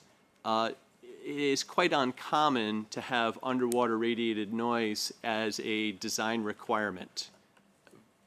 Some research vessels that we design obviously come with underwater radiated noise requirements.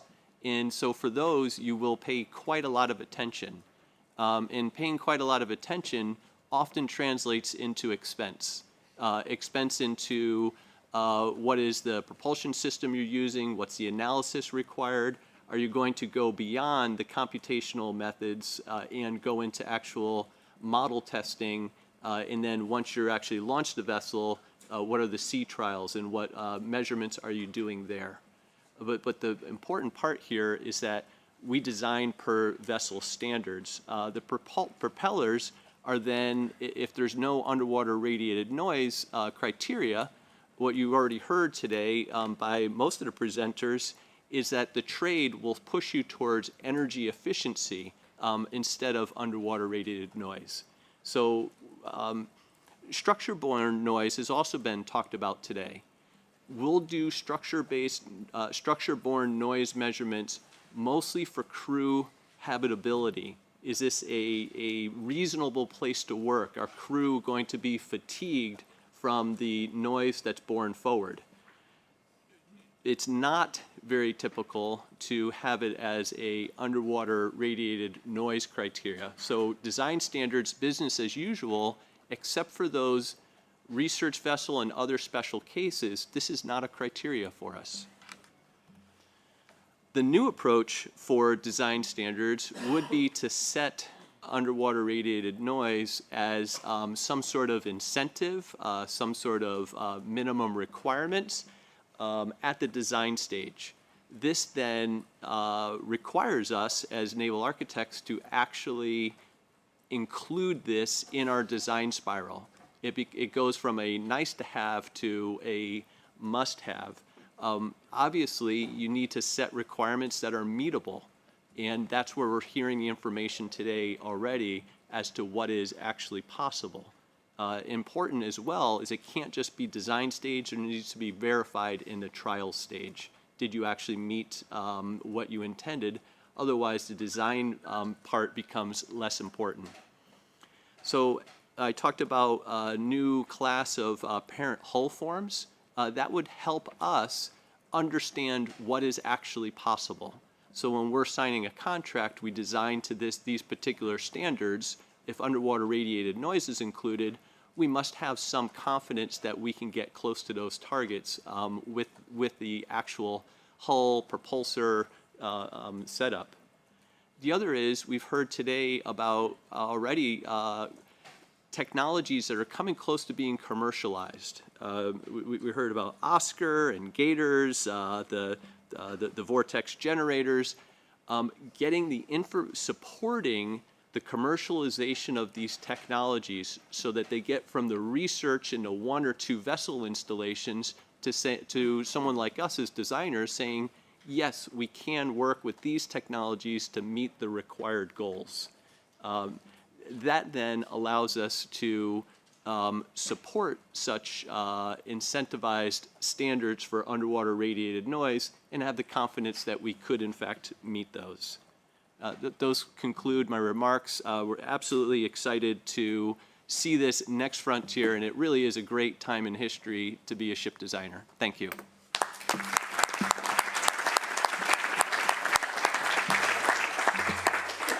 Thank you, Kevin, and thank you all. I must admit that you give me the wish to be a ship owner. It will be another dream. Guys, we have a bit less than 30 minutes before the break. Sorry, Michelle. Sorry, I'm going to just jump in. So we have 2 options. We could break now, give everybody time to digest a little bit, and then come back for the discussion afterwards. Yes, they are ready. Okay, that will be good, I think, after 8 presentations. Yeah. So this one is on your dime, but it is available in the Delegates Lounge, and they are set up for us. So maybe take a half-hour coffee break, and we come back 45 at 10 to 4. 10 to 4, okay. Does that work? Yeah. Excellent.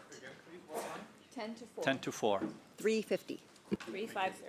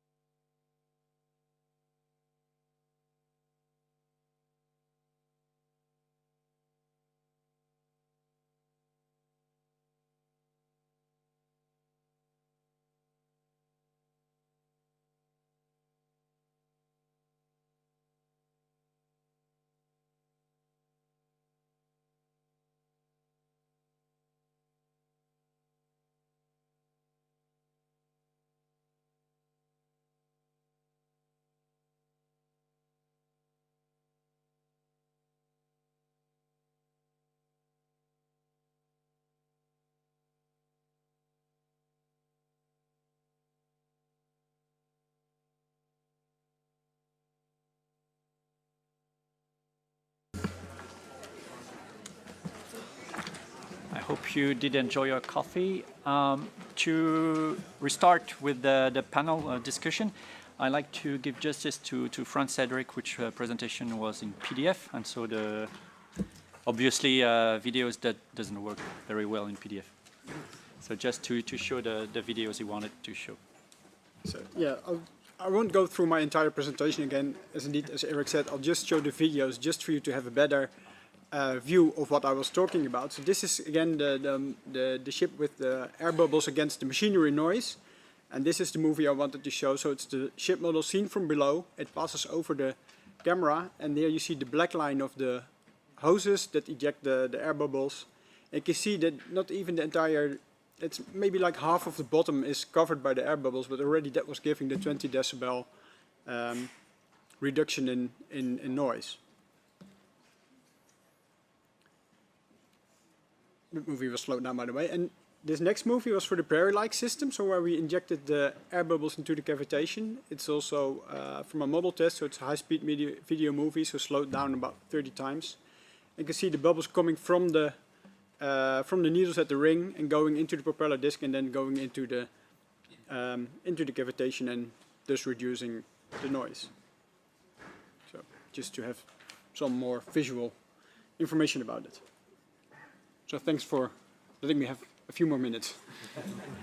Thank you, Franz Hendrik. To carry on, I'd like to ask to the audience if there is any specific question regarding one of the presentations that have been given this afternoon. So please raise your hand, clarify your affiliation. So, Jeppe? Thank you, and thank you to all the presenters. My name is Jeppe Juhl. I'm from BEMCO, which is a representative of shipping industry, the ship owners. I think very, very good presentations throughout the day, and give a lot of good information and food for thought. The reason why I, raised my card or raised my hand is I'm actually lacking a bit of information about how to maintain all these good systems. Because we have seen air bubbles, we have seen all sorts of fancy systems, but at the end of the day, we have ships running in water with barnacles and all sorts of fouling. And if we are not able to have clean ships, then we will actually have a counter effect on this. And in particular, when we talk about air bubbles, either in propellers or in various ducts or whatever, air curtains, it will be blocked in 2 split seconds, as far as I could imagine.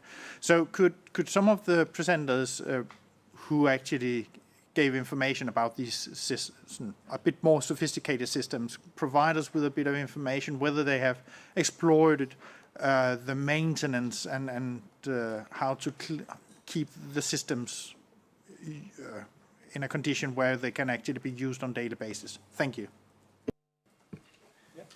Maybe Lars and or Mehmet. Thank you for the very interesting comments and question. I think I can give, at least for the energy-saving device, that I made a presentation, but also in the past, in my academic life, I was also interested on the fouling and the roughness of the hull forms and also the propellers. I can assure you that keeping your propeller clean and either by some way of treating it or polishing it, or maybe coating your propeller by using special coatings. For example, silicon-based coating and etc. will definitely help, because we have applied this into our research vessel, and then coating was able to stay at least 4 years, and also it kept away all the barnacles and so on compared to the unclean propeller. So I think there is a lot in keeping your propeller polished and also hull clean, one thing for sure. On the other hand, coming to the gate ladder system we talked about, it's very, very interesting, because having the gate ladder at the aft end, accelerating the flow, then we keep actually comparing the gate ladder equipped vessel, Shigenabu in Japan, with the conventional vessel. And then we have noticed that often part of the vessel far more cleaner compared to the Sakura with the conventional vessel. So in fact, the energy saving device that we use, the help the situation rather than bringing a complex problem for that. So, and as far as the energy saving system is concerned, the gate ladder, I don't think there is any problem extra from the maintenance point of view to take care of. Thank you. Thank you, Mehmet. Maybe Lars, you can share what feedback you may have on maintenance. Oops. Yeah, in terms of pressure pores, we have not really looked into the maintenance element of it. However, when we did the sea trial and Mehmet was leading that effort, we did not observe any fouling around the holes or through the holes on that trial that took a couple of days. But certainly something that we need to take into consideration. Thank you. Yes, so for the bubble systems, for the masker system, so for the machinery noise, well, actually for both cases here, we just looked at the principle. Does it work to reduce noise? For the masker system, we used porous hoses that you can just buy to put in your aquarium to do the model test. It's not how you would do it on full scale. Masker systems have been applied on naval vessels. There's quite a lot of information actually about the installation and maintenance of those systems. Of course, a naval vessel gets more attention in that regard than most commercial vessels, but apparently it was working for them. Also, there are quite some ships with air lubrication systems, and we think that you could probably combine these two systems or these two effects. I don't know about these air lubrication systems, how it works with fouling and maintenance and so on, but they are out there, so I think there's a solution for that. For the prairie-like system, so that was the ring injecting the air into the propeller. Again, we just wanted to show the principle. The ring is not how you would make it on full scale because this was just a neutral ring, but you could combine it with a wake equalizing duct, for example. But then, yes, the small holes would be, they can clog up quite easily. We didn't look into how you can avoid that. Maybe just having the system on at all times, I don't know. That's something that would have to be investigated in the next step where you look at really the practical way of doing this. Yeah, as a conclusion, information will come with implementation, of course. That's the drawback of innovation each time. Chris, you had your hand raised. Thank you, Chair. Many thanks for the very, very interesting presentations and some hard data on both efficiency and noise reduction, which isn't always there for the various measures. But if I understand correctly, either in the case of Maersk, where we were considering a combination of measures or individual measures, there was noise reduction in the range of 5 to 20 decibels. Now, if we assume that this is typical of what ship owners may choose to adopt over the coming decade, and that in turn over the world fleet offers a similar level of ambient reduction, I'd like to offer two observations. Firstly, of course, decibels is on a logarithmic scale. So 3 decibels is a halving. If we say 3 decibels, we're halving the noise intensity. So 5 to 20 decibels is really quite big. And another comparison, the Okeanos Foundation has proposed as a target, if you like, a 3 decibel reduction in a decade in ambient noise. And again, you know, if we compare with the figures that we've just heard, as ship owners drive to achieve compliance with the greenhouse gas regulations, it looks to me like there'll be a very significant reduction in noise, which I would ask the panel, does this give you cause for cautious optimism? Thank you. Thank you, Chris. Yeah, thank you for the remark. Just one small footnote for the 20 decibels reduction that we saw for the machinery noise. It's just for machinery noise. So as soon as your propeller starts cavitating, that quickly becomes a dominant noise source. And then you can reduce your machinery noise all you want, but the total noise of the whole vessel will remain pretty much unchanged because it's just coming from the propeller. So it's not that you can just add all these effects together, and they're only applicable to certain ships in certain operating conditions. So the 20 decibel would only be for a vessel with a non-cavitating propeller, with a noisy machine, with a noisy two-stroke engine, for example. But still, I think, we can be optimistic, I think, because some of the other systems have shown that, there is a big potential there. Yeah, just reinforcing the same piece is when noise is a criteria, when noise is something that's actually specified, there's incredible reductions in whether it's structure-borne noise that's noted or cavitation-induced noise. So yes, if this becomes incentivized or required, you will see this halving of noise that you're talking about. Thank you. Mike, you had a question. Thank you, Eric. This is really a eye-opening session, and I had a self-serving comment, and I have a question, technical question, so I'll get my self-serving comment out of the way. I heard a number of the presentations talking about taking it to the next level, doing more in-water testing.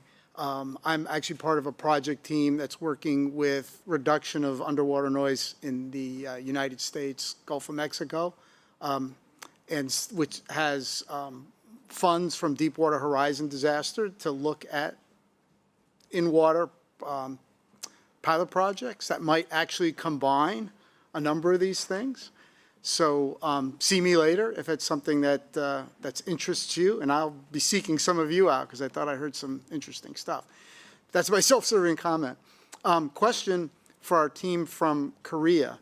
The KVG, the crystal vortex generator, seems to go against everything I've learned about getting good flow into the propeller.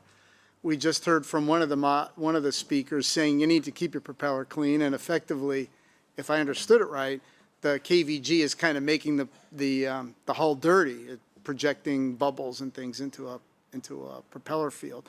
So again, your graphics were really small way back here. I don't know if I was missing some nuance. I'd love to understand what I'm missing because it seems contrary to what I understand is what you want for good inflow. Thank you. Thank you, Mike. I hand over Chriso.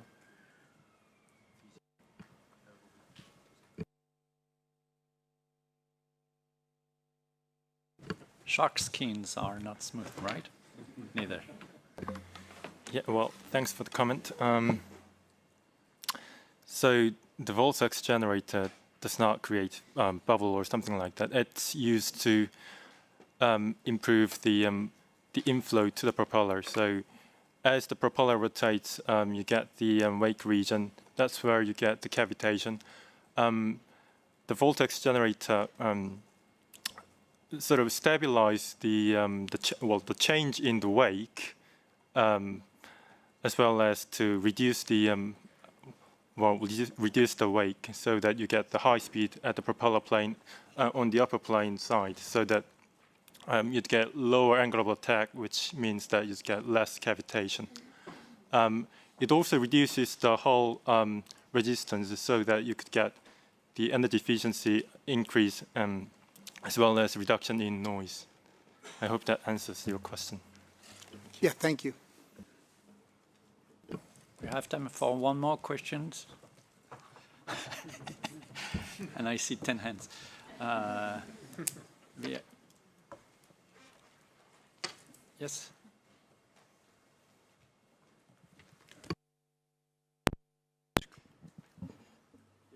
Oh, yeah, okay. This is Chano from the BC Ferries.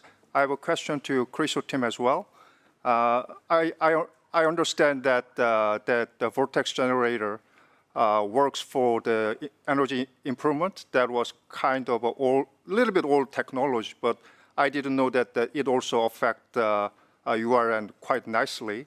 So as I mentioned before, like, will it work for the like a little bit faster ship? Because I'm designing mostly ferries, which is the full number about 0.25, and your results are mostly slow vessels. So that is my first question. And a lot of ferries which I'm working on is the double-end ship.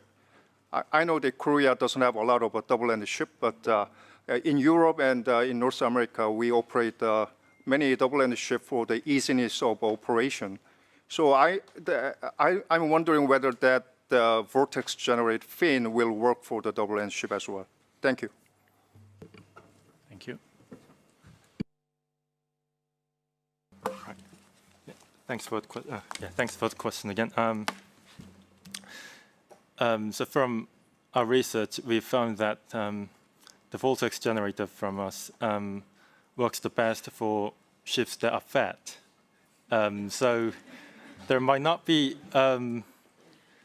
well, a very good improvement in terms of energy efficiency for like fast ships, but there can be some reduction of underwater noise from what we've studied.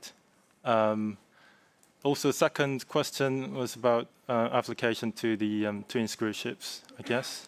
No, those the double end, like bow and sterns are same, not the twin screw. Double-ended ship. Double-ended. Sorry. Something like this and this. Sorry, we've not tested it in that type of ship. Sorry. That's it. Thank you. That's why I'm asking. So we need you to test, huh? Maybe later. So may I propose now to have a global panel discussion, as we don't have any question online so far. So to start, we have seen a lot of case studies, and that's very impressive to see the maturity of it. But to go from this case-by-case design to a more holistic commercial design package to optimize both energy efficiency and underwater noise, what steps do we need? Can you elaborate on maybe more technical steps that we are not in force yet, or maybe other steps than technical?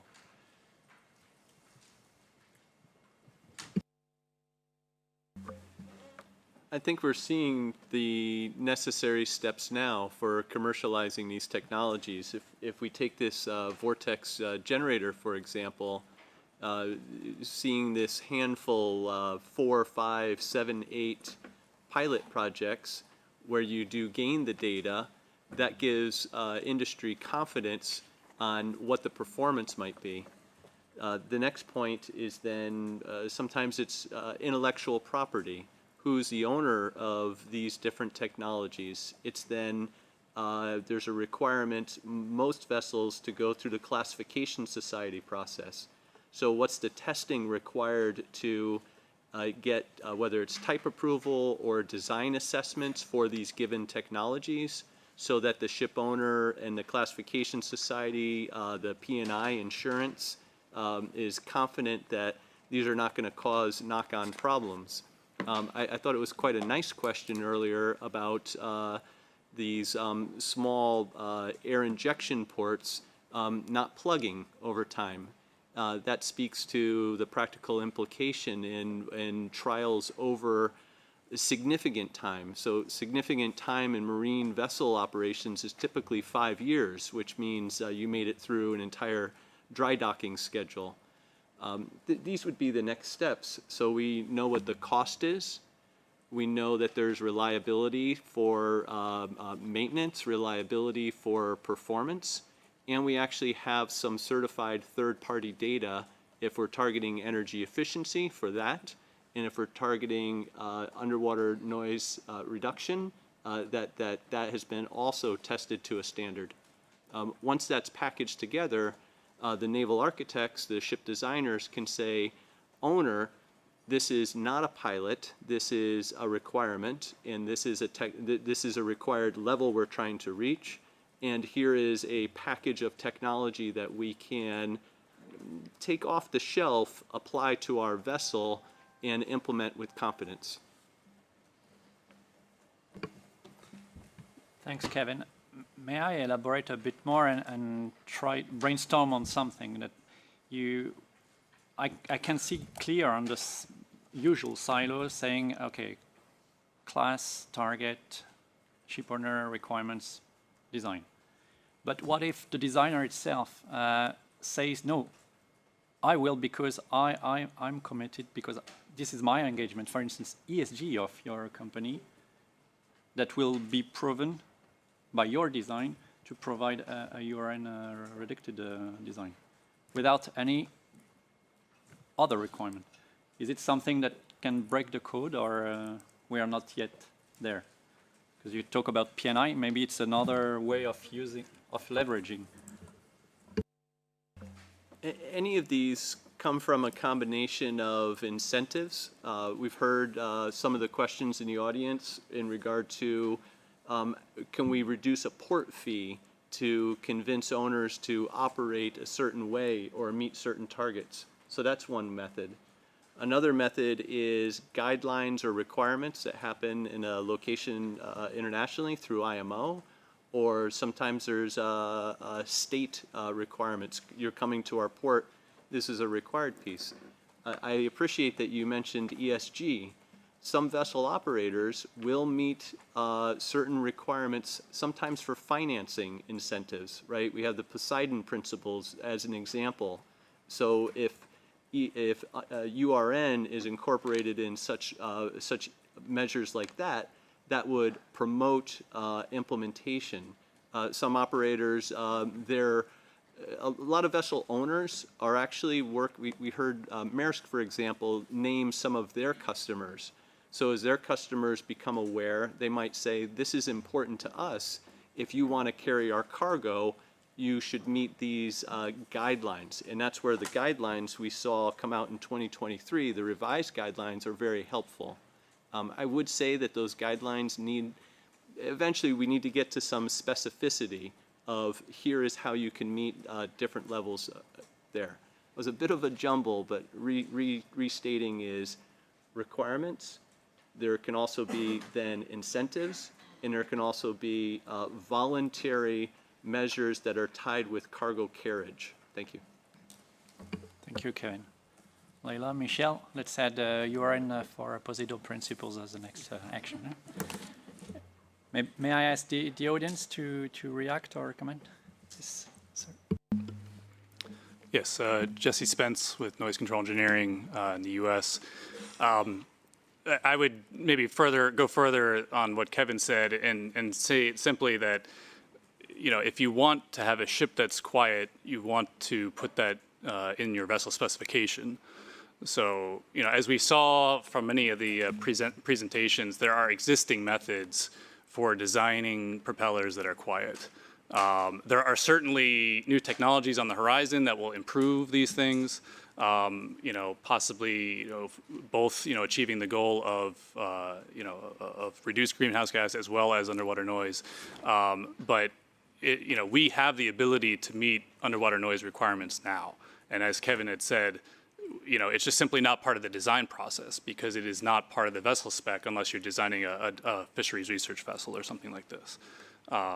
So, this is something that absolutely needs to happen early at the concept design stage, if nothing else than to identify the right limit, which can be based on existing vessels. It can be based on what the vessel design is attempting to do, or I would say would need to incorporate all of these things, at least as a first step towards making vessels quieter.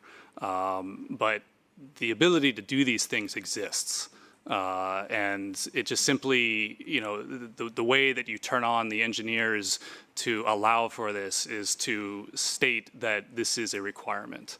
I will also just quickly comment that, we have seen, incentives definitely work in certain circumstances. We've seen some vessel designs where there is a desire or sort of a, for lack of a better word, incentive to have reduced underwater noise, and the shipyard says, yeah, thanks, we're not going to do that, because it's a risk to them. They don't know what they're doing.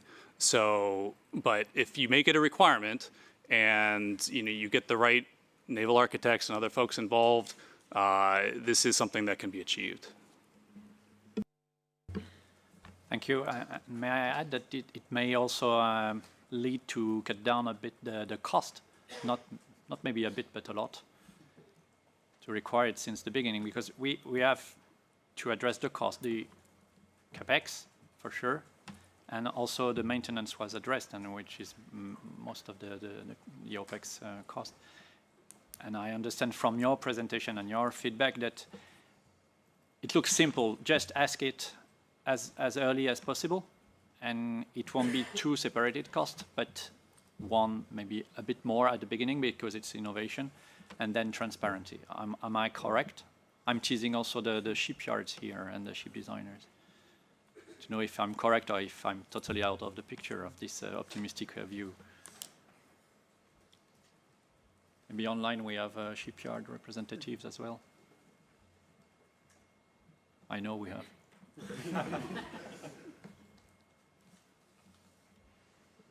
Okay, never mind. A question for next discussion then. Bruce. Hello, everybody. Bruce Anderson, and this question is, or comment on incentives, is from IPH, the International Association of Ports and Harbors. IPH has the Environmental Ship Index. It's the largest port-based incentive program. It's currently going through redesign for ESI 2.0, which will include an underwater or under a URN module. That's being developed in lead by Surprise, Port of Vancouver, our Canadian friends. And this will be integrated into the program 2025, 2026. We're grappling with what can you incentivize now, and we understand this is all in the infancy.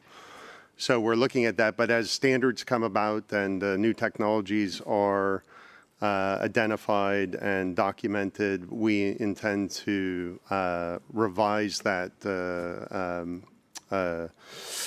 incentive program as new information comes out. But hopefully that this will start that process from the port side of providing some incentives. So I just wanted to give you a little bit of update on that. Thanks. Thanks, Bruce. And it carries on the efforts that Vancouver has brought so far and has triggered a lot of interest. And I'd like to thank the whole VFPA and ECHO team, especially Krista Trunz. Michelle. I have a question for, I guess this is kind of directed towards Lee and Yusuf. Still there?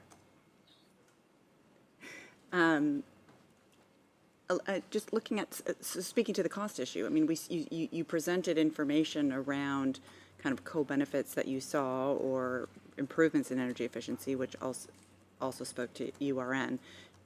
Can you speak to the cost side of it? And I don't know if you actually have measured that. You know, what is your return on investment for any changes that you've made? Have you seen any? I feel like that's something, and I know we might get into it tomorrow a little bit as well, but just wondering if that's something. Oh, that's right. I think Yusuf had to leave. But I don't, or if any of you have kind of looked at that aspect of it, you know, relating to the cost savings, if there is an energy efficiency saving that has been seen from any of the URN technology. Just curious if that's something that's been measured, or is that a gap? Lee, you are still with us? Yes, I am. Yes. Can you hear me? Yes, we can. Okay. I'm still lurking back here unseen. As I mentioned, the radical retrofits for the G-class vessels were part of a $1 billion program over 5 years for 100 vessels. In these particular cases, I believe the numbers were around $12 million per vessel for the total package. These were definitely targeted at energy savings. Again, we were not even thinking about, quite frankly, underwater noise when we designed that package. or if we were, it was just because of it's normally part of the checklist. So that's the kind of capital that we were looking at for these kinds. But again, this is a package that was designed to work together for the whole class, which was a somewhat of a departure for us to have these class packages and then do them for all the vessels in the class with an identical package. Michelle, I don't know if I'm answering your question here. Yes, there is some fuel savings, but of course, fuel prices have been all over the map. So it's a little hard to quote what the return on investment might have been there. But certainly, one would hope that there would be some energy cost savings there.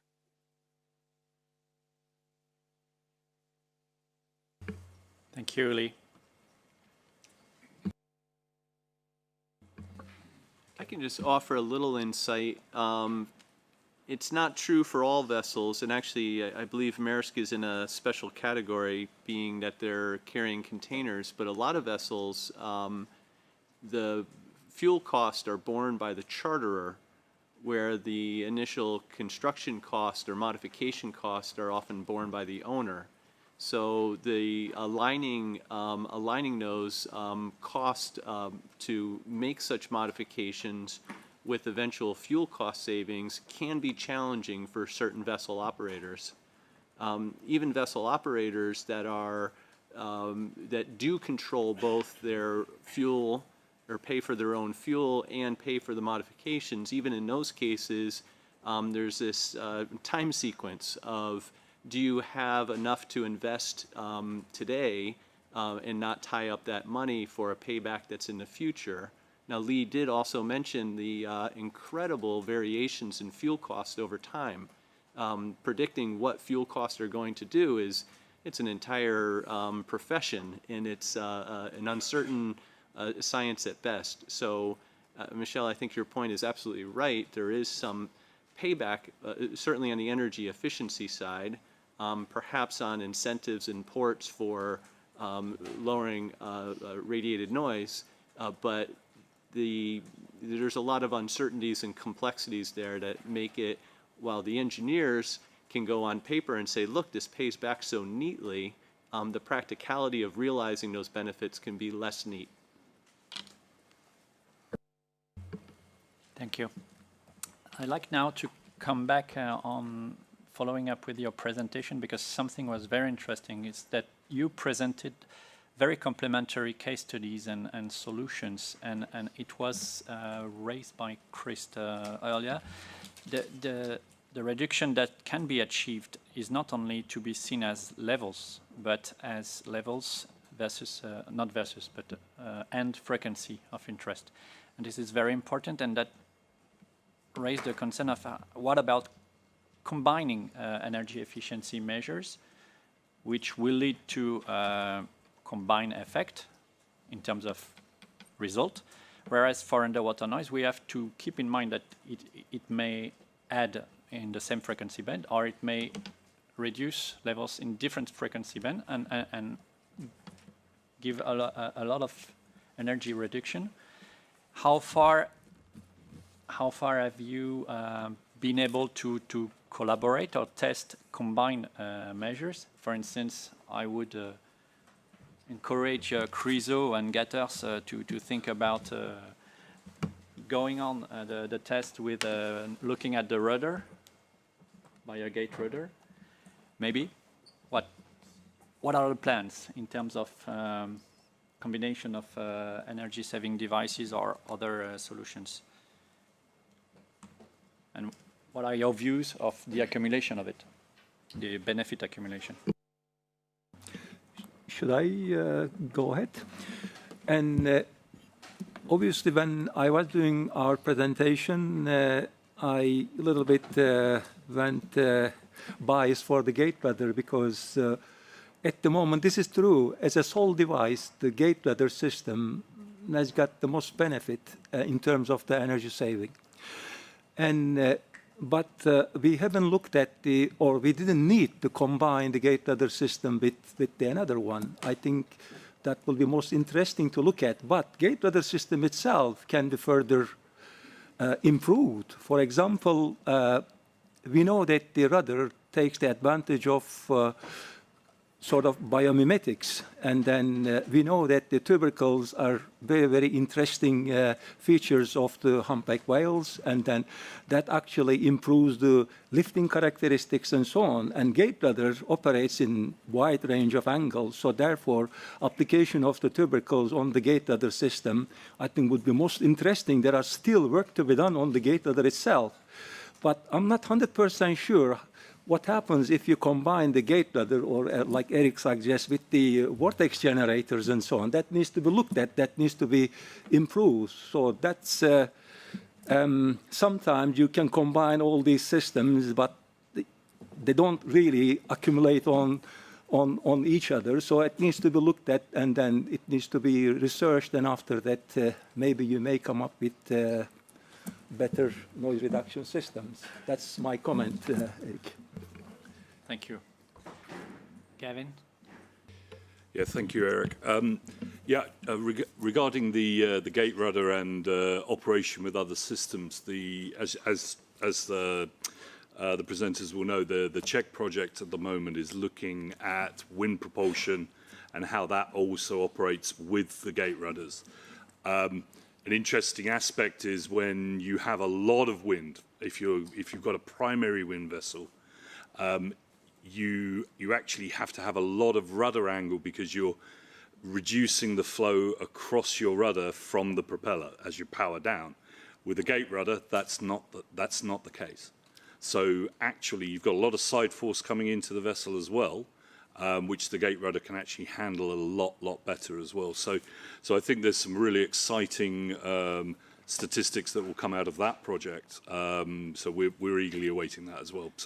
But thank you for an excellent presentation before as well. Thank you. Well, this is very true.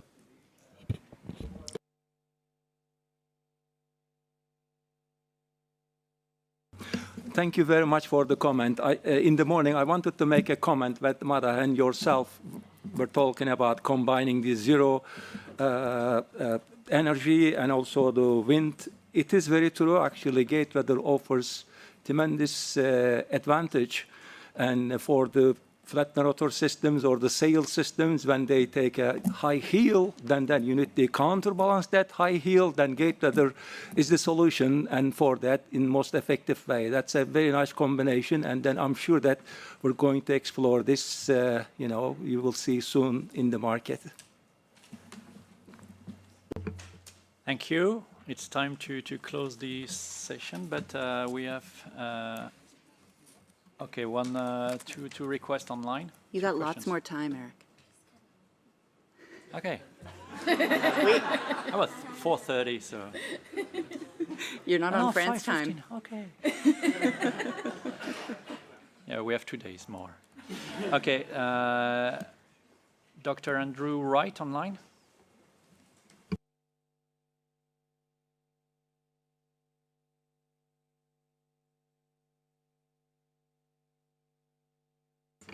Okay, he left.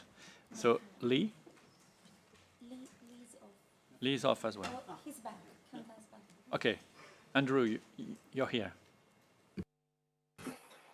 Hi, thank you. I was here before, but the unmute is beyond my control. This may be slightly off topic, but the topic of incentivization has been raised a couple of times in this session. And I just wonder what sort of model we might be using to drive that incentivization on the grounds that many other programs, such as Tuna Safe Dolphin, or even like eco hotels or whatever, are marketed straight to the consumer, so the company can make that choice. But it doesn't quite work that way, because it's not quite so easy for an individual to pick a product that's been shipped by a quiet or a low greenhouse gas emission ship. This is more of a sort of comment for starting thought in that line going forward. Incentivizations to ships are great, but I think until we connect the consumer to the ship, you're going to be missing out on a lot of opportunity on that score. And thank you. And this is Andrew Wright with Fisheries and Oceans Canada. Thank you, Andrew, for your comment. I share your observation. Yeah, thank you, Dr. Wright. So yeah, I was thinking about that as well when we were talking about the incentives.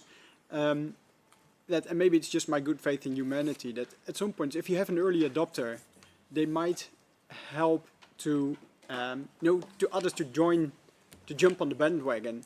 And indeed, you want to connect the consumer because they can make a choice. And indeed, for cargo vessels, that may not be so directly applicable. But for passenger vessels, there can be a component of public opinion, of public perception of how green the company is that they will be sailing with. So then, when they have the choice of sailing with a ship that is like marketed as being green and silent, they may be more happy to join on that vessel. And then there's also from that following like a commercial aspect as well, because you're just getting more passengers because they want to be on that green vessel. But maybe, as I said, maybe that's just my good faith in humanity. I think this has already changed. Yeah, I'm sure we could have several workshops just on how to make incentives actually work. I think we already heard some examples of some earliest incentives are pilot projects. This is where government would do initial funding of a small number of vessels to prove the benefits and get technologies through those early approvals. I think we also heard some port-based incentives. This can be for fees and handling in these particular ways. I think Franz just mentioned some of the initial goodwill. There's quite a lot of science on behavior of businesses and incentives. The earliest adopters, the early adopters, in how you get over those different humps. Thank you. Maybe I'd like to keep incentives for the scale-up theme as well, because it will be of high interest and will be discussed as well. Maybe you can come back to technical discussions, Leila. Yes, you've all been so helpful in speaking, training us, even with really impressive information about retrofits, starting to help us think about what integrated design really means when we start at the beginning and what the potentials are there that are less binary in terms of yes, no, for things that are off the shelf, either quote, work or don't work, right? Getting us out of that mindset and into this mindset of, as we heard in our earlier panel, if we're going to be doing this at this type of scale for this many vessels in the world, what is our margin? What kinds of percentiles are we working with? And I wondered if you might then speak to, you all talked about being in project-specific work, which has been incredibly important in a case study context. For those of us who are interested in knowing about that 5-year duration of beyond the sea trial and full cycle through 5 years and really seeing that play out, that's a different level of resourcing, and it's also a different level of cooperation among those who are interested in the value of the research. So can you talk about where we are in the process of building the mechanisms to support work like that beyond its very phase-oriented approaches where you might be able to test something at this level, but it sort of doesn't have the resources to continue, so we never really figure out whether it can be realized, followed by, so some of that phasing resourcing.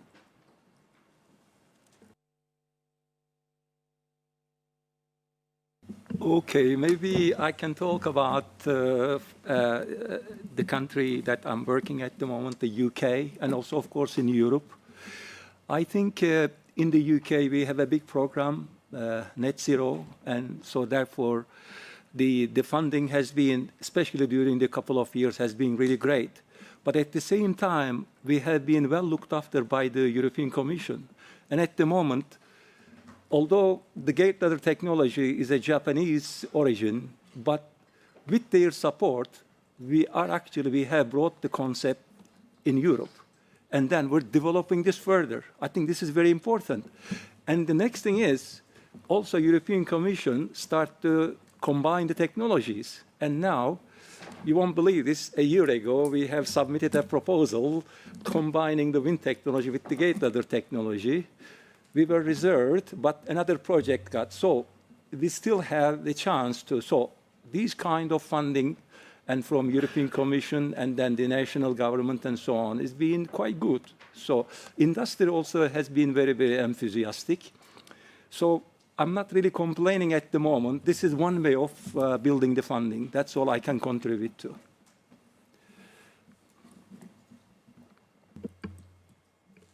Thank you. Lee, you had a comment online? She's gone again. Okay. So Mike, you had one. Oh, sorry, Mike. Lee, you're back. I've been here all along. It's just takes a minute to click through. I just wanted to follow up on Kevin's comment that raised a very good point about the modification costs being borne by the owner.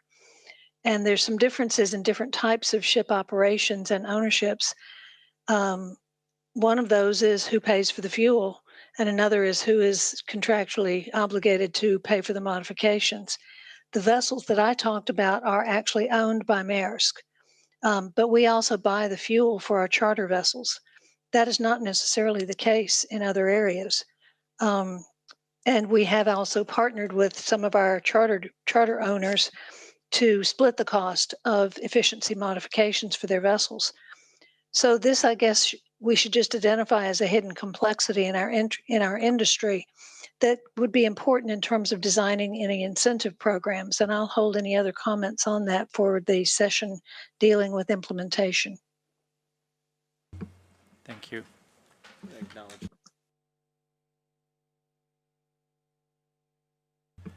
Mike. Thank you, Eric. Mike Batarian again.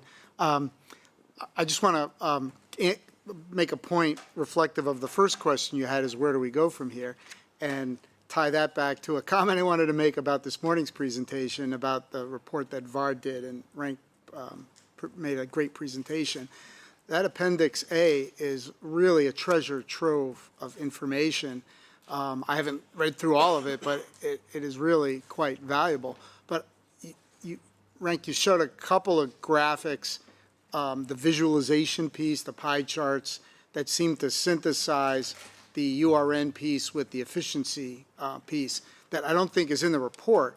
And I think that's the even more valuable piece that might drive the discussion we just had about what are the combination of treatments, or what are the things that work well for efficiency and URN, and really set a direction. So I'm hoping that what you've shown in the PowerPoints may find its way into the report.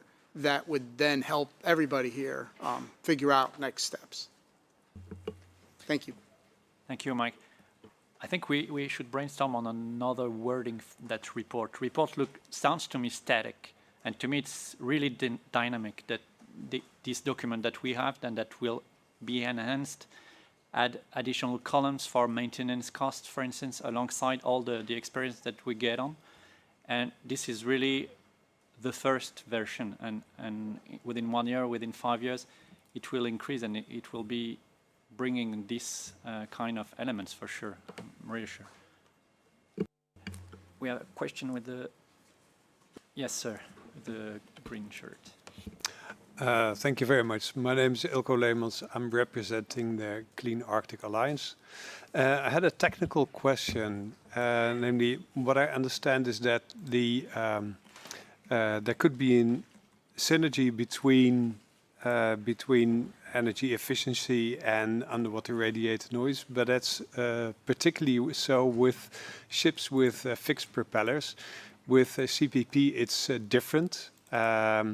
And so I was wondering, what would be the best strategy to reduce underwater radiated noise in CPP, controllable pitch propellers? Michele?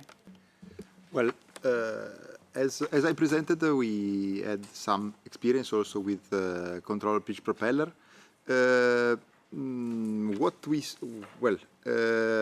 First of all, one initial point is how the CPP is operated. So this is very important. That this is the baseline. So the propeller combinator is the first point. In the example which I showed, which is not a unique one, the contrabridge propeller was operated completely at constant RPM and just changing the pitch, which is of course not the best solution. Also in that case, it could be optimized some way because we could focus the attention on the worst case, which was the low pitch condition.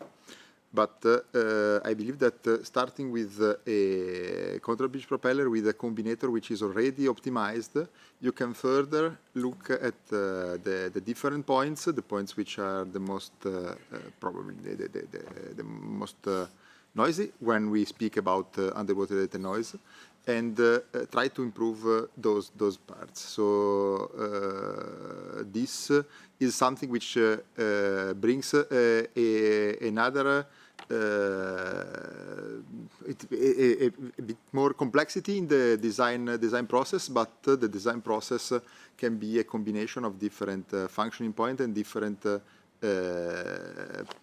velocities in which you optimize also the combinator. So you have to add this. Of course, this makes the process a bit more complex, but it's still feasible to do something like that. Thank you. I just like to add on to this. Thank you for Michele for the CPP. I hope that I'm not bragging too much about the gate rudder, but do you know that you can replace your CPP with the gate rudder because the rudder will operate like you're changing your pitch. So changing the inflow by changing the angle of the rudder a couple of degrees, you can change the angle of attack to your propeller, then you're in a different thrust. So this is what it is. And I just like to mention that you don't have a huge hub, so that impair your efficiency. So therefore, that's a much better solution than your CPP.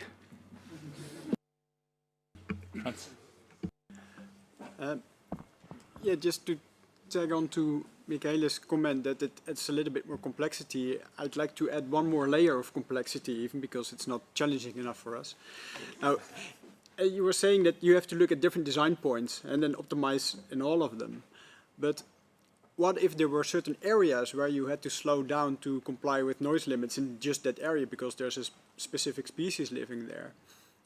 Ship owners may want to increase the speed in other areas where there's no noise limit. So then you could play even more with your CPP design, that you make it quiet in the reduced pitch condition. So that you slow in the areas where you have to slow down, where you have to be quiet, you reduce your pitch, and it's designed to be quiet in that condition. But then in the areas where there's no noise limit anymore, you want to go much faster, you could maybe even allow a slightly more noisy propeller. In the end, bottom line, you may not want, but it could be something to think about as well.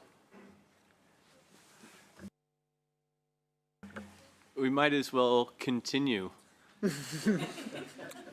It's very important through these to actually look at the performance of typically the diesel engine. As we change these different loads and as we change these different speeds, we're going to significantly change the brake-specific fuel consumption. So to recognize that these efficiencies you design your system for are typically optimized for a particular operating condition. So as we go to these quieter locations, as we're working with our CPP, we end up losing some efficiency. So it's one more of the complexity that the designers are working with as they're trying to meet these multiple criteria in multiple operating conditions.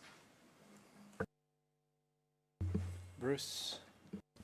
Okay, just one extra layer to add, because we're doing it. It seems to be the thing to do. For direct drive propulsion engines at low load, the Tier 3 equipment doesn't work on top of that. So in general, slow speeds will play with the SFOC and the emission factor at low loads, but you're also scrubbing a lot of energy out of the system. So it might be okay from a mass standpoint. But the problem we're finding now is that at low loads below 25%, the SCR systems will come offline.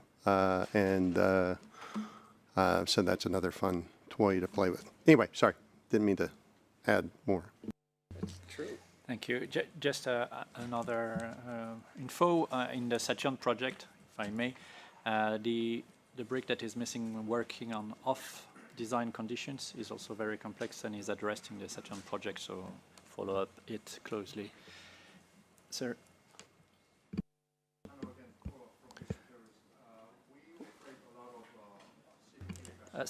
Sorry, Chanwoo, I gave the floor to first to... Hello, Marcial Geyer here from GIT. I just wonder, you know, we were last week in the International Anti-Fouling Conference, and some statistics, recent statistics, is that about 10% of the world fleet has calcareous fouling into their hull and propeller. Also, about half of the fleet has some sort of fouling, so algae, slime. When you're doing these design improvements, are you considering real-life operations from ships, such as fouling prevention and so on? And how do you think that will affect, you know, efficiency and the underwater noise? Just another layer. I guess that question would be more for Kevin Reynolds. Thank you. Yeah, there are obviously continued complexities. One of them is often just called sea margin, right? The vessel is not typically in still water. The vessel is in operating seas, so you apply a sea margin. Another is fouling margin. So what is the interval with which you'll clean the hull, which way you'll polish the propeller? And so the short answer is yes. You do consider both a sea margin and a fouling margin for your design point or points. So it's correct. Sometimes you're not optimized for the assumed margin that's in that 5-year period that you expect to go into dry dock and somewhat reset the clock.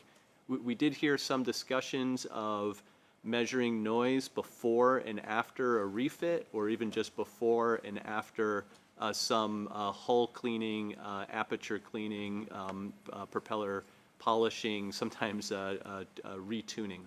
So these are correct.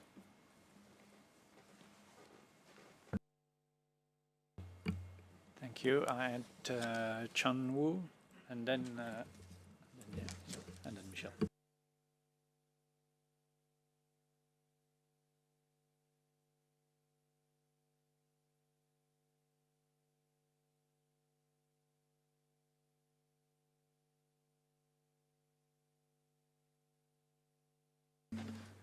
What about right now? Okay.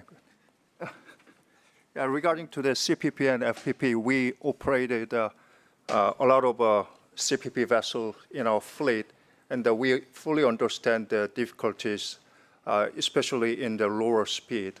So in terms of adding more complexity, traditionally for the ocean-going vessel, there is one design point, which is primarily focused on the service speed.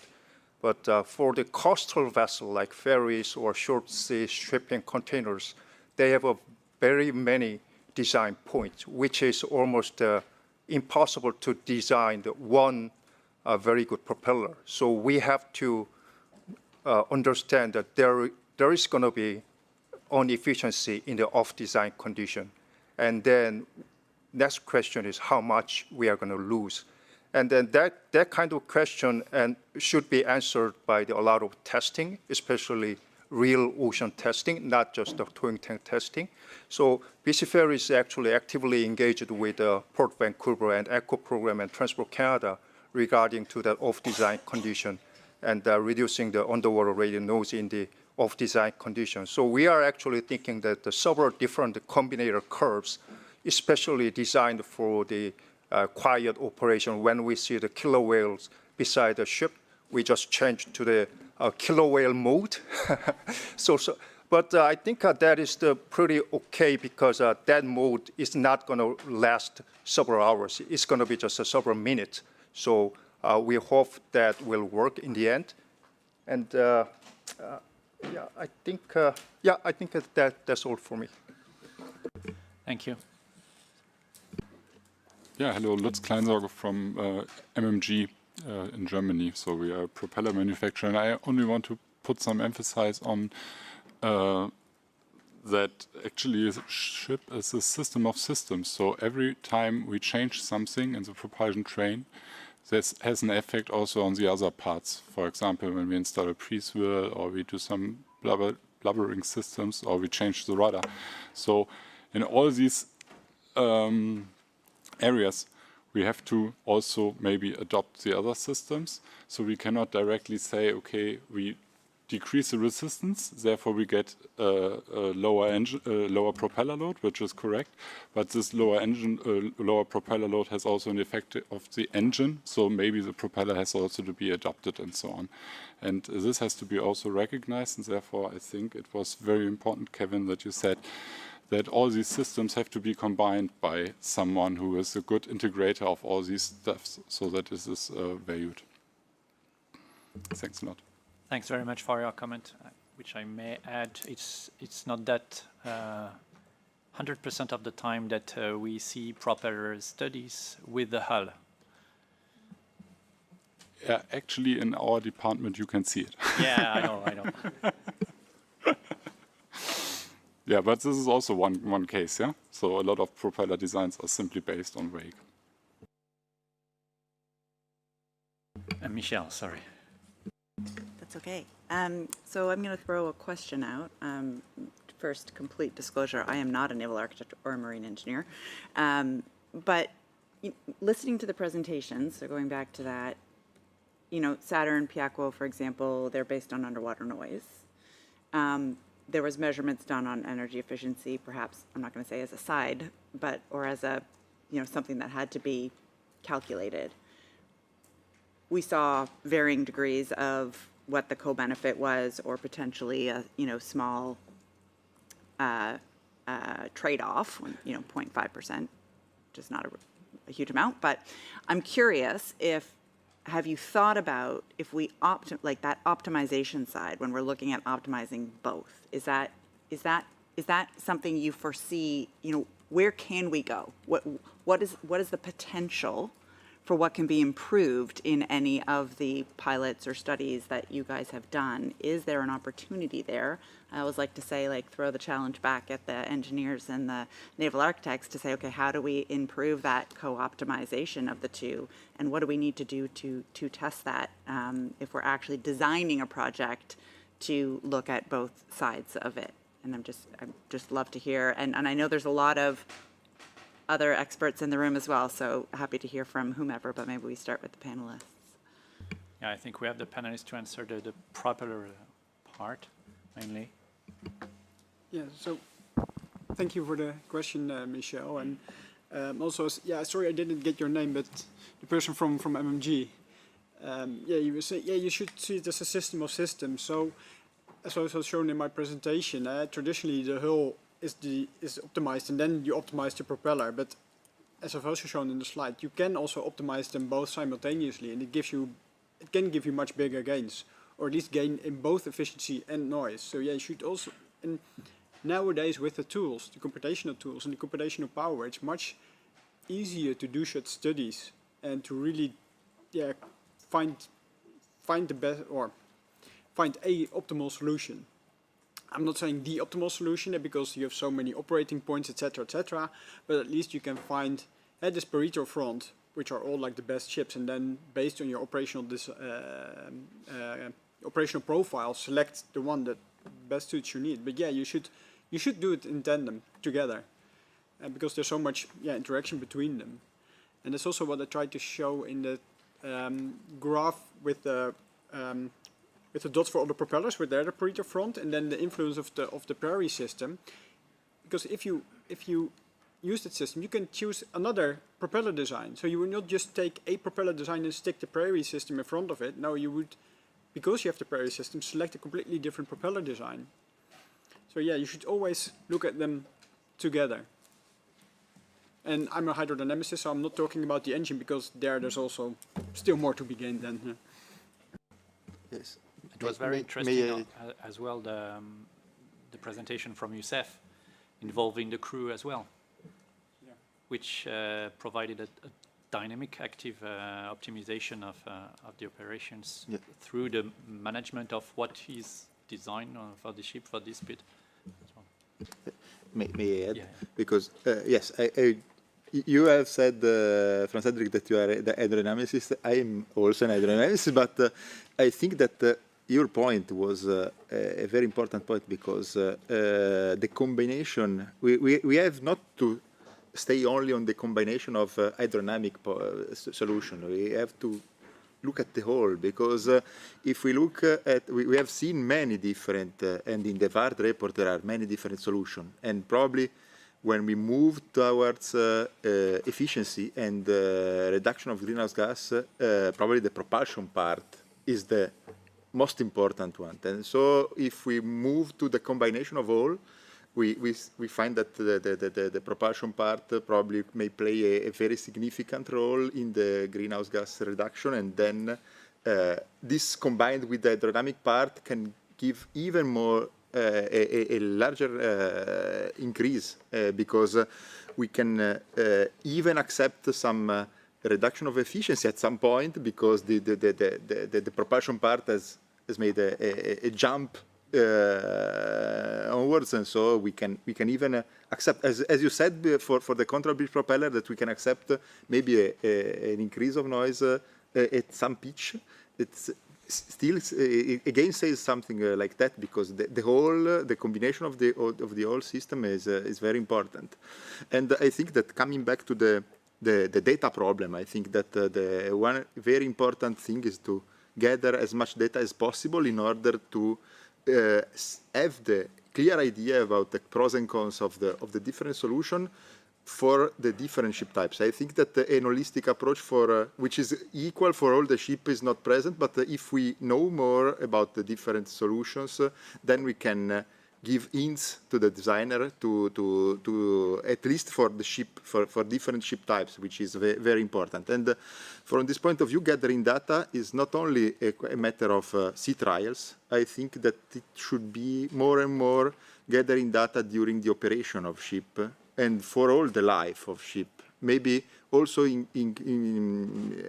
moving towards the use of onboard system to optimize all the time in terms of both emissions and in terms of noise, which gives to the ship owner and to the master some indication, and to the designer at the end indication of what is good and what is working better during the whole ship life, which is very important. So I think that systems on board for monitoring are very important, and if possible, also the transparency of data, which is something which was commented before. Yeah. Thank you, Michele. Give the floor to Senor Beltran, and then Mr. Bethfield online, and then Charlotte. Okay. Good afternoon. First of all, I would like to thanks and to congratulate to the organization Transport Canada and IMO for this meeting. Let me to present to me, I am Publio Beltran, as Michel said, perhaps one of the grandfather of the underwater radiated noise.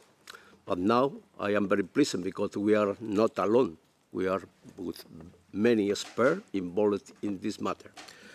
Let me to have only one reflection about all the very interesting presentation, because it's important to say my professional life have been dedicated to design silent ships, and we are getting different silent ships.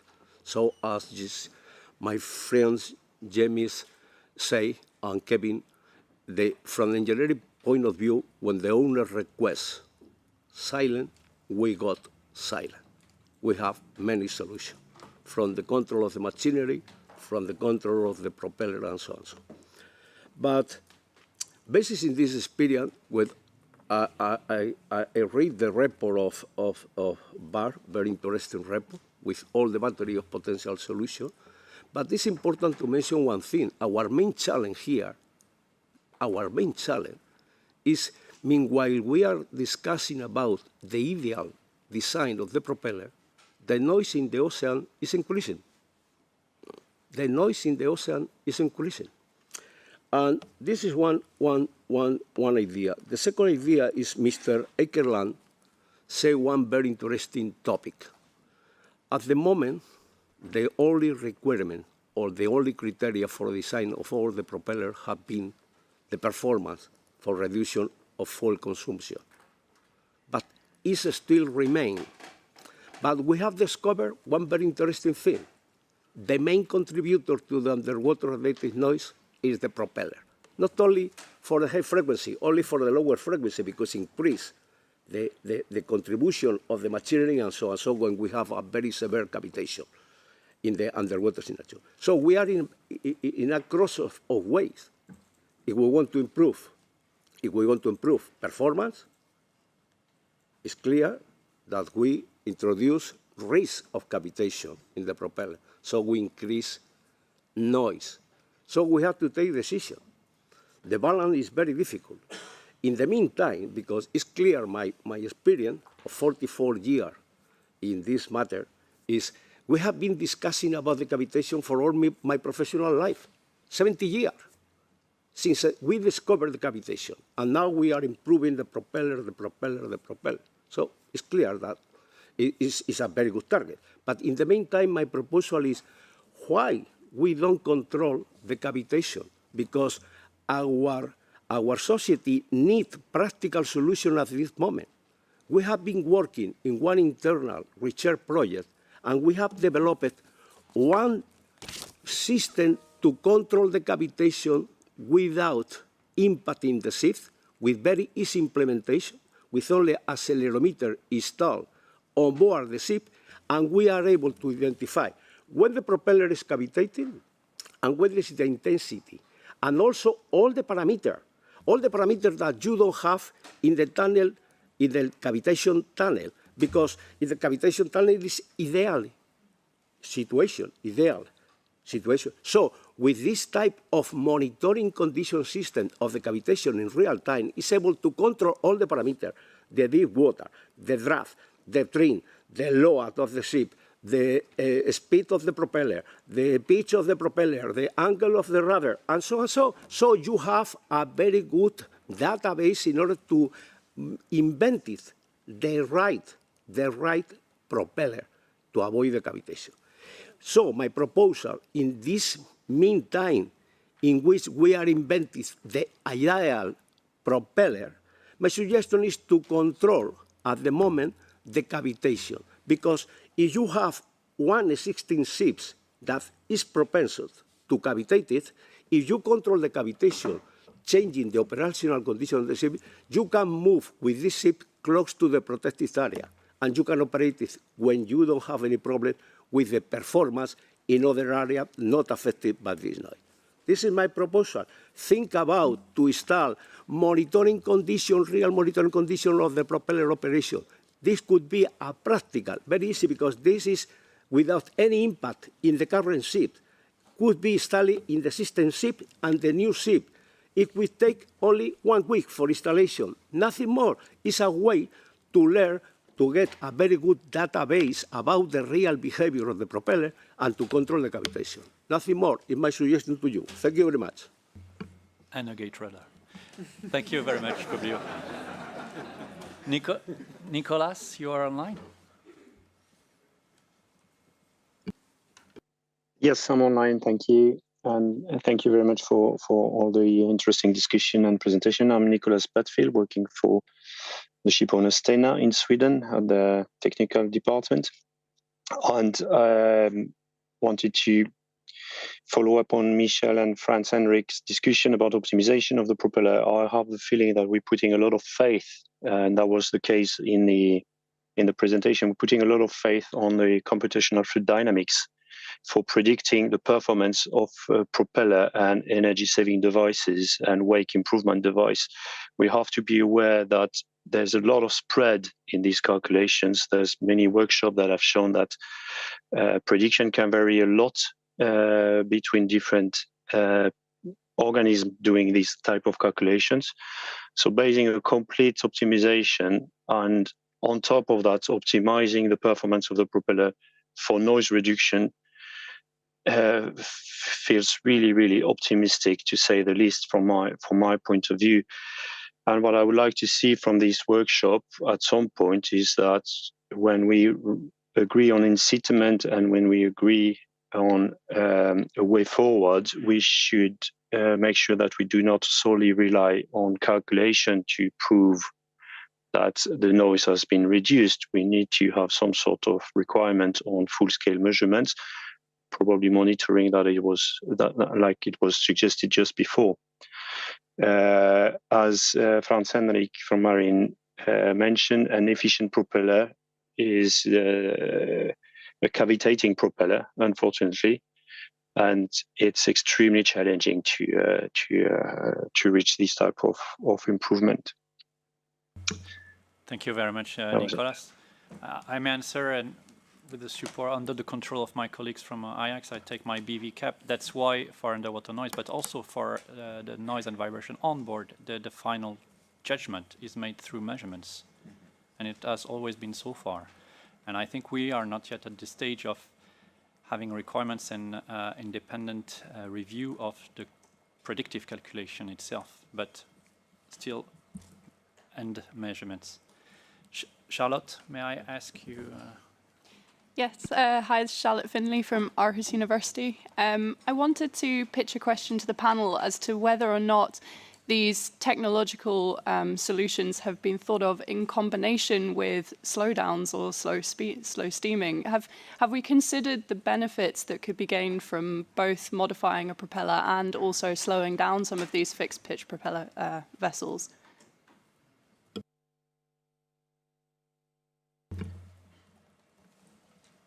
If I may start, in fact, I see it a bit reverse, where slow steaming came in the year 2008 because of the price of oil, and they save fuel on that. But then the propeller and neither the bow was not optimized anymore. Yeah. It's like your car buying a Ferrari and then driving it at 45 kilometers in the fifth gear.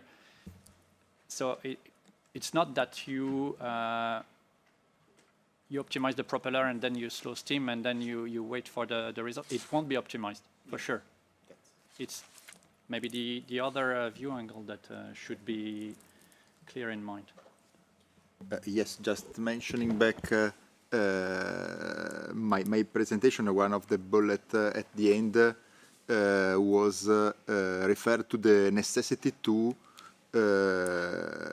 during an optimization process to have a strong interaction with the ship owner, because it really needs to, there is a very large need to understand and to clearly specify which are the operating conditions. So the operating condition of interest of the ship owner on a specific route may change a lot the design of the propeller, and from that point of view, as Eric said, you cannot optimize and then change completely the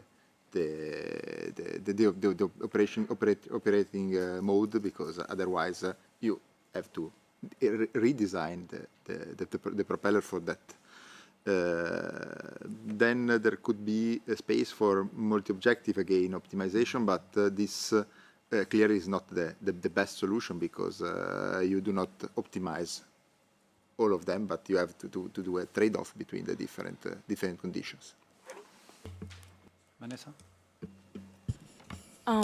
Just a little note on the Maersk, for the Maersk study that we did, the retrofit, we actually found that there was a greater reduction in noise during slow steaming after the retrofit. So there was an interaction with speed with the new design, because during that retrofit they were developing the propellers in a way for higher efficiency at slower speeds. So we did see a reduction in noise with slow steaming increased with the retrofit. Yes, but correct me if I'm wrong, but the retrofit was driven by the need of slow steaming, and so the need of reduced speed, and so the need of readapting the bulbous bow to this new speed. Yeah, and there was no reduction when the vessels, even post-retrofit, were going higher speeds. Yeah. Yeah. Yeah, sure. That's...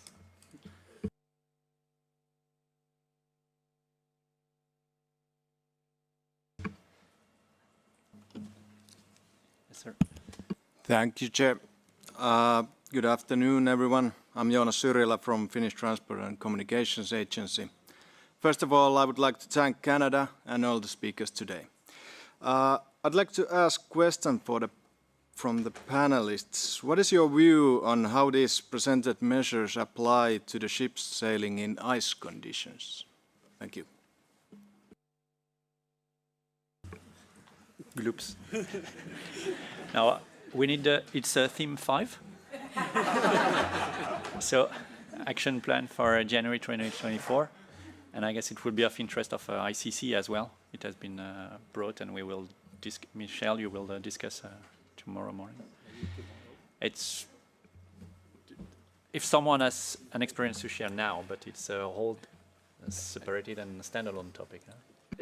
Just very briefly, Finland obviously is no stranger to ice operations. When we've designed ice-classed research vessels, frankly, we've reached to some of the Finnish technology providers for their expertise. So it is possible to have ice-strengthened propulsion units, propulsors, that are also quiet.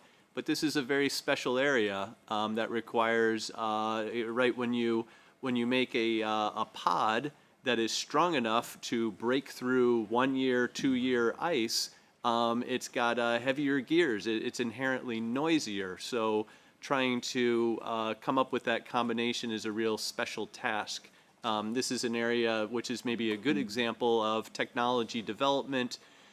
And I'm going to reinforce the comments that we've heard again and again.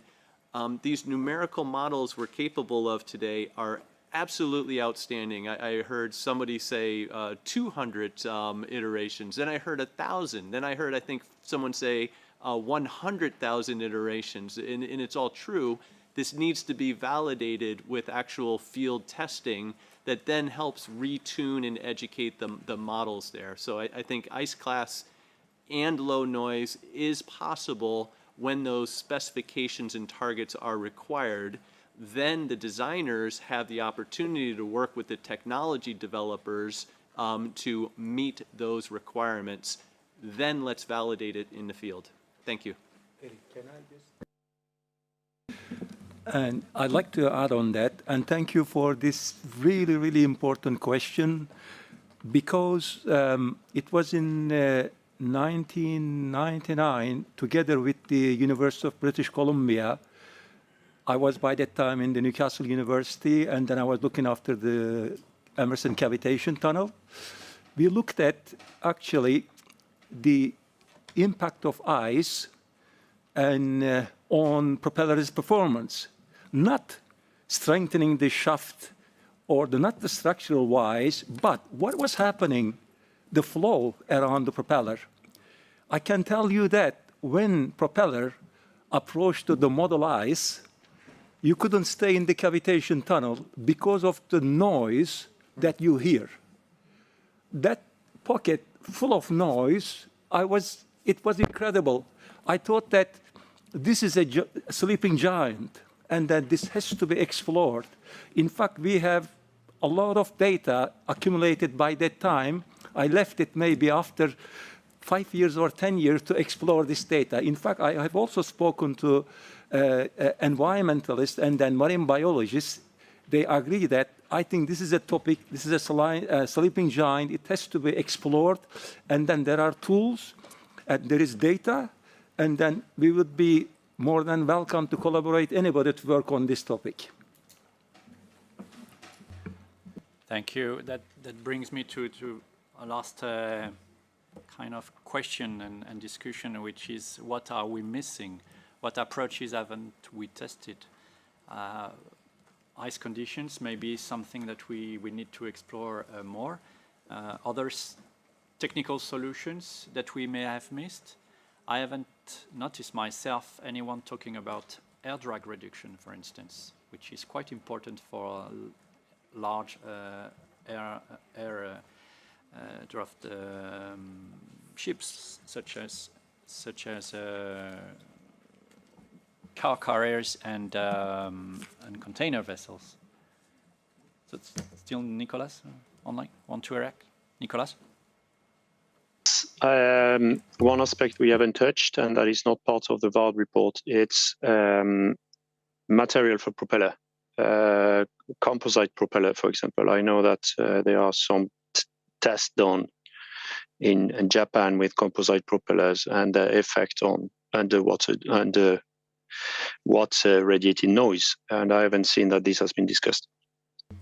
In France as well, yes, you're right.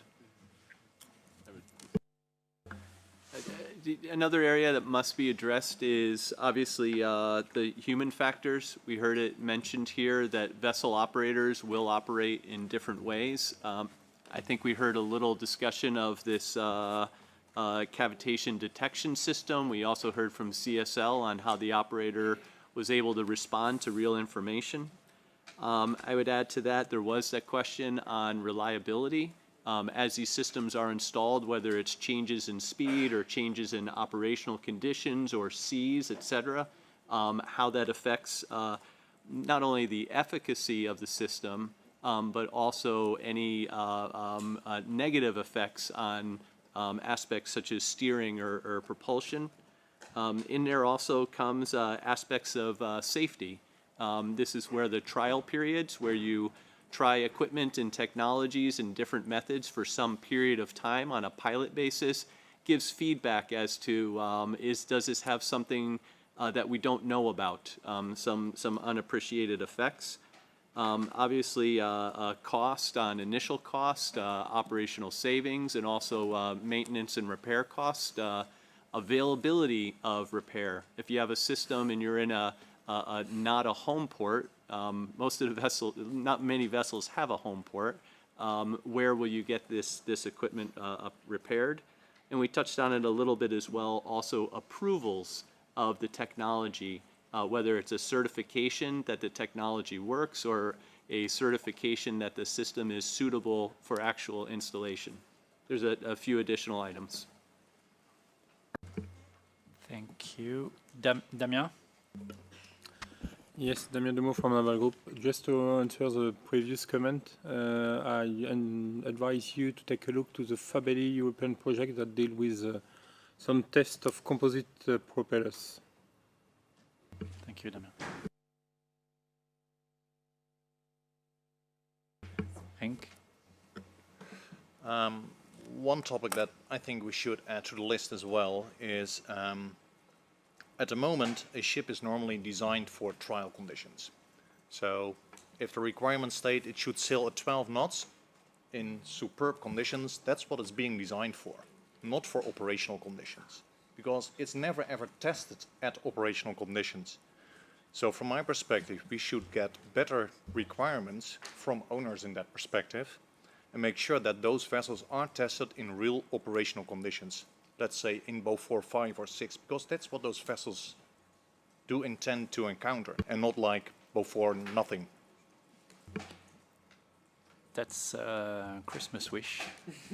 Oh, it is a Christmas wish, but in the end... At least for new builds, because you know that new builds cannot be tested with operational condition. For instance, container vessels or loaded vessels cannot be charged and loaded for sea trials. Absolutely agree, Yeah. but it is something that we should at least design for, because nowadays they are designed for trial conditions. Yeah, yeah. I am a designer, I've worked for many shipyards, and that's what I've been doing in the past. And that's not ideal for energy efficiency, neither for UN perspective. Yeah, that's where decarbonization indexes came into the making the game much fairer. Yeah.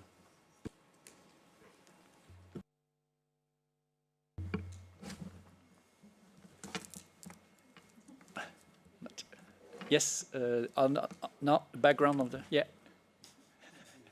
With the white shirt. Sorry. Hello, David Williams, FedNav in Canada. There was a comment on noise from ice-breaking ships. Not disputing that, but if you have a Finnish-Swedish ice-class ship, you operate it so that you do not get ice through the propeller, and if you have a polar-class ship, you design the hull form during ice tests so that you don't get ice through the propeller. It occasionally happens, but the crew are very aware of it, and it's not something you want to do. Of course, you can get, especially if you're in shallow water, you can get rocks in the ice. So you certainly, from an operational point of view, don't want to be getting a situation where you're milling large blocks of ice frequently. So can be an issue, but if it's the ship's designed correctly and operated correctly, it can be mitigated quite straightforwardly, and it's in line with the ship owner's objectives of maintaining their ship. Thanks very much for this. Yeah, thank you, Eric. André Gaillard from the French Maritime Pilot Association and the International Maritime Pilot Association as well. Since you just brought this subject about, we have had some issue recently with power limitation during ship handling.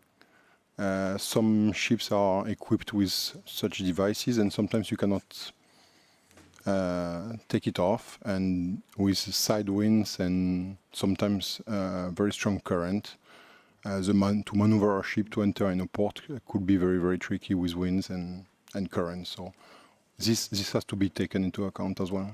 Thank you. You mean to take care of not having permanent blocking system? Or? Yeah. Sir. Hello, I'm Tae-Hwan Jung from Griso in Korea. Thank you. First of all, I thank to government of Canada and all the speeches presented this morning and this afternoon. Today we have talked about a lot of technical issues. So my question is very simple, but nothing to do with the technical issues. But I think I would like to ask the glow noise project.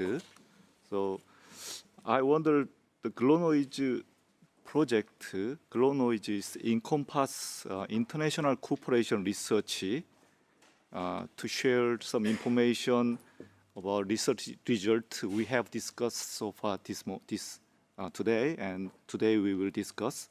And any kind of platform share the information we're gonna discuss from now on. That kind of research result can be shared together from now. So maybe this morning, who was it? The glow noise project has discussed and presented. So somebody can explain about this matter. I hope this kind of expert workshop contribute some share information about URN, GHG reduction from now on. So maybe. Yeah, it is definitely our objective. Yeah. Michelle, you may add. Yeah, I think Stephen has left, if I'm not mistaken. So I think I can speak to that a little bit. We talked about it in the context of the work at SDC and the revision of the guidelines. If you look at the MEPC output, and what was agreed to there was a call on member states and on organizations, on shipbuilders, on companies and organizations to share their experience and lessons learned over the next kind of, and through the implementation of the guidelines, which includes, as we said, that new section on the relationship with energy efficiency. So the hope is, and maybe I'll reiterate that here, is that as we learn more and as as pilots go forward and as companies test this different technology and are measuring these things, that information is shared through the IMO, through the submission process at MEPC. It can be an information paper that says we trialed this, these are the results, this is the information we have. This way that information can be shared with everybody involved in this work. And I believe it's also one of the discussions that's happening in the correspondence group in terms of kind of data collection and sharing of information. So I think this is definitely something that will continue, and hopefully we can continue to learn from each other. And if I may add, at the European research level, it was a box to tick 10 years ago to share and to have stakeholders discussions. Now it's nearly mandatory in the scope of the work to have dedicated work for stakeholder engagement and information sharing, technical and more general. And it's the case especially for PIACRO, for Saturn, for Gathers, for QIO project. All these projects that are focusing on URN, they are committed to share information, and many of you are part of these stakeholder groups. So, and you are more than welcome to join as well. So maybe that's a good wrap-up point. Yeah. So maybe instead of, first I'd like to thank all the panelists and Eric obviously for chairing this panel. You guys were on the hot seat for quite a while, so really appreciate all the insights and information. So you're free. You can go. I have to wake you up first. Oh, wait, hold on. Just a quick wrap up for the day. I'll just do it from here. It's easier. But we really appreciate all the engagement and from everybody. I think this has been a good insight into what we know, but also what we don't know. And I think that's one of the things we were really hoping to start to tease out and identify is, you know, what do we not know and where do we need to be going in some of this work and what are the opportunities? And hopefully both the panelists and those in the room are already thinking of things. I think, I know Kevin already is because he's already talked to me about one of them, which is great. And, you know, that was really the goal here was to get, you know, the different experts talking to each other and identifying where there might be opportunities for collaboration for future projects so we can continue to learn from each other and share that information. So tomorrow we start at 9:30. Again, we're on IMO hours. For those who aren't aware, it's 9:30 to 5:30. And with two more exciting panels looking, you know, specifically at the operational optimization and the energy transition for the first one, and then the second one looking at bridging the gaps and going to scale. And we will start off with a keynote from Lisa Kupper. I'm going to butcher your name, Lisa. I apologize. Kupper-Kwalik, from the Inuit Circumpolar Council, to speak specifically to the issue of the Arctic and Indigenous knowledge and impacts of GHG-URN on their livelihood. So another full day. Bring your ideas, bring your energy, and we look forward to seeing everybody back here tomorrow morning at 9:30. Thank you. Now you can ring the bell.